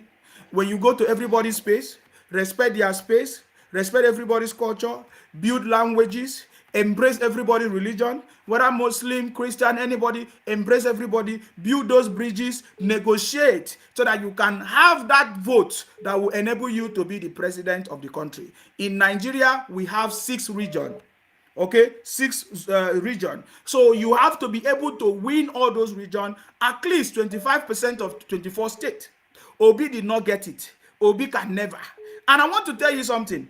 Using force and propaganda will not take you anywhere, my brother. You will keep on repeating the same thing that happened before and everything. Now, if you, for example, you talk about Biafra, you keep on saying, why don't you let you go? Why don't people let you go? I have never seen anywhere that they stop you from going. Rather, what we have seen is you migrating to other people's space, other people's state, to try to take over their state. And sometimes you even say you are the one that developed their state. You see the problem? If you have this knowledge and development, you want to actually be your own nation. Can't you see that you are supposed to focus in your own region? Stay in your region, build your region, develop your region, so that you will not be dependent on other people's state. How can you say you want Biafra and you are going to take over Lagos? How can you say you want Biafra and you are coming to take over Akwa Ibom or River State? My brother, maybe you want something, but you don't know how to get it. So you are the one that is making the mistake. Ask your brothers and sisters, if you want Biafra, ask your brothers and sisters to go to your own state and develop it. Even Ojugu advise all of you, go back to your place, develop your place, develop your state, so that you will have the respect. When you come to Akwa Ibom and you are dragging our space, people will begin to see you as somebody that is coming to steal our land. Are you getting me now? You have your own land. You left it there. And you are going to another person's land to go and be fighting them. And the owners of the land are saying, why these people are doing these things? I have never seen in the history of Nigeria any other tribe come to the southeast and fight anybody in the southeast to take anything in the southeast, but it's only the Igbo people. My brother, are you not ashamed that you are the only tribe in Nigeria that is fighting and shouting and crying of marginalization, yet you are living every place across Nigeria and nobody is stopping you? Are you not ashamed of yourself? You say that you are the richest, you own the old money, you are the best, you abuse every other tribe. You call Akwa Ibom people house boys, house girls, they don't know anything. Yet, you cannot develop your space, you cannot have a place to call your own, you cannot stay in your space, you cannot be there. My brother, think about what you're saying and better get a good education. If you really want to solve the problem, go back home, develop your state. If you want to go to other people's place, respect their culture, build bridges, negotiate properly to be able to get to that place you want to be. Because for you to be the president of the country, you need to be able to get the vote of every region in Nigeria. That is all I have to advise you. So what else do you have to say? Because other people are calling in. Please. No, you see. Honestly speaking, we have got a long way in Lagos, but I don't support Igbos claiming that they are part of Lagos or they are the one that is controlling Lagos. No, I don't support that. But the problem now, the kind of investment that Igbos have in Lagos now, it will be very difficult for them to come back. That is the problem. That is the problem now. It is very, very, very difficult for them to come back. No, nobody is driving them to go back. Get the point before you make mistake. Nobody is driving any Igbo man from Lagos. You come and do your business. What people are saying is respect everybody's space and business. Don't come and say Lagos is a no man's land. Don't come and say you are the one controlling Lagos. Don't come and say because you buy land, so every other person is Agbero. My brother, that is all the conversation that is making people to be angry. And people want to now regulate their space, take charge of their space, my brother. If you are not aware, that is the concern of people. We are not driving Igbos out of Akwa Ibom. But we want anybody that come here to respect our space, respect our religion, respect our culture, respect our women. Don't abuse them. Don't say you want to come and take over the land. And respect, just like we do as we travel any other place in the world. So that is what we are talking about, my brother. That is what we are saying. So don't think, no, if they are deceiving you in their meetings, running a propaganda that they are driving Igbos away, that is a lie. There is nobody driving Igbos away. There is nobody fighting Igbos. It is the propaganda of this IPOB. My brother, I was there. I was in the forefront. I even know more than you. It is the IPOB propaganda that have deceived the whole lot of the Igbos, of the youth in the southeast. And now the young Igbos and the youth, they are going to be the ones suffering. For example, Simon Ekpa staying in Finland is not the one suffering the hardship that is going on in the southeast now. Yes, he will be there making videos and all of you are helping him, sharing it. You don't know that the hate that you are sharing, though is in abroad, is affecting you back home. My brother, if the real Igbo people, you that is speaking like as if you are the real Igbo people, all of you need to come together and condemn the criminality. All the elders need to come out and condemn the criminalities. By that way, you'll be able to stop this problem. That is the biggest problem, and you don't know about it. my brother. You don't know about it. And I can tell you, if I have time, I will send you lots of the videos and the propaganda that is provoking many people. For example, now there's a video of your brother saying that he's a Yoruba man that just won election in Abia State, which is a lie. That alone is provoking other people. They use a Yoruba name to be causing problems. You see now, that is a problem. And you need to be able to change that conversation. And I want you to know that Biafra is a terrorist organization. They don't have any morals. They don't have any respect for anybody. They can cause problem. They believe that they can cause problem. And I'm so much happy that everybody can now see the criminality, my brother. Stay away from anything Biafra or IPOP and develop your land. You can ask your people to come out and debunk all the lies of this propaganda and IPOP, because their lies and propaganda is more than the good people in Igbo land. That I believe that should be the next assignment of the real Igbo people, to come out and make sure that they condemn all the criminalities. Do you believe that Peter Obi was running a campaign? He did never condemn the criminality of IPOP. Even when he's contesting for election in Nigeria, but the IPOP have made the Southeast. Nobody can go there to campaign. People that go there, they go there with police and all kinds of things. They make the Southeast no good. They say no, there will be no election. Do you understand now? But Obi never condemned it. Yet he got the highest vote from the Southeast, from the 5 states. My brother, this alone is making other people to think, what are you people actually doing? What are you doing? And that is what is raising this concern. But if you can deny it, you can abuse me, you can say anything, but this is the reality. And I will always be on the side of the truth to tell you the truth. My brother, I have to allow you to go now. Thank you very much for your contribution. Hopefully next time you will have more time to talk more. Is that okay? Okay. Thank you very much for calling. Thank you very much for calling. I have other people calling in. I believe Ijele wanted to call in to say something. Hello, your name and where are you calling from, please? Yes, your name and where you're calling from, please. Can you reduce the volume of your listening device, please? Go ahead. Hello, calling from Kebbi. Oh, you're calling from Kebbi? And I'm calling from Lagos. Lagos, congratulations. What is going on there?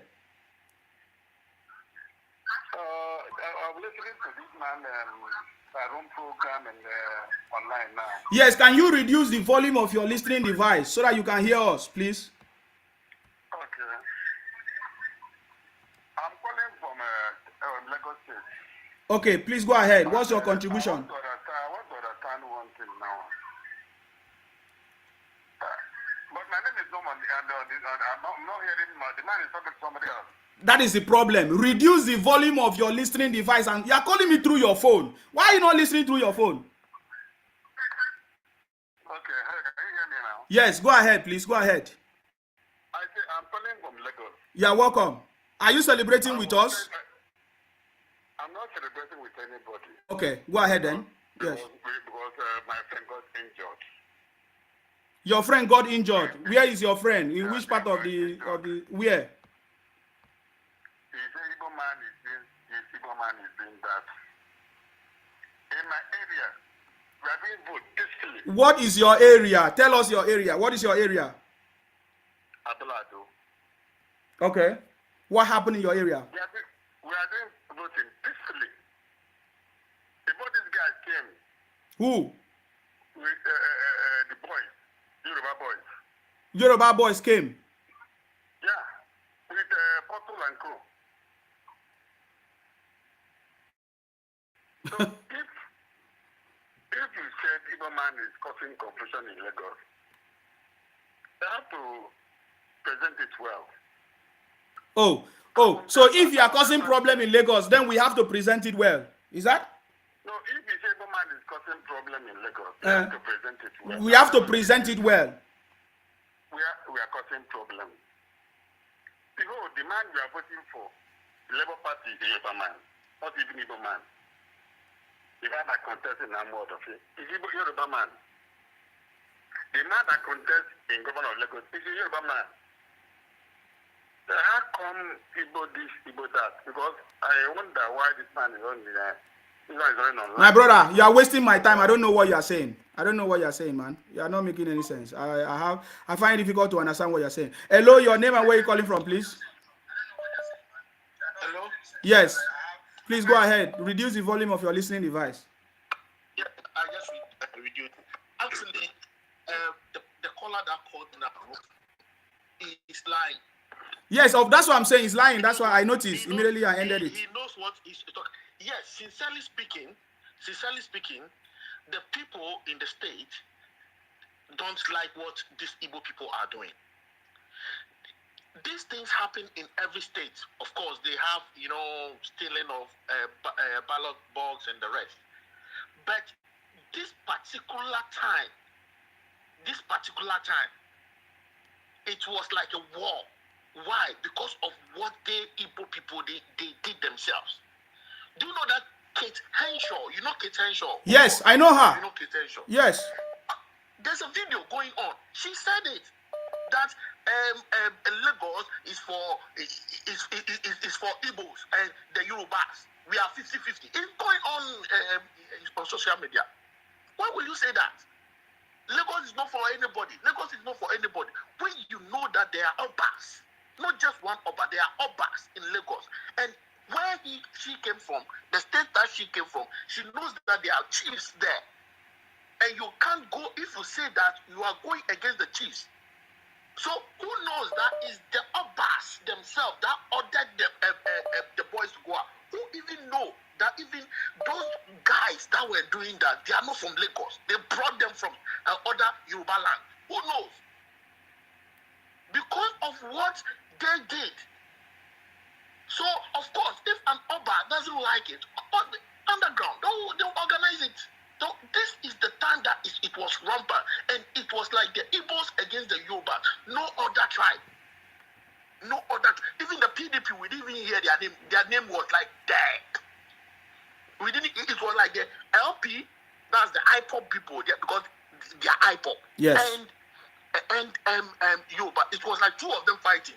And they are saying that those people, they're Igbos too. There are some videos that is going on that the Igbos attack the Yoruba because they said they're area boys. That even one of those boys died. The video is there. Yes.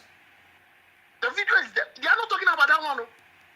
They are not talking about that one. Forget about But them. they are talking about other things. That is how they are. Just leave them. If they lie, they should do the right thing. If they lie, they shouldn't do the right thing.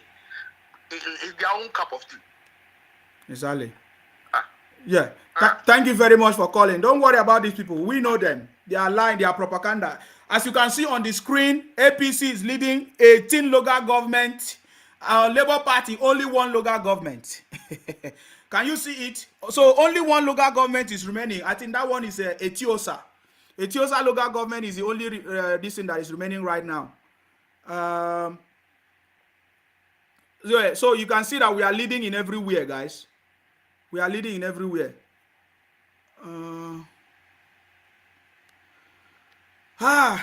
God. And that Etiosa always bring problem every time. Hello, your name and where you calling from, please. Go ahead. This is T on the line. How are you? Good morning. Yeah, you're welcome. Please go ahead. I'm calling from Maryland. Well done and congratulations. Congratulations to the City Boys. Yes, so team and all good mini Nigerians. Yes. And that don't mean well for Nigeria. They should go and collect their good morning from the other side. Yes. Yes. So the previous man that called, the Igbo man from Mozambique, should need to really pay you some good dough for you coming down to his level and cracking what politics is literally about. This is the fundamental that the Igbo man refused to sit down, a typical Igbo man refused to understand. They refuse to sit down and know that leadership or being president of a nation is not about shoving yourself down the throat of the citizen. It's about collaborating with winner today, be it whatever zone or region it comes from, so that when is your turn the next time, people that you've collaborated with and collaborated with, they will also rally around you too, so that you can win. But you will never collaborate with anybody when it's their own turn or where the opportunity presents them, you will never collaborate with them at that point, so that when people will now see your point, you've been working and laboring for this party, let it be your own turn the next season. But when the next season now comes, when you now lose, when the next season now comes, when you now lose, you will now start throwing tantrum everywhere. Now calling everybody all kinds of names. That this one does not like you, this one does not like you, this one does not. Why not sit down and understand what all politics is all about? It's about figures. It's about numbers. These are the things you need to understand. The Constitution of Nigeria says you have to have 25%. Show you that you chased Hausa man and killed their pregnant women and brought down the baby, brought out the baby live. You call them Malu.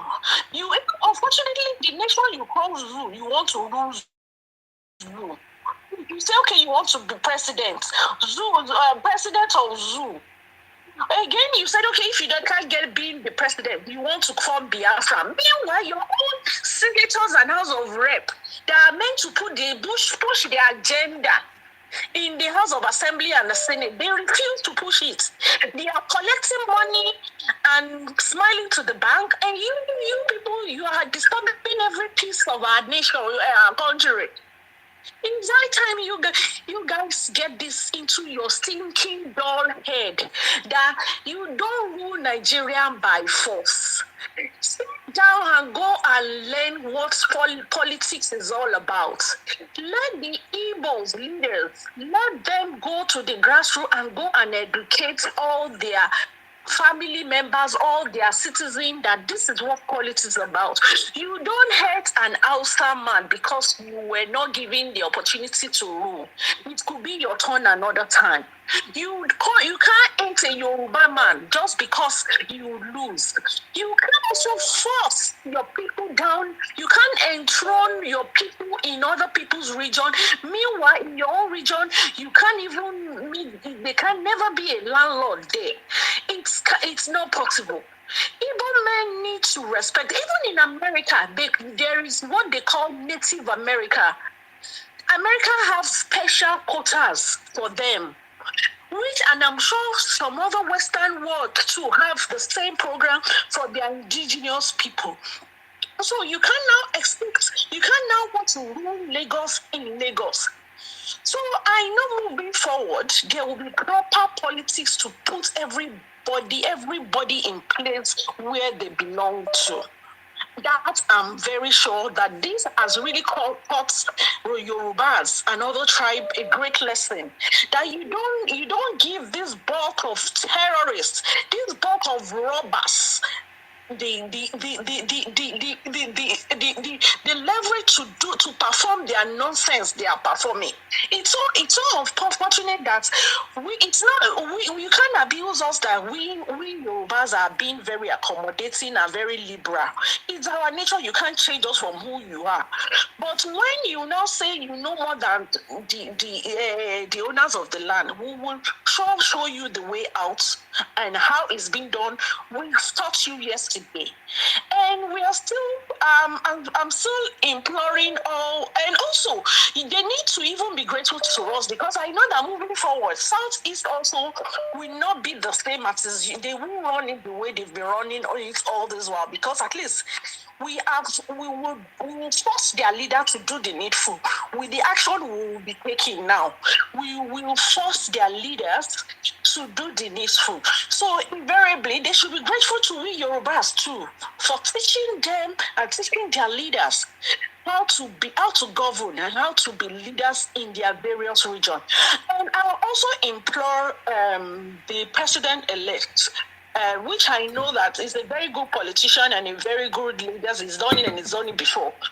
Then, as he promised, that devolution, regionalization and devolution, whatever name is being called, it should be given, it should be done.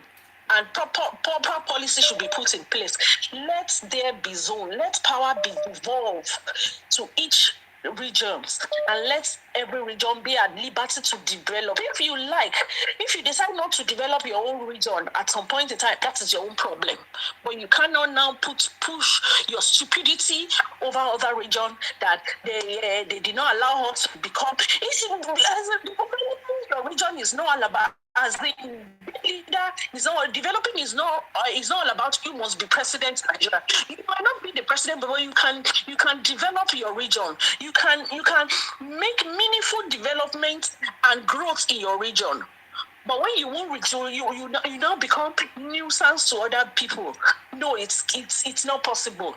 We will show you the way, and it's better you better be packing your bags, and you have to follow all necessary ordinance and town planning rules and regulation in Lagos State will strictly be enforced. By the time it's being enforced, let's see who will be affected more. Is you people that you don't, is Igbo people that don't respect ordinance and zoning laws and town planning rules and regulation. They don't obey it. Once they will say build 4 flats, they will build 8. They will say put parking space in a house. No, they will not put parking space in a house. They prefer to make sure they develop it. They will say create setback for road. No, they want to build the road, join their house. The battle line has been drawn now, and let's see who will cry more. Thank you, Isima. Thank you very much. Thank you very much. And we need this so that everybody will develop, and then that will reduce the problems that we are facing. That is the truth. We actually need this conversation. You understand me? We actually need the conversation. Let us hear from Ijele. Hopefully, we'll be online to talk to us. Maybe 5 minutes. Let us. Hello, Ijele. Hello, my brother. Good afternoon. I salute you. Please go ahead. I've been trying to call in since you lectured that bingo. Yeah, it's so busy, lots of calls. Sorry. Yeah. I know, I understand. Of course, you've not even started. I hope you get some rest so you come back for the victory celebration. I'm telling you, yes. Lagos will be like a carnival, a stream of a combination of different carnivals. It's going to be immense. I told these people first. Let's start from the fact that P2B did not win Lagos State.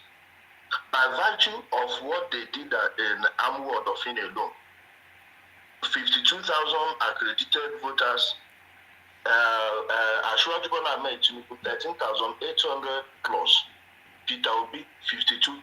How? So when you cancel that, you cancel 13,000, in fact 19,000 votes from Ashwaji, then 52,000 votes from Peter Obi, Ashwaji won. Fair and square. This one is coming. It's going to happen in court. Bet me. Put it somewhere. So I hope the Yorubas have finally realized that whatever Nnamdi Kanu was saying then was being pushed by people. Now you know why many people were calling for his release, of which nobody will release him. I say it publicly again. I bet anybody come and release him. You've seen how these people managed to drop destruction on Ndi Igbo living in Lagos. I predicted this in last year. I warned them. I told them, leave people's state alone. But one promise I made them then was that if they try to bring any destruction upon our people, I myself will join in the fight and make sure all of them are dealt with before they will bring destruction upon us. That civil war didn't need to happen. If Ndi Igbo had reason, supported Emmanuel Ifajuna when he wanted to arrest that Odu, millions of people wouldn't have died. If people like us were not raising voices, believe me, the goodwill some of our people are enjoying in Lagos now, they will not be enjoying it. The last caller made mention of the Hausa woman that was killed, a pregnant woman, and nobody said anything. Nobody said anything. Nobody covered it. It was not even in the news. It wasn't as if anything happened. But we heard how all of them carried the Deborah issue on their head. Just like they are carrying Lagos issue on their head, while in Anambra, in Onitsha alone, I'm not talking about Iyala, that one is different. In Onitsha alone yesterday, 17 bodies on count first. 17. But you will not hear it on any of their platforms. Those people dying are their own people, but they don't care. Because a lot of Igbos, when it comes to politics, are brainwashed. Brainwashed because they believe in the people they elect as leaders. They will elect people and not even listen or pay attention to see how the person is governing. Our political class being the biggest fraudsters in West Africa, in fact in the whole of Africa, the biggest fraudsters, turned all their fraud formats into political formats. They will run ahead of you and tell them, oh, see what you are planning to do. Oh, this one is against us. He hates your people. He did this one. At the end of the day, you wonder how a population of people will sit down. A great majority of them will sit quiet and watch a bunch of idiots bring destruction upon them. Any Igbo man from now that is not condemning the activities of these IPOB morons is a hater of his own people. Any Igbo woman, whoever you are, and you are pretending you didn't see how what will be the name of this by the Google evaluating the name? The mother was already calling herself the incoming governor. Domino. Now you see what they won't greet them. For another man's place, in another man's place, and you are rubbing it in their faces. I hope Yoruba people will now understand what's going on, but please, nothing should happen to any man or woman in Lagos that is law abiding. I have my family in Lagos. In fact, my daughter was the reason I called Depot and Co. Gawat got many of the information and all this. We engineered this fire. They can't deny it. The space is there, or it's still on Twitter. I think Adedoyin was even on in that space. That is still there. It's for the sake of our people, for their businesses not to be put in peril, for the lives. Imagine how they are setting our children for destruction. Apart from Imo and the Ebonyi State, other states in the southeast don't have free education. But look at Lagos, where your children were provided with desks, school uniforms. They will not pay shishi in common entrance exams. They will not pay shishi in WAEC or NECO. Government takes care of all those things, and you people had the guts to hand them Labour Party posters. Why are you involving the children again? Have you seen that these people don't even care about their own people, no matter the age? No matter the age, they are getting children involved in this. Try what sort of a psychopath or a narcissistic idiot brings children into politics. Go and check in history. All the people that have used children to play politics were all evil men. Go check the Soviet Union. You check the Nazi brown shirt, Mussolini's brown shirt, sorry.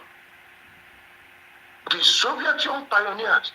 When you see people start engineering hate, and at every point when you look at it, they must use hate and make you believe that you are under threat when you are not.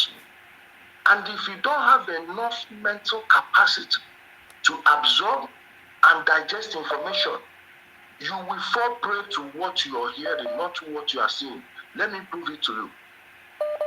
An average Igbo man living abroad, his number one choice of destination investment is Lagos. Then Abuja and Port Harcourt. Why Lagos? Now, if the Yorubas are a threat to you, why is it that you are going there to invest your money? If they are a threat to you, why is it that when you open your shop, people in Lagos are allowed to go there and patronize you? They don't say, oh, before you enter an Igbo shop, this other person, an indigenous, will sell first before you. Of which, if you give these people Lagos in the Southeast, believe me, I wouldn't put it beyond them doing it. And this is not Igbo culture. This is not Igbo identity. This is not what we are known for. That while our people were asleep, we had it good for so long. Our place never, all the while in the 16th, 17th, 18th, and 19th centuries, that everyone was fighting major wars in every region in Nigeria. In the Southeast, it was just around the Peku side, all those people. But anything west of Arochukwu, nothing. We were building things, taking care of our communities until the white man came. So that thing made our people forget certain things. We became too comfortable, and we didn't know when criminals crept into our midst and destroyed our society. Those of you in Lagos, I'm asking you, if anything happens in Lagos, where are you running to? You and I know the reason 27,000 PVCs were transferred from Anambra alone to Amu Odofin. I'm talking about 27,000 PVCs. Then if you do the ratio to number of Igbos voting, you find out that almost over 270,000 people have moved in permanently from Anambra to Amu Odofin alone. And this thing would have been in the last 10 years. Watch how everything started going from bad to worse, to terrible, to anything. In fact, it has broken the scale. And people, when you say Igbos are moving into your state, no, they are not moving into your state to take over your state. They are refugees. Igbos are internally displaced people with money. You people that are living in Turkey, in Europe, everywhere, if you notice, when the Syrian crisis started, there were Syrians who first came. When you saw them, they were buying up houses. All of a sudden, cost of property started getting high. Rent started getting high because they came with money. You didn't realize it until the poor ones started coming. Most Igbos in Nigeria are internally displaced people. That's no Igbo man wants to move his business from the Southeast to this work. All right, Ijele, I have to let you go. Thank you so much, my brother. I salute you. Thank you very much. All right. That was Ijele Speaks. Hello, your name and where you calling from, please? Go ahead. Yes, this is Ozo from United States of America. You're welcome. I'm just calling, I'm calling to let you know that for a TV show host, you are not supposed to be biased like this. You also biased, and you also untruthful. You listen to people when they talk about their poor insults on Igbos. And for you to sit down there to tell me that Igbos are the problem in Lagos, that's not true. Okay, very good. Are you Igbo? Are you Igbo? Are you Igbo? Are you Igbo? Excuse me. Are you Igbo? Are you Igbo? You don't want to listen? Are you Igbo? Are you Igbo? Then you must be a fool. You are a thief. Hello, your name and where you calling from, please? Hello, greetings to you. Yes, I salute you. Please go ahead. I'm Jonathan calling from Lagos. Jonathan from Lagos, go ahead. Are you celebrating with us? I'm not against you either. But you are not celebrating with us. I'm not celebrating. Today is Sunday now. I went to church and I'm back. So you are not celebrating with us. So you are our enemies. Anyway, go ahead. Make your contribution. I've been following your program all this while. But I just want to say something, me, myself, and I'm an Igbo guy from Imo State. And then... You are Igbo from Imo State, but you live in Lagos, right? Yes. Okay, go ahead. Majority of the Igbos, they are for Peter Obi, are you getting it? But then, for the fact that this is politics, and then Tinubu being declared the winner, me myself, I'm not against it. All I'm after is for the betterment of the country. If Tinubu being the president of Nigeria will make Nigeria better, me, I don't have any problem with that. Are you getting it? Now, I'm a Christian, and then in church we pray and... My brother, you are just beating around the bush, back and forth. You don't have problem with our president-elect. So what is your concern? Can you just go straight to the point, please? I notice that you guys don't know what to say each time you call. You don't hit the nail on the head. If you are not happy with the press, if you are not celebrating, what else are you not? You are not happy. You are enemy. It's as simple as that. So what is your problem here? Go straight to the point. Sima, I'm not, like I said, I'm not... Please, you are wasting my time. This is not a program of Ndibo calling to be talking rubbish. Go to your program. Hello, your name and where you calling from, please. Hello, Mr. Niso. Your name and where you calling from, please. Go ahead. This is Adekunle. I'm calling from Chicago. Yes, please, can you reduce the volume of your listening device so that we can hear you very well and you can hear us? Please go ahead. Yeah, can you hear me now? Yes, very, very clear. Go ahead, please. Okay. First of all, I want to congratulate the president-elect. Wow, there's still noise now, brother. Why are you listening through that one? You are calling us through your phone. Listen through your phone. Reduce that one. It's distracting us. Yes. Can you hear me properly now? Yes. Go ahead, please. Okay. It's clear now. Go ahead. First of all, I want to congratulate Nigerians, and then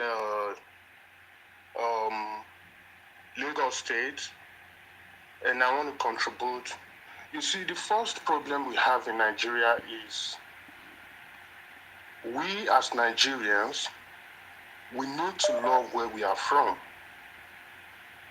Once we don't love where God put us, there will be a very big problem for us. So every other country have their problems, they have their challenges, but you don't see them going against their heritage or their country when things are not going their way. You have ethnic groups in Holland, in Belgium, everywhere as well. But if things are not going right for some group, that doesn't mean the whole country is bad. And this is just a piece of advice to my Igbo brothers. There are a lot of good Igbo people, but the bad ones among them have labeled them with a bad name. Aggressiveness, disrespect, and a whole lot of hatred. I've got my best friend as a Yoruba man is an Igbo guy, and we've been living together peacefully and peaceful until the time this election or he started getting to know about IPOB or this misinformation. He started questioning and asking me about some things in Yoruba. And I told him, as a Yoruba man, I grew up loving everybody. I don't even know the difference between Edo or Calabar or whoever. All I knew was like, I'm a Nigerian, I'm a Yoruba. We accepted people irrespective of where they are from. You get me? Until the time I got to a point, people would tell me, you are a Yoruba, you are not Benin. Benin is not Yoruba. That one is not that. That is not that. We need love. And if you want, I want to back what I am saying up. If you go to Yoruba land, go to Hausa land, you see people living together there. You see mosques, you see churches, you see Yoruba, you see Hausa. But why is it difficult for other people to live in Igbo land? How can there be any development or any diversity in such region?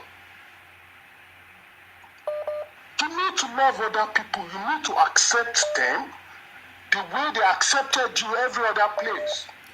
When you go to anywhere you want to make reference to in the world today, you see people from California living in Chicago, people from here living in here. But why is it not like that in your home part? That's the need to educate some Igbos. Not every Igbos. We can't say every Igbos, but some Igbos need to be educated. Like there must be acceptance to your fellow people. All right, my brother, can you change the conversation? Because I don't want anybody to call me and begin to accuse me of something.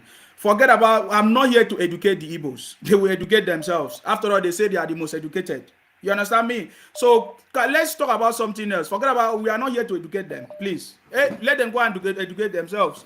They are the most educated. Because you listen to the last caller that called in and started talking rubbish.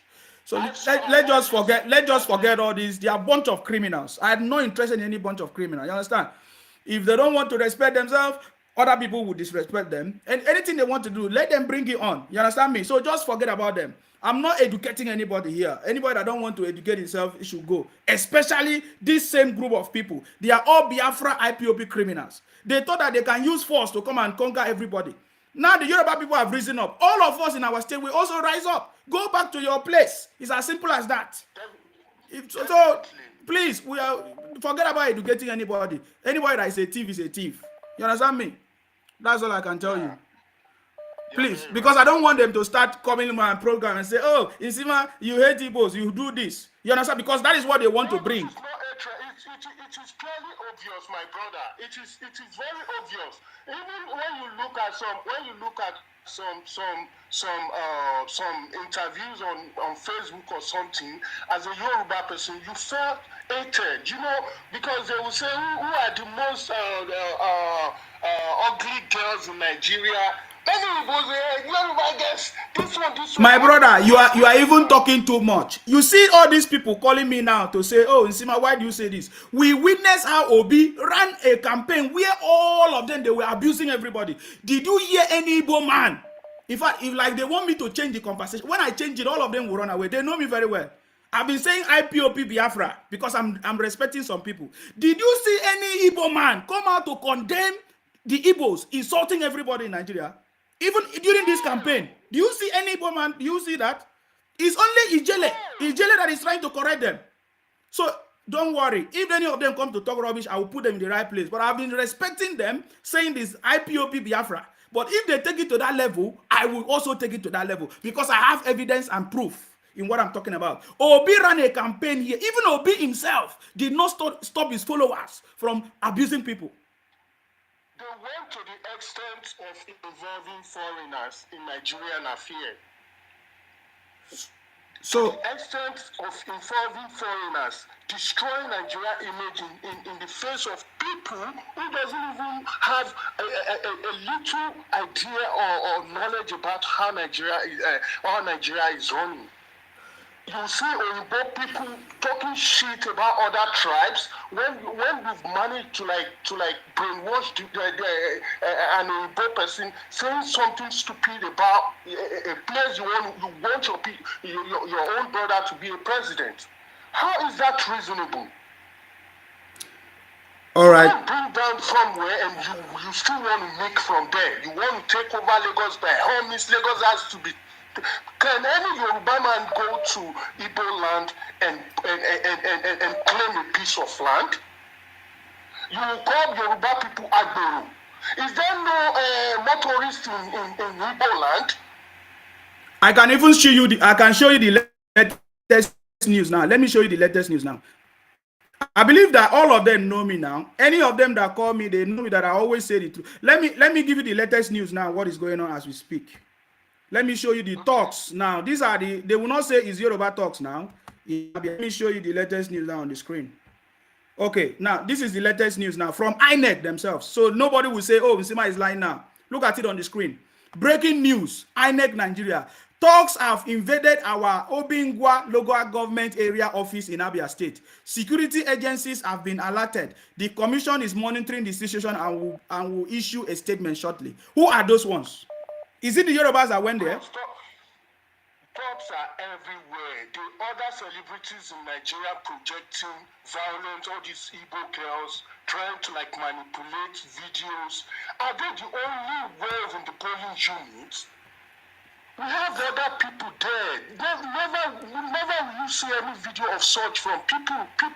They are just promoting propagandas, things that doesn't happen. They are the only ones they attacked this other girl, Choma was her name, during the presidential, in the gubernatorial.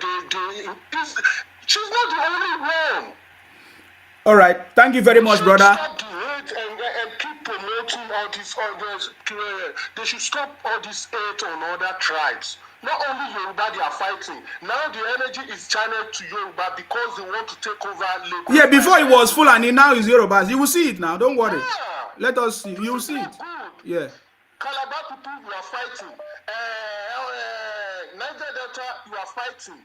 If only you are pointing bad fingers to 100 to other people, then you yourself, check yourself. All right, my brother, thank you very much. Let me pick up other people's calls, okay? Thank you very much for that.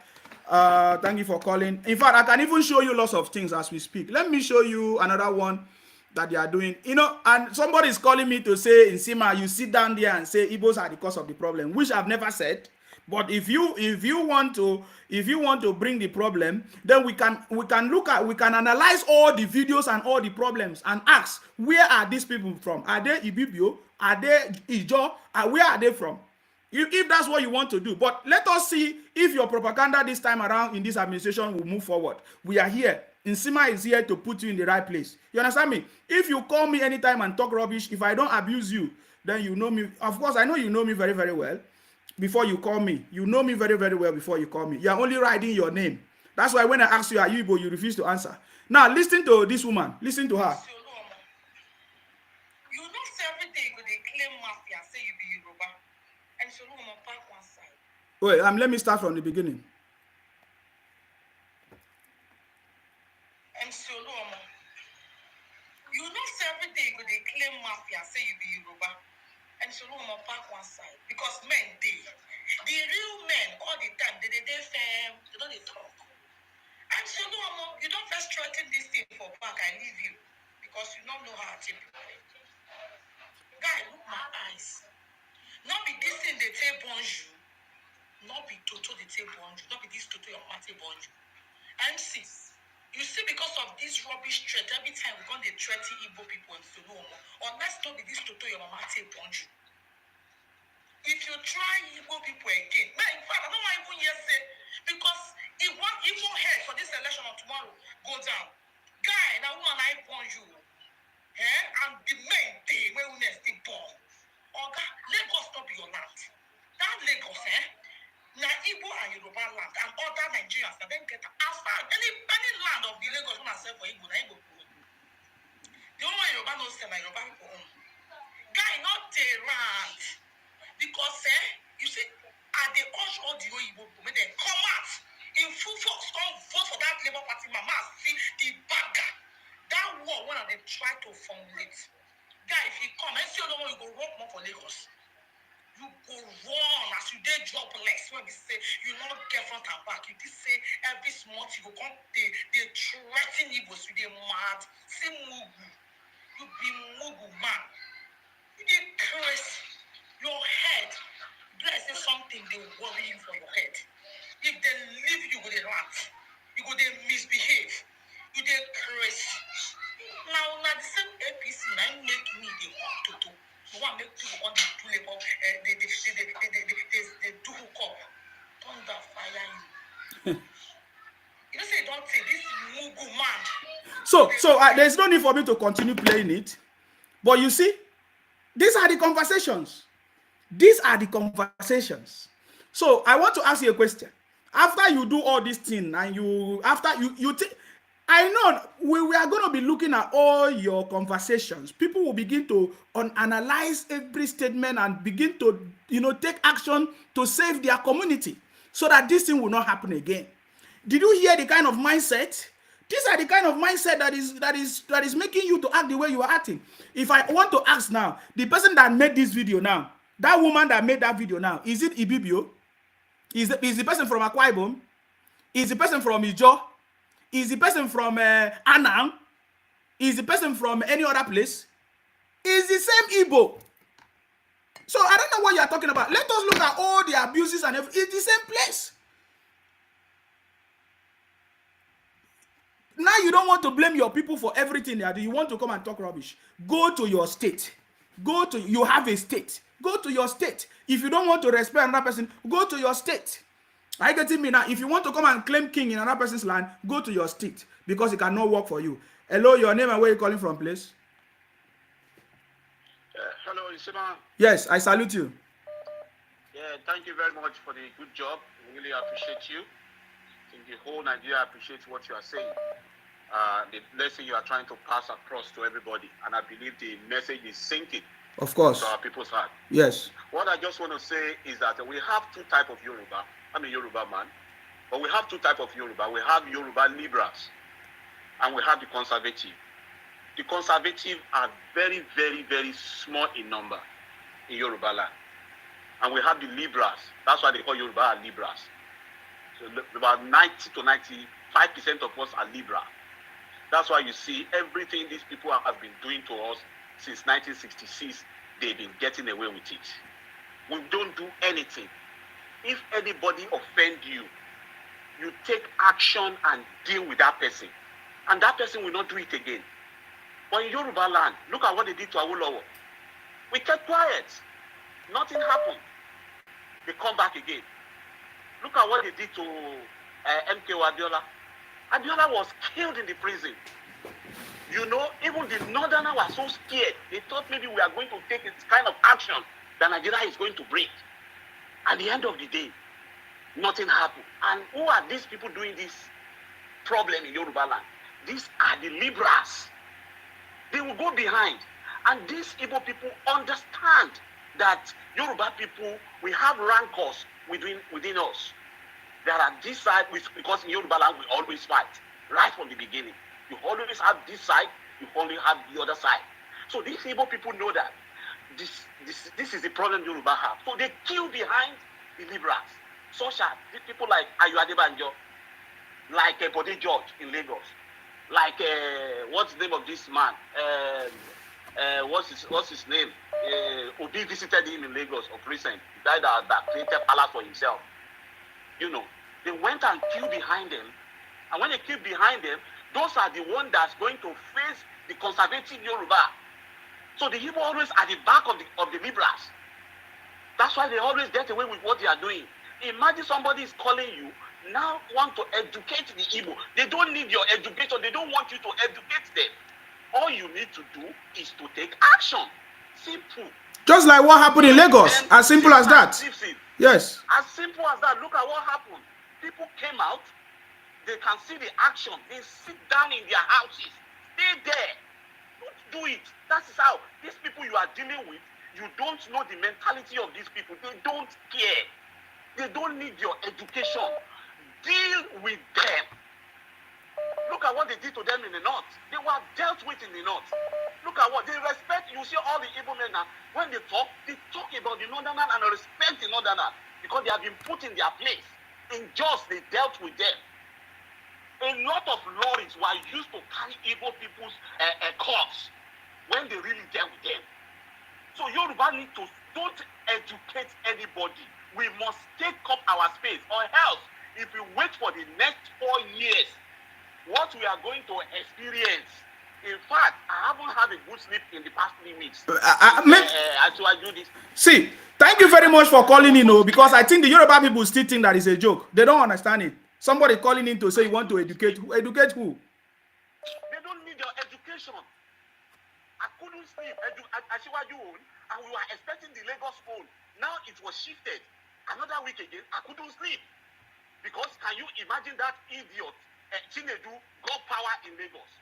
He's going to, even he hasn't get to power. Look at what he's saying. He will do everything. It's you when you get the power. Now you want to go and relax again, waiting for another 4 years. Imagine all your market has been taken over. All your land has been taken over from you. They are even threatening you.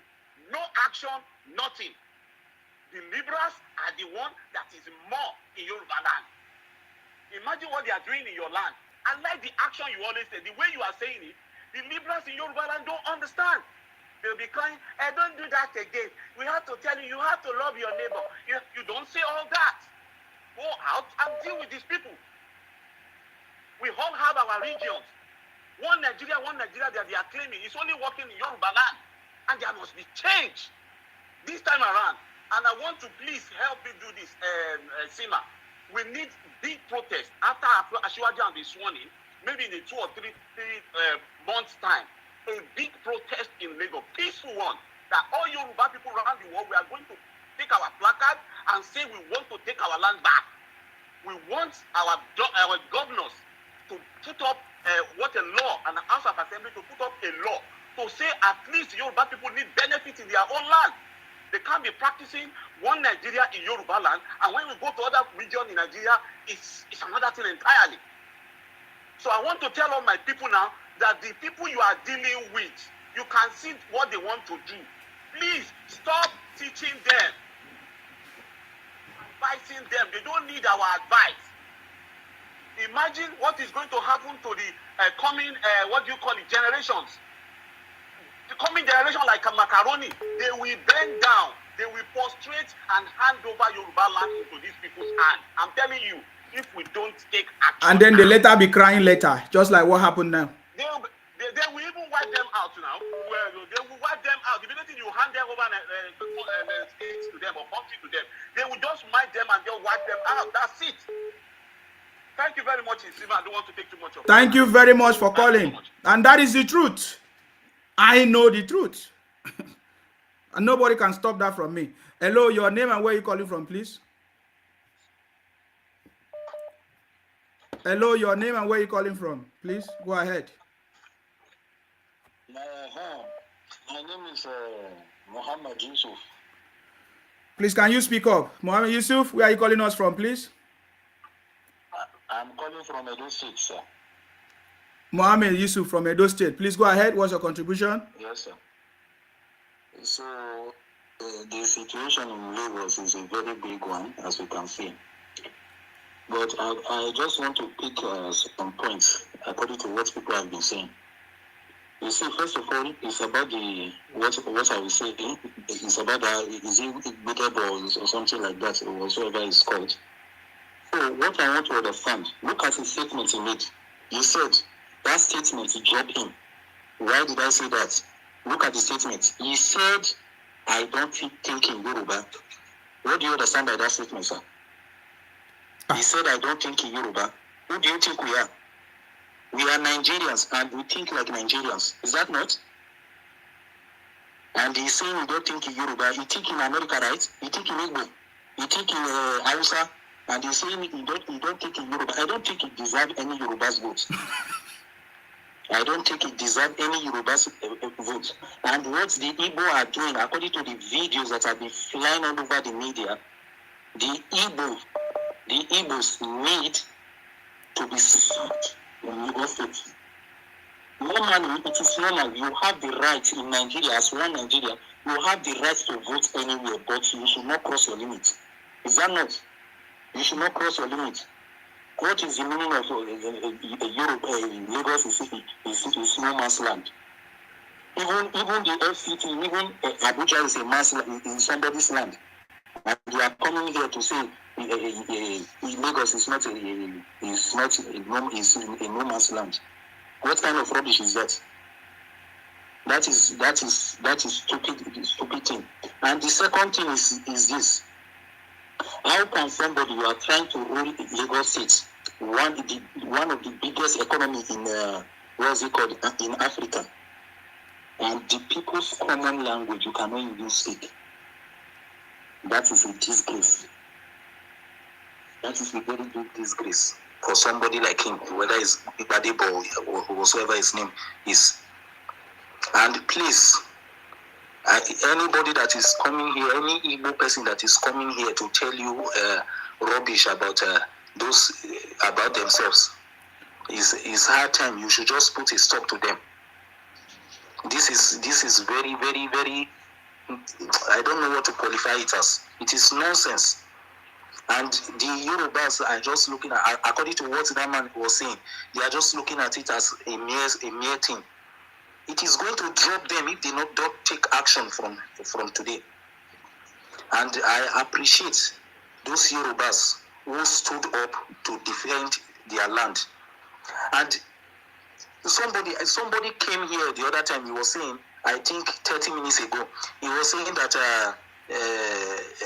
since they say one Nigeria, they're supposed to vote and exercise their choice. That is not a problem, because me and my brother and I, we are brothers. Does not mean he has to do anything he likes to me. He has his limits. We are brothers in this Nigeria. You are Yoruba, you are Igbo, we are brothers, but you have to watch your limits. Is that not, sir? I'm listening. Just go ahead. Make your contribution. Yeah. Just because we are brothers does not mean that you can do anything you like in my house. It does not work like that. How can you just come without taking permission, something like that? You don't take permission from me before entering my house, or I'm telling you something for you to do in my house for me, just because you have something there in my own house and you are harassing me, something like that. If I may, I just want to ask a question. There was something that happened in South Africa the other time. I don't know when a war broke out between South Africa and Nigerians. I think Igbo are more in South Africa in numbers, right? I don't know. I don't live in South Africa. I've not been there. Okay. And most of those things that I was seeing, they are all Igbo people, and most of them I know them. I know plenty people there, and this is the kind of this is the kind of mindset they have. They think when they have investment in your land, they take over everything, and this is not it. If you have a land in if you have a property in somebody's land, you have to respect the rules and regulations of that land. Just because the land is yours, it will not give you the advantage or the ability or the capability to do anything you like. That is nonsense.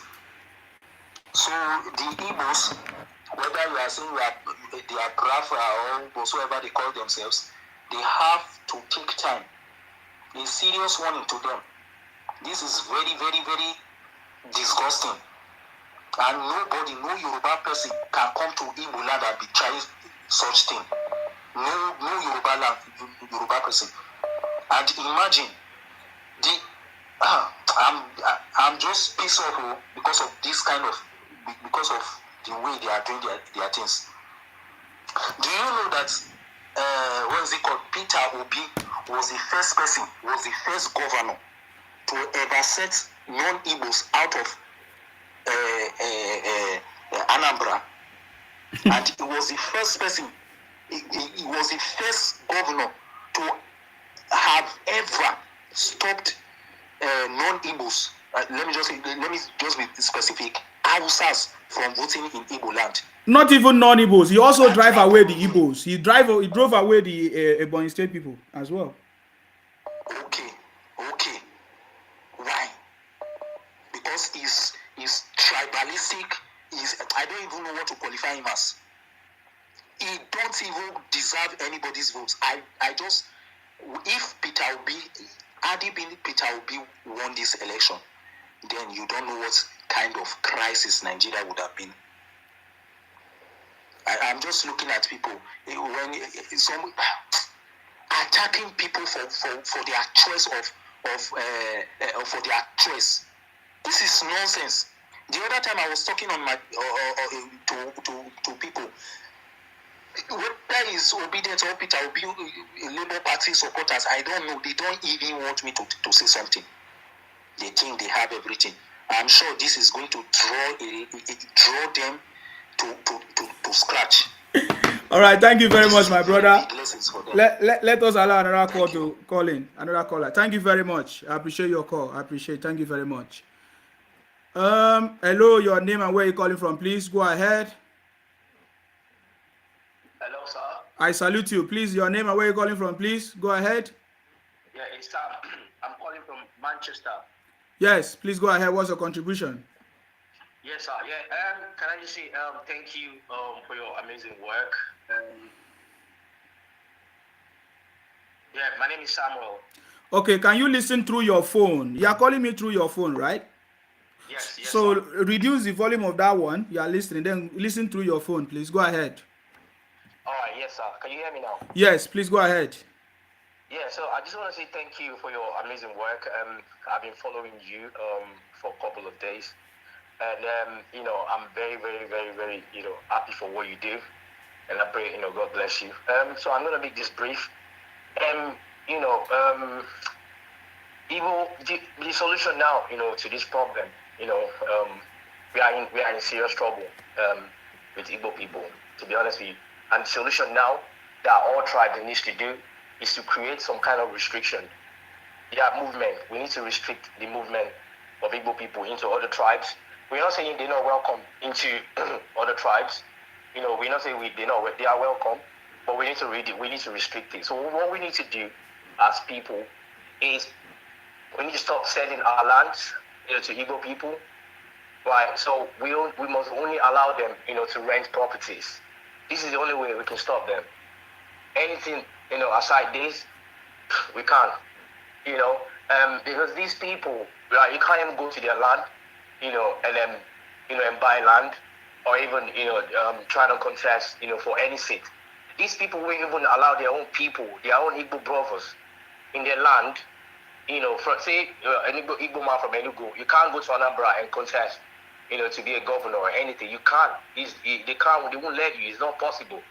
All right. And these people go to other man's land and fighting people in their land, taking over their land, because the people are kind enough to welcome them and sell lands to them, thinking they are friends, but they are not. They are clearly not. Their agenda is to take over every tribe in Nigeria and dominate them, and that's not going to happen. So the solution now that I believe, everyone can do, both, Ebonyi State, anyone, any tribe, both Hausa, everyone. We don't hate them, but their movement needs to be restricted. We need to stop selling our lands to them, because when you sell lands to them, you're giving them power. You need to stop that. When we stop that, then we allow them to rent from the indigenous. That's it. And that's the way you can control them. So that's all. That's my contribution today. And I want to thank you for your amazing fight. You're not fighting for just Yoruba people, you're fighting for the whole Nigeria. And I'm very, very, very, very, very happy. People like you exist. Thank you so much. Thank you very much for calling. I appreciate your call. Thank you very much. Hello, your name and where you're calling from, please. Go ahead. Hello, Sima. My name is and I'm calling from United Kingdom. Yes, I'm please. an Anambra woman. Yes, go ahead. And what I want to say now is I'm happy the way everybody is calling out Igbo people. How can a set of people, a tribe of people being controlled by one man, and they were busy looking at the ear of Buhari for how many years? They were busy saying that Buhari was an impostor.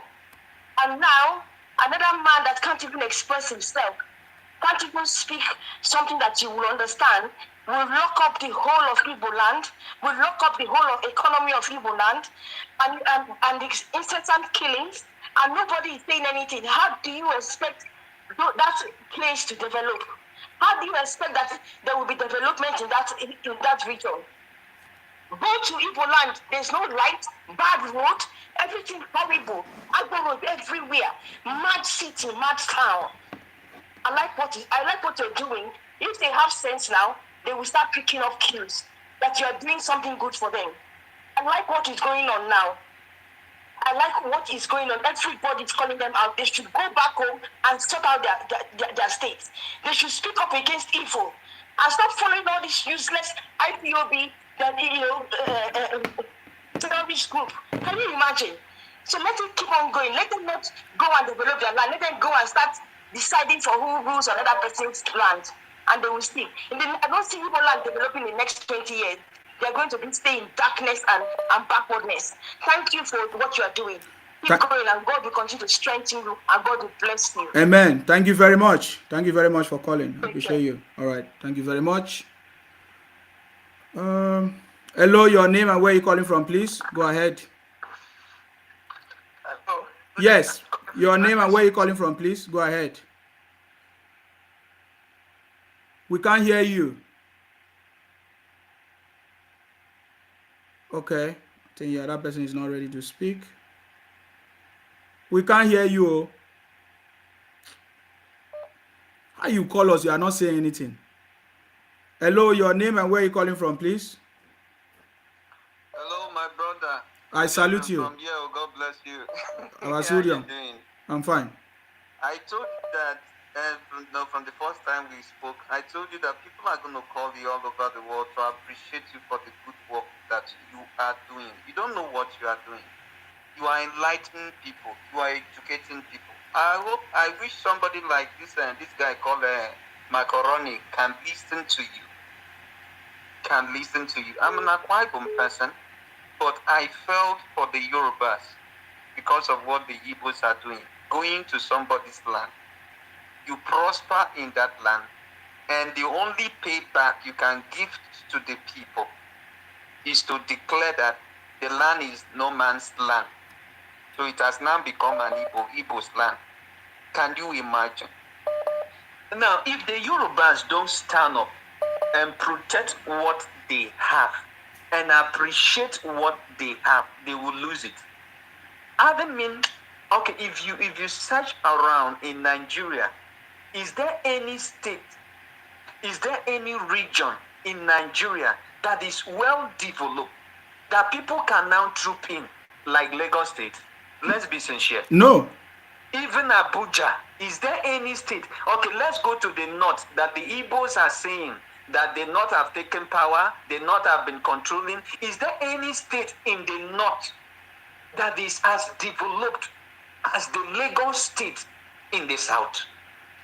That is because the Lagos State, they have someone who can make a way where there is no way. The development of Lagos State began with Asiwaju, and when he finished his term, he always choose the best brain to put in that place so that the person can continue building up Lagos. And that's why Lagos is what it is today. Recently, if you have listened to the news, the newly elected governor has just completed another deep sea port for Lagos. Railway for Lagos. What do you want? Seaport alone, do you know the numbers of jobs it will give to people? Seaport alone, do you know development that it will bring to that place? Seaport alone, do you know how many companies will come into your state because of Seaport? Seaport alone, only Seaport alone. Do you know the numbers of cars? You will now become a car seller to even other nearby states or countries. Seaport alone, do you know what it brings to your place? But we have the same politician in Imo, in Anambra. They cannot bring seaport to Anambra. Even when Peter Obi was a governor in Anambra, he could not bring airport, ordinary airport. He was flying through Asaba. He should be ashamed of himself as a governor. Common airports you could not build. Seaport you could not give your people. What did Peter Obi give them in Anambra? That's why all of them left. Even Peter Obi, he stays in Lagos. Brewery, gave them breweries. Yes, because Asiwaju has made Lagos to be. If you go to a place like Lekki, if you go to, there are some places you go to in Lagos, it's just like you are in Dubai, just like you are in London. Of course. Lagos is it's even more than London, my brother. You see the building, you see the structures, building that you can never see in the UK. You can never see in the UK. You see it back home. What are you talking about? I'm telling you. That's why Lagos State and Yoruba people, they need to appreciate the man called Tinubu. And okay, imagine Akwa Ibom State is still developing. Okay, see what Wike is doing in Port Harcourt. In the next 5 years, if this newly elected governor take the step of Wike, in the next 5 years, even Port Harcourt will be competing with Lagos with the kind of structures, foundation that Wike has laid in place. I am from Akwa Ibom. I know the work that Godswill Akpabio worked in Akwa Ibom State. Now, if Akwa Ibom State, as we are now, we should have somebody like Asiwaju Tinubu, Akwa Ibom State will not be the way it is now. Because such a man will bring in seaport. Okay, you are aware that federal government approves seaports to Akwa Ibom State. But because we don't have someone who have the interest of the people at heart to make sure that that seaport come into actualization, they are using it now to play politics. Now, if you see, all these opportunities are bound in each state. It is the governors and it is the politicians that are there that pocket everything. So if Lagos should be so opportune to have somebody like Tinubu, who first report they have it. The second one, I think this should be either the third one. If you go to Lagos, how many airports do they have in Lagos? They have many airports in Lagos, many seaports in Lagos. What if we should have somebody like this here that will give us, we need support, he brings it. We need this one, they give you. What else do you want? If you cannot, okay, let Lagos people, let Yoruba people, let them look at themselves and see how this man has been able to build that state, and let them compare their state with every other state in Nigeria, whether it is the same. There is something that an Arabic man said. The man is from Dubai. He said Nigeria has oil before Dubai. Nigeria has all the mineral resources. We here in Dubai, we don't have anything. All that we have is just leadership. Leadership, that is what makes Dubai. If you come to Nigeria, every state has a governor, has political leaders.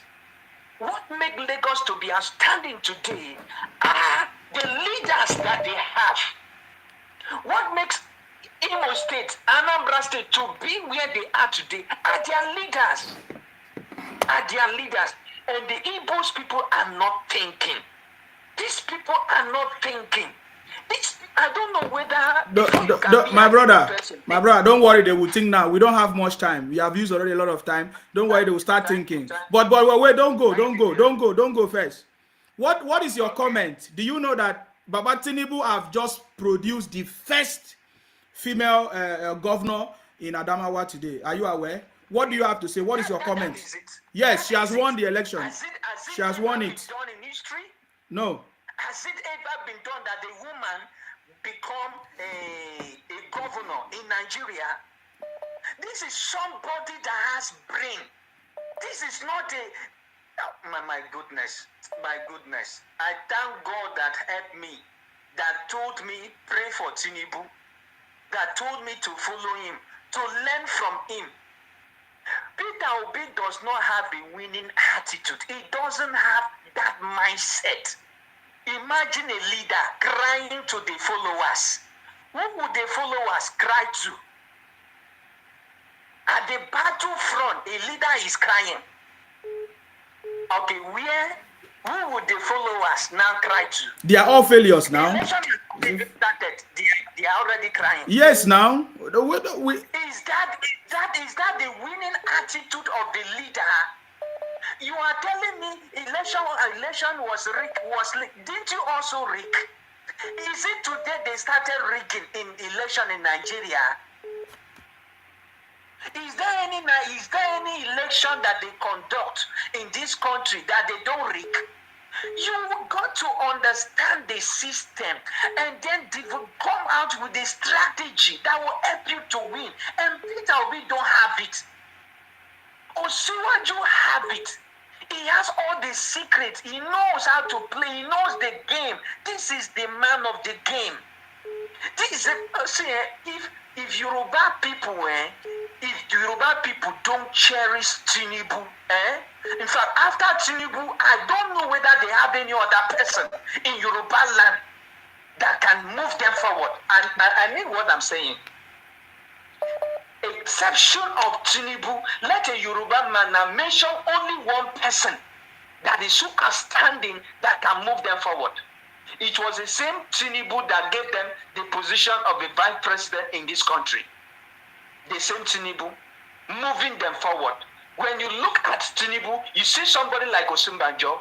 When you look at Tinubu, you see somebody like Ambode. When you look at Tinubu, there are so many great personalities today that they could not come to that kind of limelight of destiny without Tinubu. And he's still moving them forward. And the same some Europe, I not all, but few one like Macaroni are still the ones standing up against such a person. do they know what they have? Okay. Do they know what they have? Okay, let's remove Tinubu now from Yoruba land. Who else is there? Let a Yoruba person answer. Let Macaroni answer me this question. Let's assume we remove Tinubu from Yoruba now. Who else is there that can fight their battle? It's Macaroni now. He will use skits, comedy skits. Let's Yoruba people. You as a Yoruba, I believe that they are hearing me. I'm a quite bomb person. Yoruba people, may we remove Tinubu from Ona.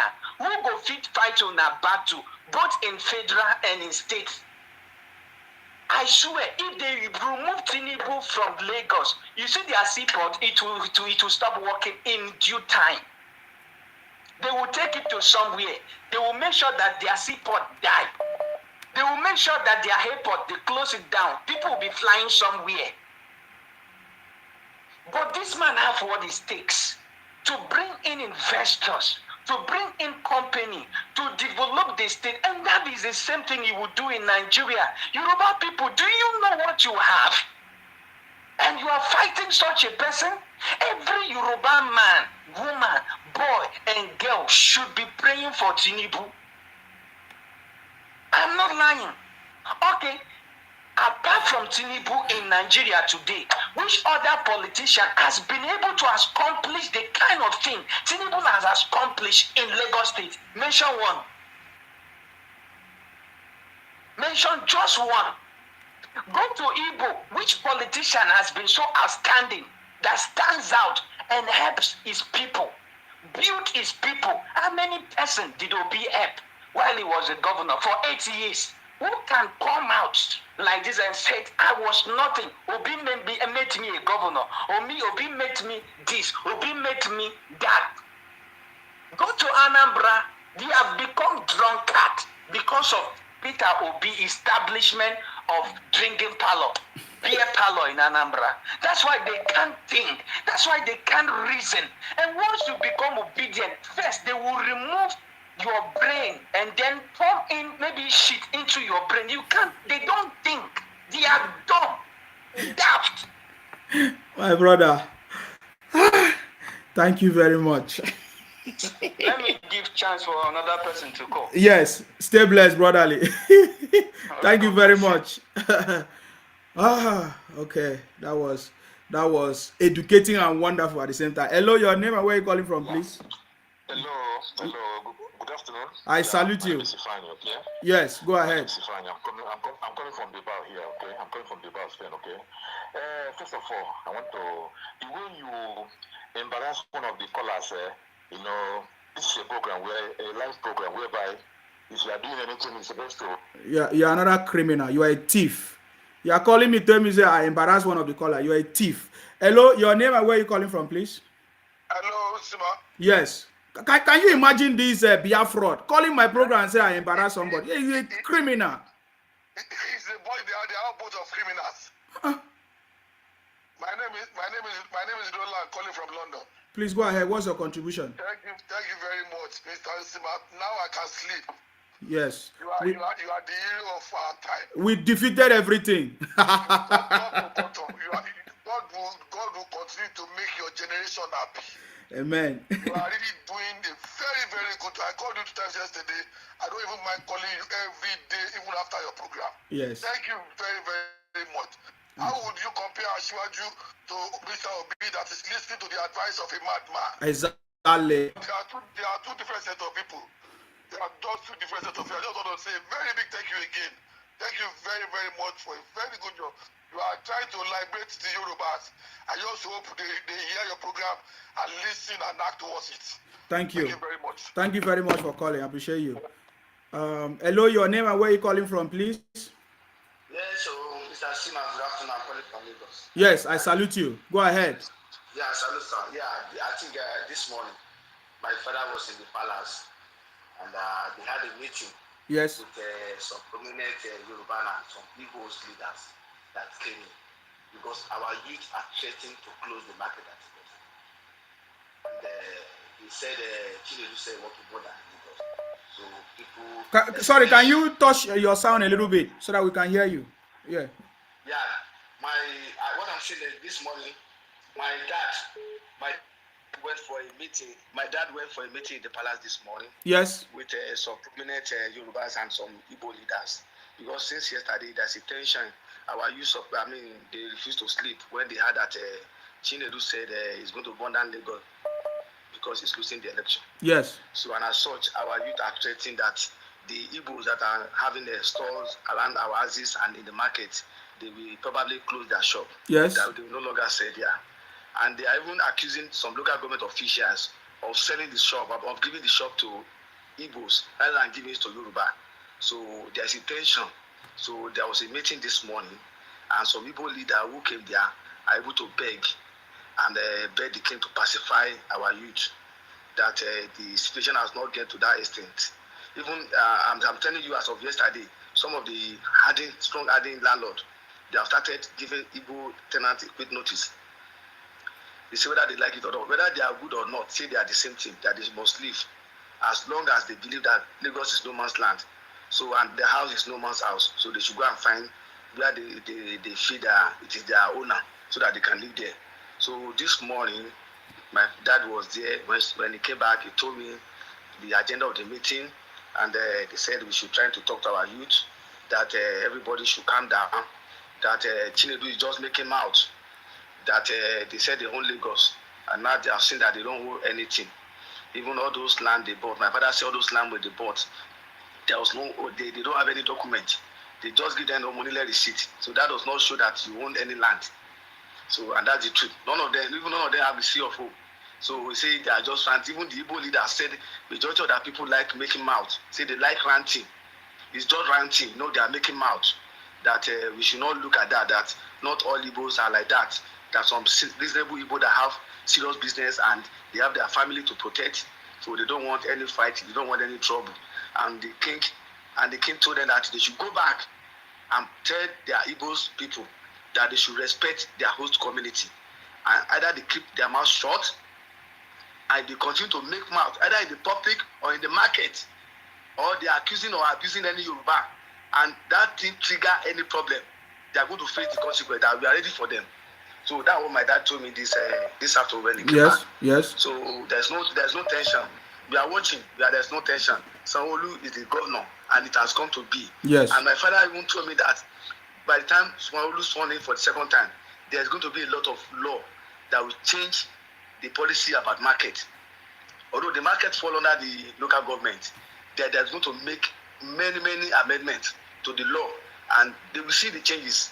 All those smarts they are making, I think everything will come down when those laws start coming out, because we cannot do anything without a law to back it. And now Buhari is giving every state autonomy on many instances. So now Lagos State is going to redefine our relationship with our hosts and with our visitors, so that we will know the difference between the owner and the visitors. So that's my contribution. Thank you very much for calling in. I appreciate that contribution. Thank you very much. Thank you very much. That is a strong message. Hello. Oh no. Okay, let me call. Hopefully he's here to pick up the call now, because the line has been so busy, And we need to end the broadcast very soon. Hello, your name and where you calling from, please? Obuefi calling from China. Oga Obuefi, your voice is not loud though. Go ahead. Okay. Yes, it's better now. Is it better now? Yes. So I thank God. Thank God that God has disgraced IPOB and Biafra people. Exactly. Yes. God has given Ashiwaju the victory, the final. So I'm from Anambra State. I always say it. See, there is one message that they are sharing now. They say, please contact Buledo, come and help us. So they are killing us. So please go to Omolile. Omolile is back of First Tax side. They are killing us. So they are breaking our this thing there. Please, if they come and help us, so they should call them. They should call Ifeanyi Oba. Ifeanyi Oba is one senator for Anambra State. That Ifeanyi Oba, all of them say Ifeanyi Oba is the one who collected money from Nigeria government to sell Nnamdi Kanu. Now, some people, hello? Yes, go ahead. We are listening. Okay. Now some people now are calling him to come and help us. So, you know, they are not hearing word. We tell them here, Ijele tell them. And also in this program, say they should go in. Let them not go and vote anything so that the problem will be lesser. See, this one local government, this man win, it double problem for them. And my brother, God have turned back for them. They will see, they will drink that, see that soup where they cook, they will drink, they will lick it very well. They will lick it. I told you there's plan. And the plan they have executed from now to 6 months. From now to 6 months, they will see it and they will obey. And because that is the only language they understand. Yes. When they start running skater, they after when somebody say okay, you will see them, all of them will mellow down and respect. And now they have started. I market you. You know, say you have market before I be in another man's land. Another one I want to say is that see sure another one is that say is acting film. Sorry to say, I know he's the one who's marrying his husband. Not his husband is not marrying him, he's marrying her. Because if the husband is marrying her truly, she will not be messing up. That man supposed to send her home at least for 5-6 months. Because I never know that woman is a goat. I never know a goat is more than her. She see all these things and she go and ginger the problem. She have 100% luck yesterday. Assuming something else happened, I will be drinking today concerning her. Yes, but because she escaped it, how can you go to another man's land? You are saying, me, I want to vote. I can't vote. I'm accredited, but I can't vote. Who are you? Who are you? Who are you? Are you not one person? But maybe they're just messy for her. She wrong. She's a woman, that is why. See all of them. All of them. See, Ijere have just talked now. See how many people they kill that side. No, all of them are concerned. They are not even talking about it. Only they are concerned. Yes. The only they are concerned is Lagos. What is Lagos? You come to do business. They give you free hand. Do whatever you like. Behave as you like. Do whatever. That respect. Your children go to hospital with Yoruba children.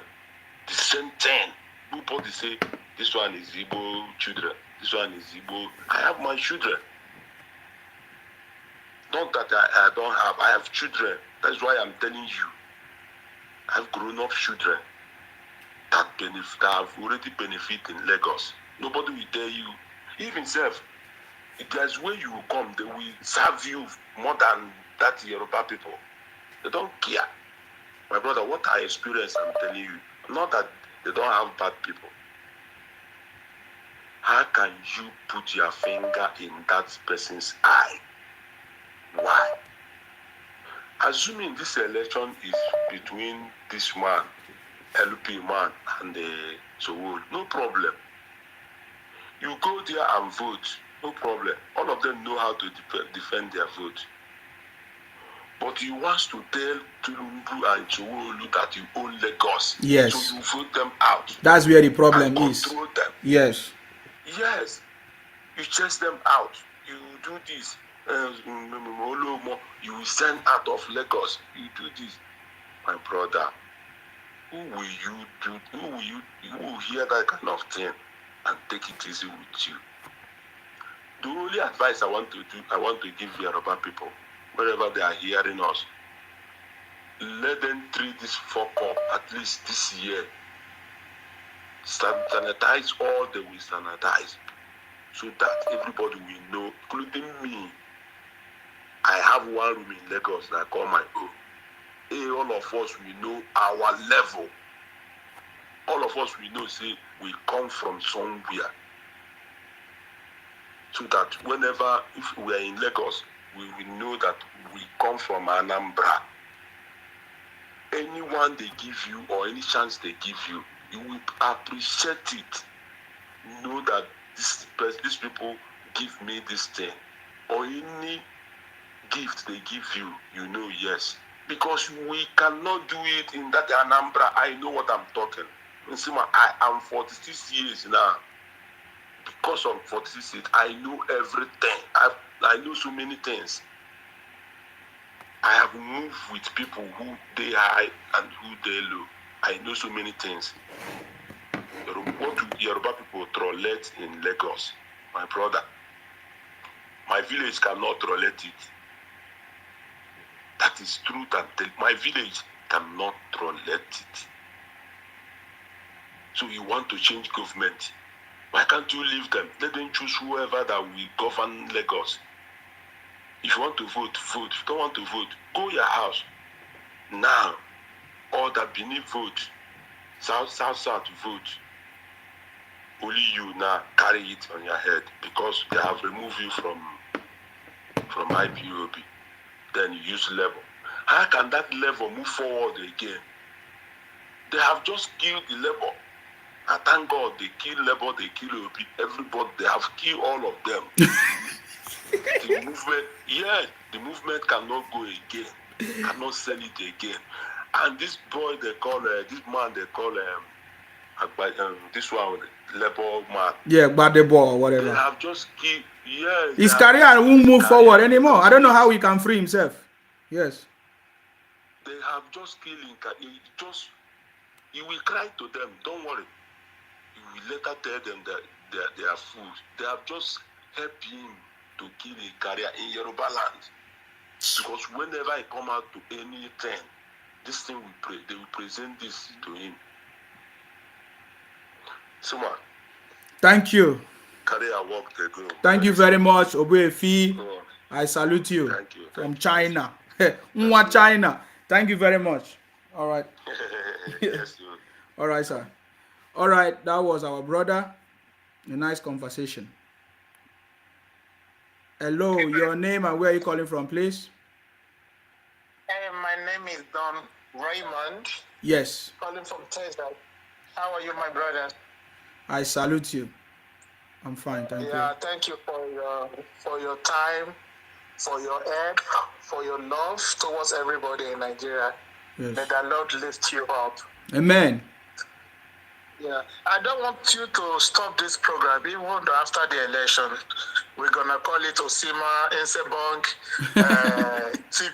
TV station, and that is how it's going to be at the end of the day. Okay. Yeah, my contribution is that I pity some Igbos. I really pity them.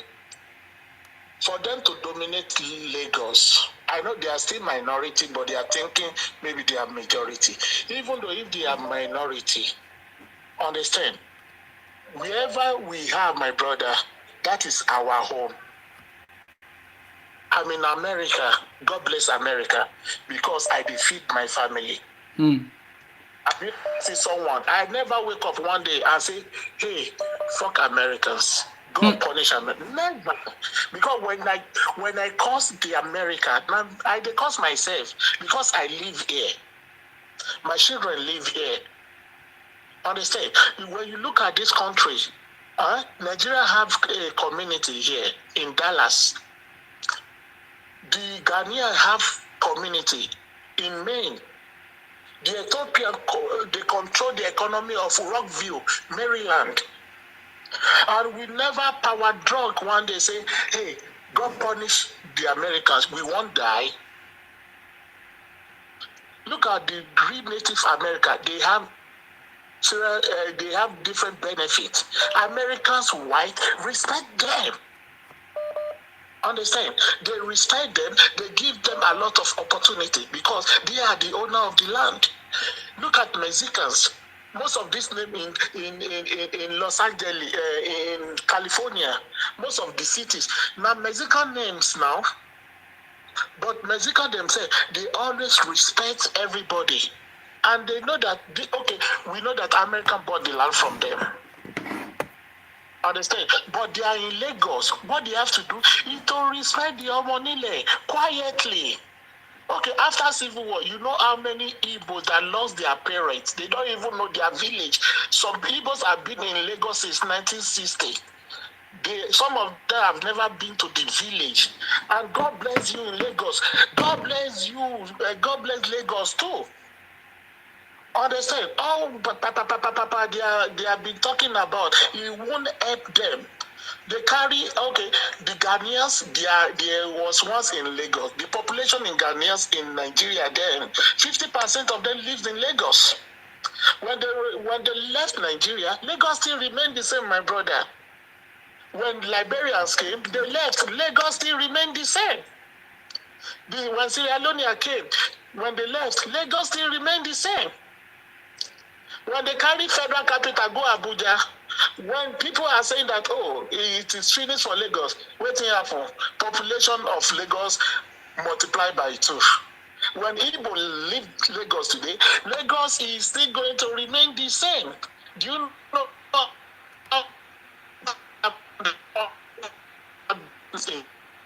The Lebanons, the Mali, people are coming from Mali to do business in Lagos, if they don't know.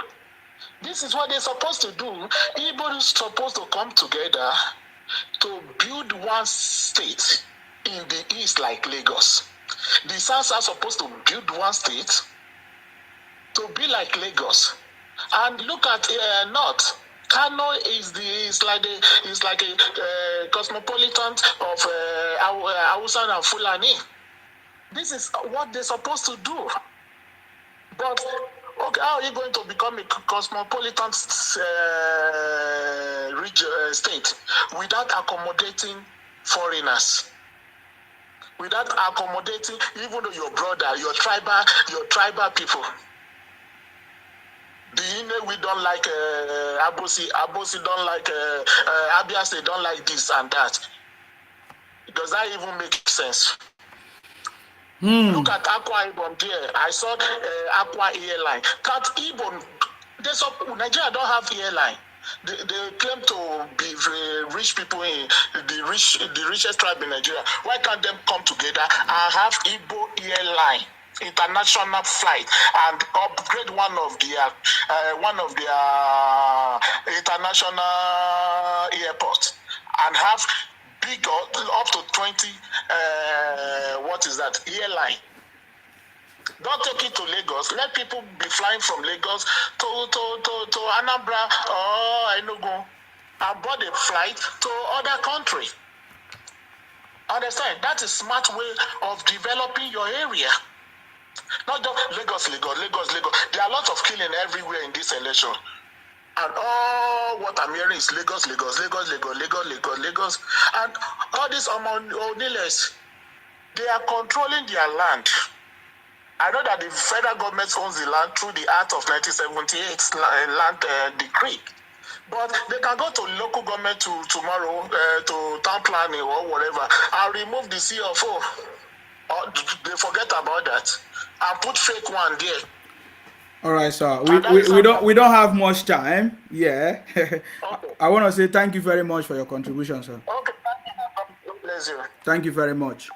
All right, guys. I've seen many people that wants to call. We need to end the program. It's almost 6 hours, and we don't have much time. We need to end the program because we have to come back again later today. But there are some people that say they want to say something. So I will just give them opportunity to say what they want to say.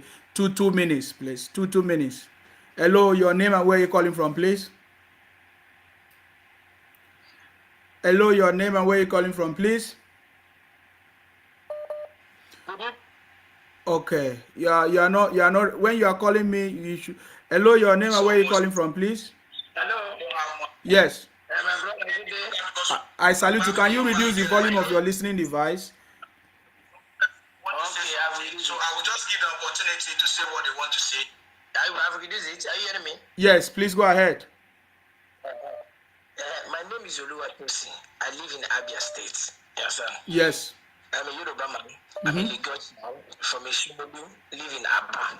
I've been about for 24 years. And I'm married an Igbo. Yes. Having a son for me. His name is Femi. He almost the same thing as a neighbor's own. But the problem is that Igbo, there's a way they do things that they always believe that whatever they will do to you, you won't do it to them. I have a land here as a land, a property. The owner of the property is still telling me I bought the property, everything, I have the document and everything. Still telling me that the other day that he called me on phone.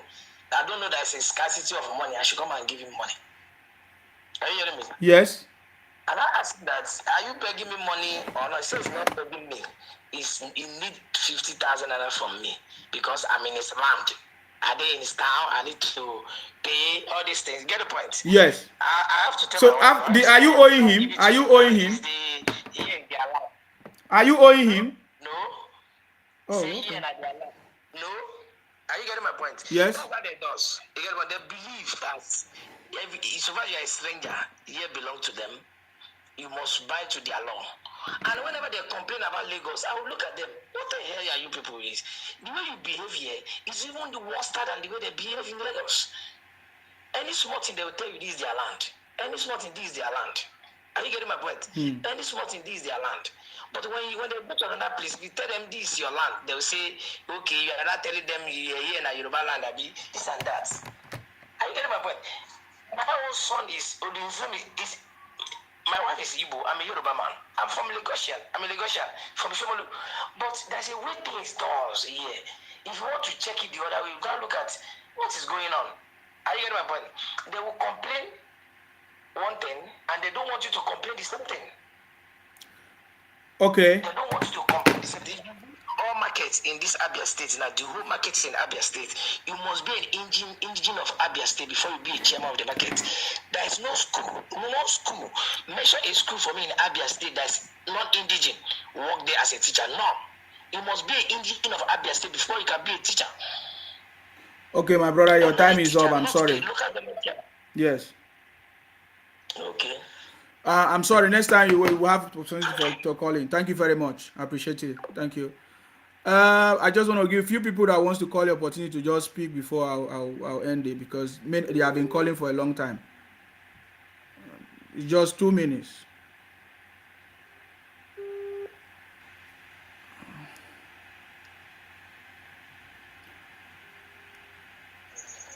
Hello, your name and where you calling from, please? Hello, Mr. Sima. Good evening. Yes, I salute you. Please, we have 2 minutes. Go ahead. Okay. Thank you very much for the time. Yes. My name is Love Day. I'm calling from Mozambique. Yeah, go ahead now. You're already delaying. Go ahead. Okay, Mr. Sima, I want to contribute. I have a contribution to make, please. Oh my God. Go ahead. Go ahead. Okay, I'm saying. Hello? Okay. I see that person is not serious.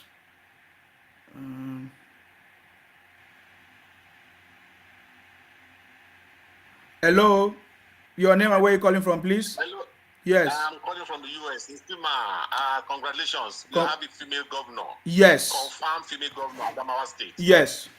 I just sent the figure to you right now. Yeah, I've seen it. I'm going to gather more details so that when we come back later, we'll talk more on it. Yes. Cross River too. Yes, Cross River. Yes. It's only Akwa Ibom, my state. What is going on there? No, don't worry. it's a building process, Isima. Yeah, there's a big problem going on there anyways. So go ahead. Yes. It's a building process. I know what you're doing is, I've traveled to that part of the country. I've traveled to Akwa Ibom, to Cross River State. So it's a building process. Hello? Yeah, we are hearing. Go ahead. Yeah. See, it's a building process. What you are doing, you are sensitizing people. People don't know, but people, I'm thanking that people are now realizing what you are doing. You are exposing some hidden secret that most people don't know. Yes, you are exposing some hidden secret that people don't know. But what you are doing will go a long way to sensitize people and to educate people and inform people more. Yeah, that all the shackles of these IPOB people, they are propaganda people, they are propaganda.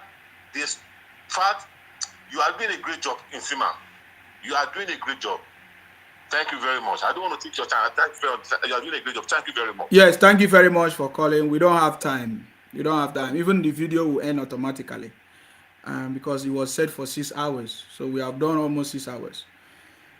Okay, guys. The good news is that we are leading almost in everywhere. Hello, your name and where you're calling from, please. Go ahead. Hello, it's Demi from London again. I've called previously, but yes, go ahead. Go ahead. Okay, so what I just wanted to say today is I think I'm really grateful for your show because it's making us talk about other things that are just that transcends this election. Because if we're talking about how Igbos have infiltrated Yoruba land, we should also, because we're focused on Badebo now and all of that. Yes. But we're failing to see Osun State. We have a half Igbo, half Yoruba governor, the governor Adeleke, right? Yes. And in governor's house, he was speaking Igbo. So we need to understand, especially when the child's side is the Igbo, like the mother. Children are normally just basically partial to their mothers. So we have a governor sitting in the heartland of Yoruba land, who is going to be giving orders to the Ooni of Ife. So we've already been infiltrated. Even though he's lived all his life in Yoruba land, he's a very proud Yoruba man, but he would be sympathetic to them at some point too.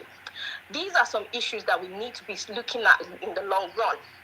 Because if we don't tackle it, look at them, they're also breeding.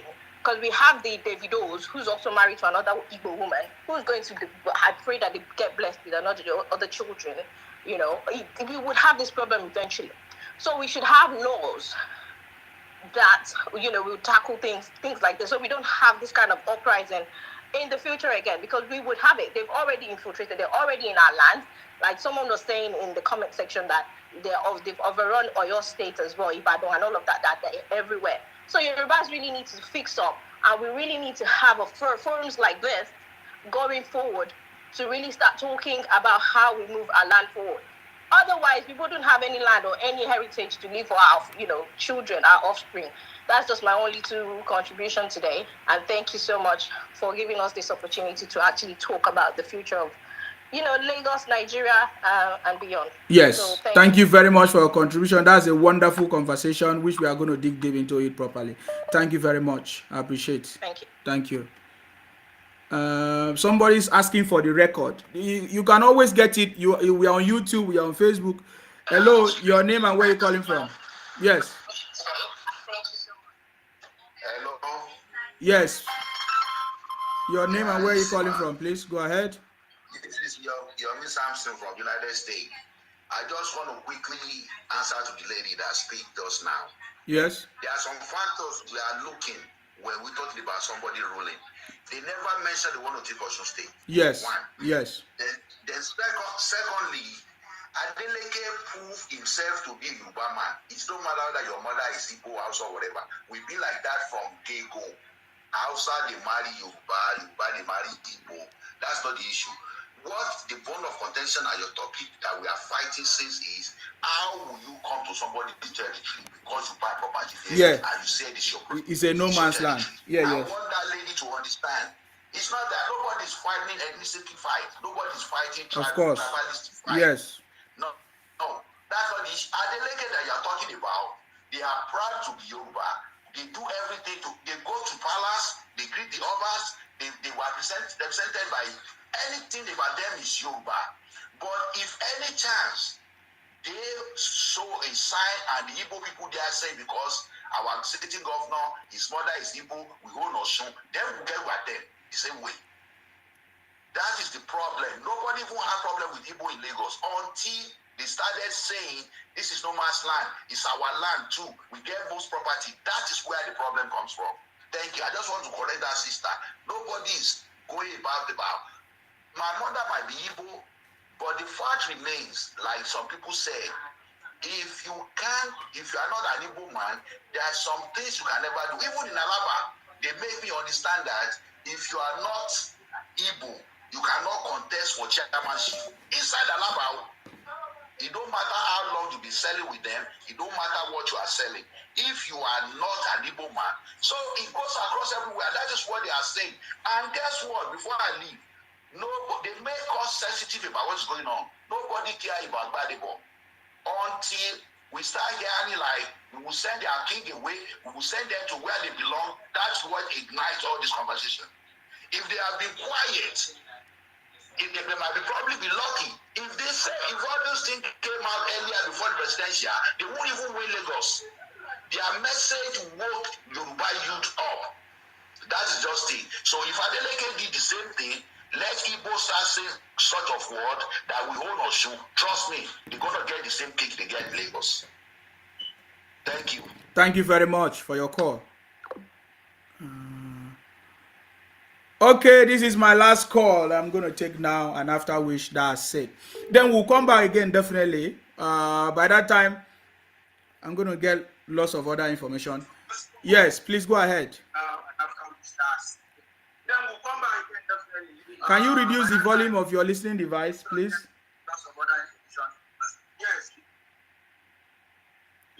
Can you reduce the volume of your listening device? Oh my God. Can you reduce the volume of your listening device? Hello? Hello? I think I've given everybody time to speak. So,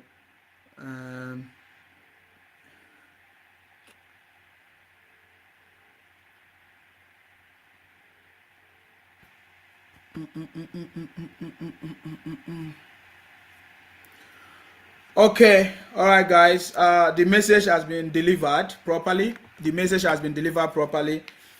Lagos has been delivered. For the people that is saying Lagos is a no man's land, I believe they have gotten the message right now. Nobody will ever say Lagos is a no man's land anymore. But hello, your name and where you calling from?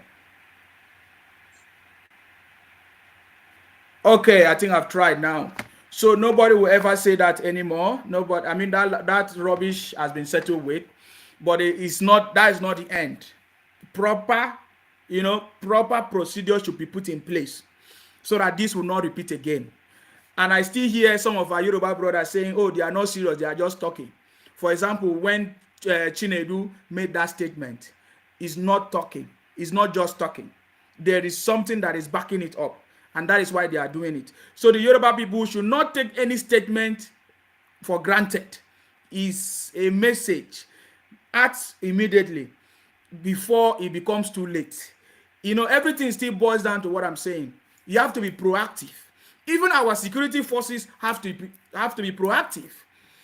It's everything that they hear, people, they don't wait until it becomes a problem. For example, the threat that they are going to come out, they are going to burn Lagos, they are going to come out tomorrow, they're going to protest, they're going to destroy things. That is what they are planning. And they all have leaders or celebrities. When I say I'm talking about the celebrities that are pushing it. All these people must be investigated and documented so that they will be held responsible when this problem actually starts. Are you getting me now? Our security forces must be proactive. Even our government, our state government must be proactive. You don't wait until things get out of hand before you want to come and resolve it, or before you come and talk about it. We must be proactive. That is how every government of the world is run.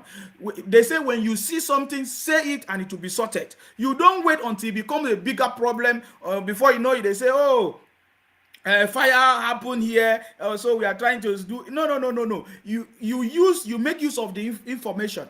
So that is why community engagement is very, very important.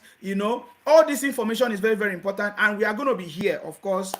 We will continue this conversation until we feel that it's okay. The City Boy movement is here. If you are not part of the if you have not joined the group, it's a Telegram group. You can send me a message. I'll send you the link for you to be part of it. I think we need people that are intelligent, that are serious, that want to bring together knowledge across the world. All of us, we have traveled all over the world. We live in different places. We know how all those places are running. We can bring all these ideas together and move our country forward. That is the next phase that we are interested in. Unity, peace, development, and prosperity in Nigeria. So we need all the skills and ideas. Any other conversation, anything that wants to bring destruction, propaganda, all these threats, IPOP criminalities, we need to make sure that we shut them down. That is our job. So I want to say thank you very much for being part of this conversation. We will come back again. We will come back again, and we'll continue this conversation. For now, of course, APC have delivered Lagos. Sanwo-Olu, of course, His Excellency Babajide Sanwo-Olu is coming back for the second time to finish our 4 years, or that will be 8 years together. And then for the first time, this administration, APC, is producing the first female governor in Nigeria. It's something that we'll talk about when we come back. And then I'm going to get more details as we move forward. I want to say thank you very much. We pray for our president-elect. We pray for all those elected offices, elected officers in this administration for strength, knowledge, ability to execute all their plans. We pray for good health, because they have a lot of work to do this time around. They all have a lot of work, especially our president-elect, His Excellency Asiwaju Bola Ahmed Tinubu. We know that there's a lot of work for him to do. So we pray for his good health and ability to execute all the plans. And we pray for all of you listening, so that we'll continue to come together. This is time for us to move our country forward. There's nobody that is going to do it for us. I get me. There's nobody that's going to do it for us. So thank you very much for your contribution. Thank you for your calls. Thank you for everything. May God bless all of you, and may God bless the Federal Republic of Nigeria, guys. That's all I have to say. Of course, you know my name. My name is Akbarawa Nsima. I'm from Akwa Ibom. Our job is to make we continue to fight in order to protect and to defend our land. Stay blessed, guys. Stay blessed, stay blessed, stay blessed. We'll come back again. Stay blessed, and God bless all of you. Bye-bye.